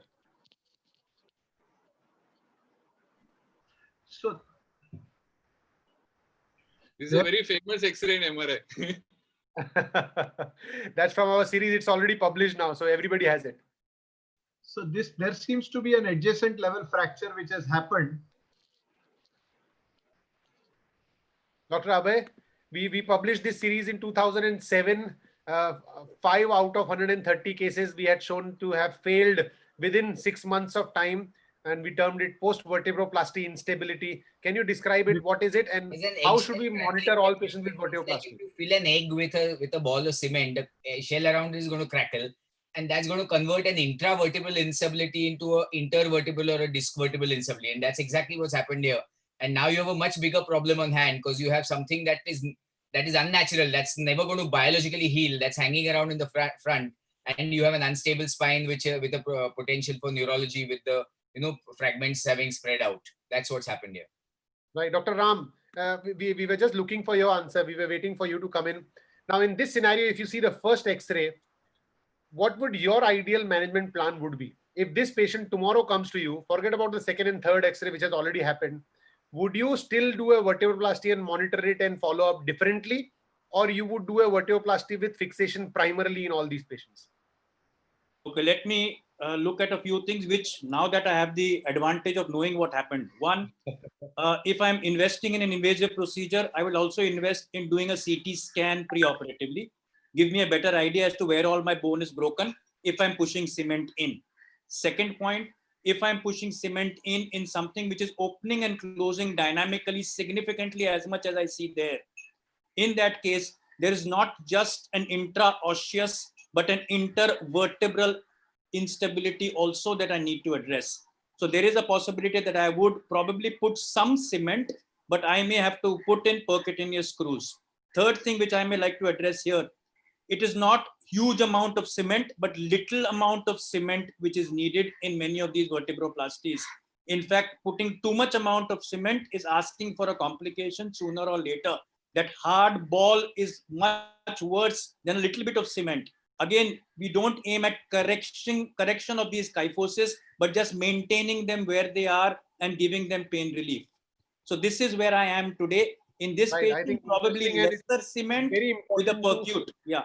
Right. Very important to pay attention to all the details of the fracture. Dr. Badani, now we have been seeing so many of failures. The indications of vertebroplasties has gone down. Contraindications are increasing. What do you feel? What is the reason for these failures? Is it the inherent nature of vertebroplasty being non-biological that is leading to more failures? Or it is the overuse of vertebroplasty and extension of indication that we as orthopedicians are playing a role to the failure of E-plasty? Yeah, I think there has been some extension of indications. If the true indications are taken, the failure is one is to not recognize instability. Second is you are not recognize the burst fracture where actually the posterior column is insufficient. Posterior. Like Dr. Ram mentioned during a CT scan. Yeah. Third thing is I think that it is the volume of cement. If you put too much volume. If you put too much volume, it will cause a ball-like effect, and the ball can then migrate in front. So the volume of cement is also very important. Just 2 to 4 ml, and just to just fill in the पेट भर के खाने का नहीं है, थोड़ा सा डाला, it just suffices and gives the stability.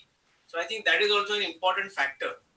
And last but not the least is continuation of the appropriate treatment for osteoporosis.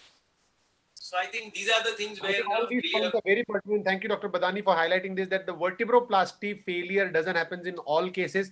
It is poor patient selection that leads to vertebroplasty failures. It is overextension of your indications and failure to miss upon obvious instability, which we just spoke in our first few slides, where recognition of factors of failure of treatment, both medical and surgical, can be recognized on day one of your X-ray, day one of your history taking, day one of your medical evaluation, which can tell you whether your medical therapy is going to be better or it's going to be failing, whether your vertebroplasty is going to be better or it's going to be failing. And now we have a problem there. And now, in fact, there is a good amount of literature to say that vertebroplasty is a wonderful procedure, and it's only our enthusiasm that has led to failure or addition of more and more failures and has brought disrepute to this beautiful procedure. We must understand that medical management of the fracture takes precedence, and vertebroplasty is only meant for pain management, like Dr. Arvind Kulkarni just highlighted, and the technique has to be followed like Dr. Manish Kothari highlighted for us. However, there is still only level 2 or 3 of evidence that vertebroplasty should be chosen as primary treatment option when pain is there, and there are wonderful medical options available. We should move on to Ram's talk, Vishal. Now we are already short by 5 minutes now. We are just going there, sir. It's now not all patients will come only with pseudoarthrosis. There are a set of patients where they come to us with progressive weakness in legs not only because of progressive kyphosis, but also because of dynamic instability in these patients, like happened in this patient with 63 female, 10-week-old fracture, progressively going off the feet, developing early neurology and progressive collapse of D12.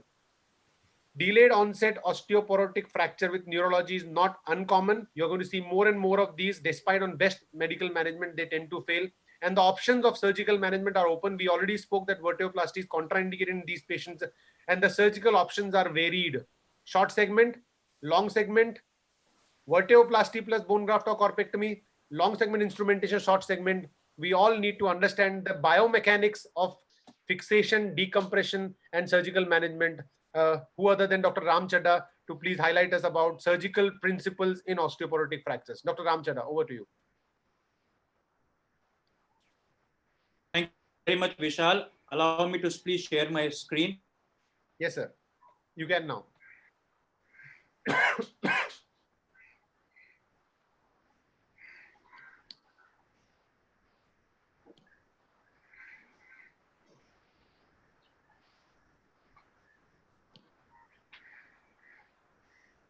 Tips and tricks to minimize complications in surgery for osteoporotic vertebral compression fracture.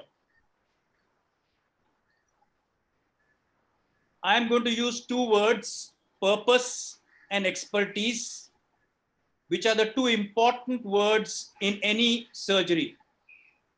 Purpose of the surgery depends on the use of the right product and the right process to achieve the purpose. Expertise is what you are capable of based on evidence and experience. For purpose, we need to know what are the issues.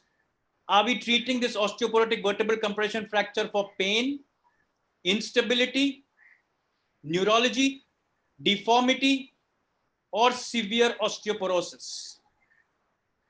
Challenges and how you handle them depends on your expertise.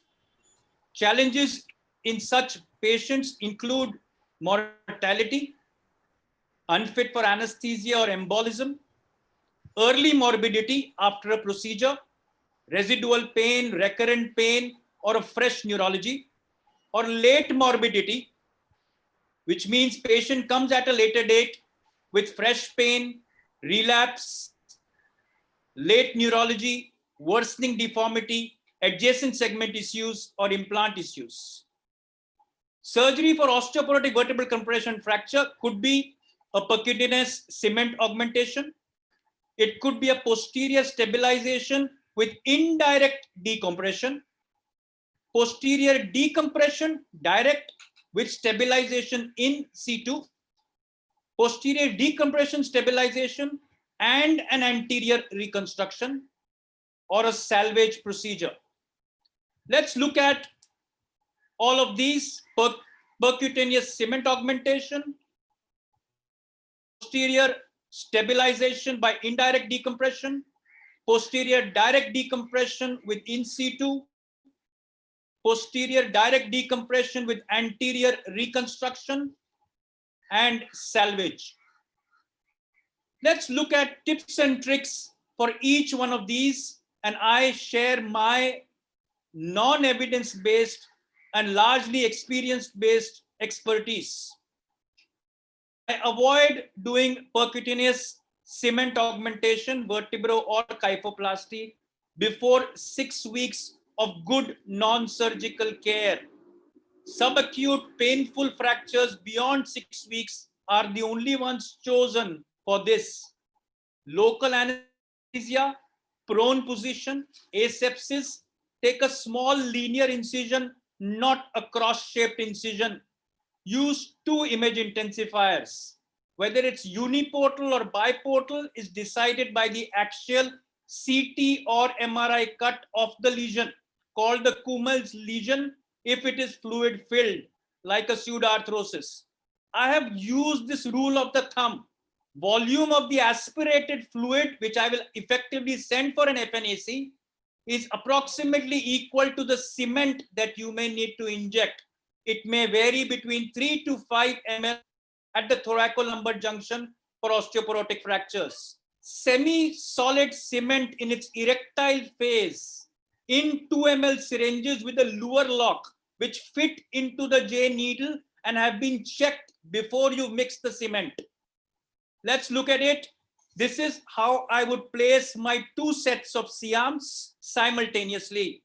Local given. This cut decides whether I do a uniportal or a biportal. In this patient, I might get away with the right-sided uniportal. I may use biportal in certain other patients. This is what I mean by beyond the toothpaste or erectile phase.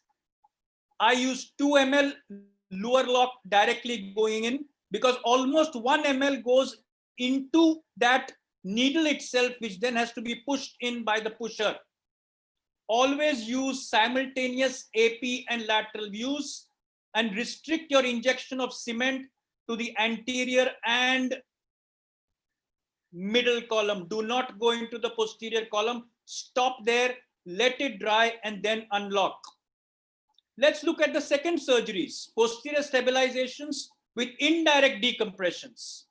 We may use percutaneous long or short segment, 1 to 3 level screws above and below, screws of maximum length, diameter, variable thread, hydroxyapatite coated, cemented or fenestrated, depending on the availability and the affordability of the patient.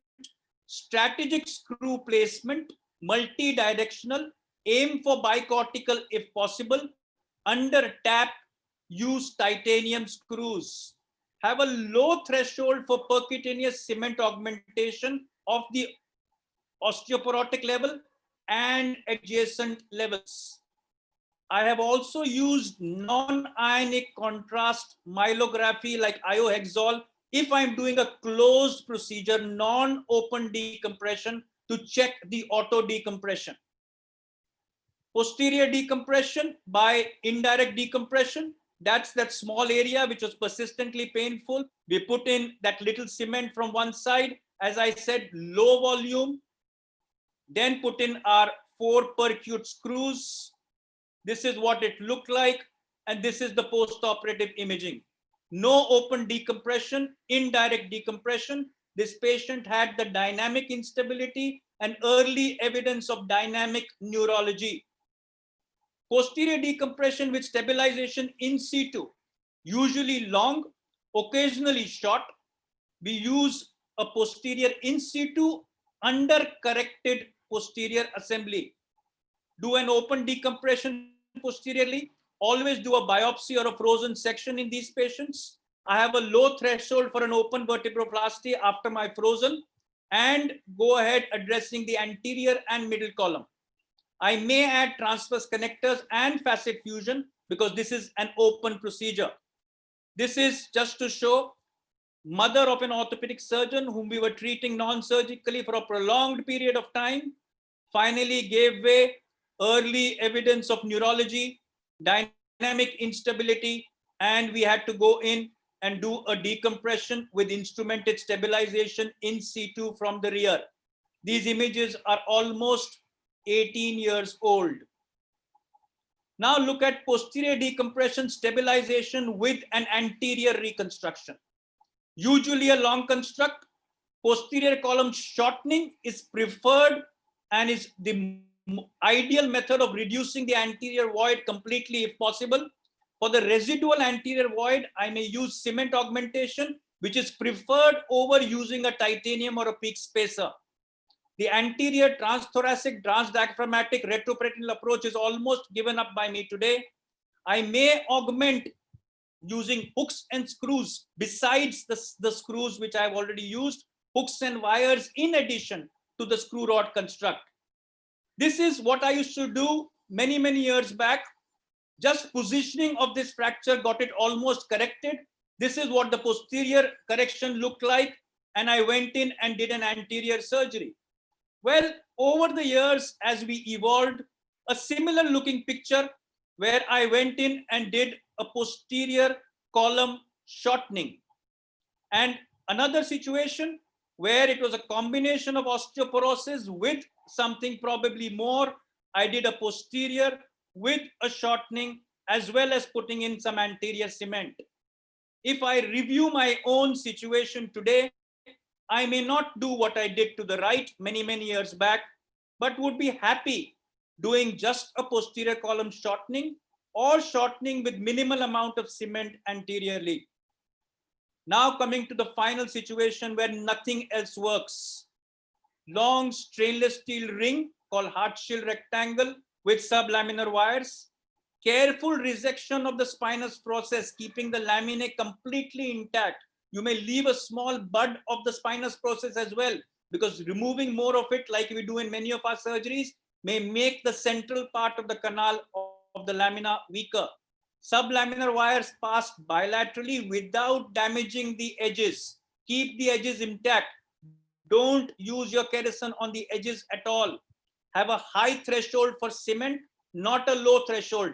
High threshold for cement. I avoid cementing where I'm using these in these patients. This allows a controlled micromotion and settling. The sagittal internal brace, which is the heart shield ring and sublaminar, is supported with an external orthotic device for almost 3 to 4 months. Yes, there are salvage modern procedures available. If you have them, like the ones that I've used to the left, go ahead, use them. But in situations in our country where none of these work, or during attempting these fenestrated screws or cemented screws, you burn your fingers and you're stuck, have the workhorse available in the OT all the time, which is the heart shield ring with sublaminar wires. Use it, and use it with almost complete confidence without anything anterior, which is what I prefer to do, unless of course there's a small Camel lesion or something which you would like to add a little bit of cement and is not closing with the shortening. Well, you could do that. But most of these patients, I would allow a concertina sort of a collapse. My final message: subacute painful situations, 6 weeks, cement augmentation, vertebroplasty or kyphoplasty. Dynamic instability with postural neurology alone. That means in the lying down position, there's no neurology. When they sit up, they get weakness in the toes or there is some buckling. Posterior stabilization with indirect decompression. Establish it with sitting supine x-rays and a proper MRI. Instability with neurology due to true mechanical compression, but without a deformity, significant deformity more than 20 degrees. Posterior decompression with stabilization in situ or under correction. Instability with neurology with deformity. Posterior decompression stabilization with anterior reconstruction, which could be by one of the three things which I said: posterior shortening, or posterior shortening with little bit of cement, or posterior shortening with a small spacer, in that order of preference. Unstable osteoporotic vertebral compression fracture where screw hold is suboptimal due to severe osteoporosis. Go back to your salvage option of stainless steel ring with sublaminar wires. I hope and pray each one of you is safe and you live as long as my mother, who's 97, and I share this particular room with her today. Thank you all for a patient hearing. Stay safe, stay healthy. Thank you, Dr. Ram. Wonderful elucidation of surgical principles in osteoporotic fracture. We all must remember that osteoporotic fractures are completely a different ball game and decision making is dilemmatous. We all must also understand that usual biomechanics of 2 above and below usually doesn't work like it does in tuberculosis and spinal tumors and other instability in young patients. You see, 2 above, 2 below kind of situation will lead to implant cut out and implant pull out, where though the implant will be same, the implant is not broken, rod is not broken, but the overall hold of the implant construct in the bone loosens and just pulls out. That's kind of implant cut out, and usual biomechanic principles do not work. There are multiple such case scenarios where it has all had led to failures, not only in spinal, but also in orthopedic practice. In fact, to a level that there is 50% of these implants may fail if the different strategy enough to state that surgical management of spinal conditions in elderly osteoporotic spine, we need a completely different strategy, and it has been time and again overwhelmed about this. We heard Dr. Ramchada, and to summarize, what is the difference in surgical strategy compared to the young and the elderly spine? That you got to have more levels of fixation. You got to have at least 3 above and 3 below the lesion to be fixed. Always augment these screws. Only screws will not help you. Wiring is the simplest form. However, cement augmentation, HA coated screws, double screws and other proprietary devices are also available. And try to augment the fracture either with a transpedicular bone grafting or preferably with a vertebroplasty. Corpectomy may not have that big a role. However, if you got to do that, particularly in cases with collapsed disc spaces, completely collapsed vertebral bodies with no chance of reconstruction, then a case may be required and a fracture should be augmented in these kind of scenarios. Some of the Thank you very proprietary much. Thank you for summing up the surgery. We are 20 minutes behind schedule, so I would like to have to stop here. Sorry, but I think y'all are all, as a moderator, Vishal, and as a panelist, all of you have done a fabulous job of elucidating all the issues associated with osteoporotic vertebral fractures, right from the diagnosis to the non-operative treatment to understanding how to investigate these patients, as well as the surgical principle techniques which include vertebroplasty, fixation, etc., have been elucidated absolutely 100%. And I'm sure the audience has got a fantastic feel to it. Let me personally thank each one of you for your fantastic contribution. And thank you very much. Have a nice and safe Sunday. We now close the meeting. Thank you, sir.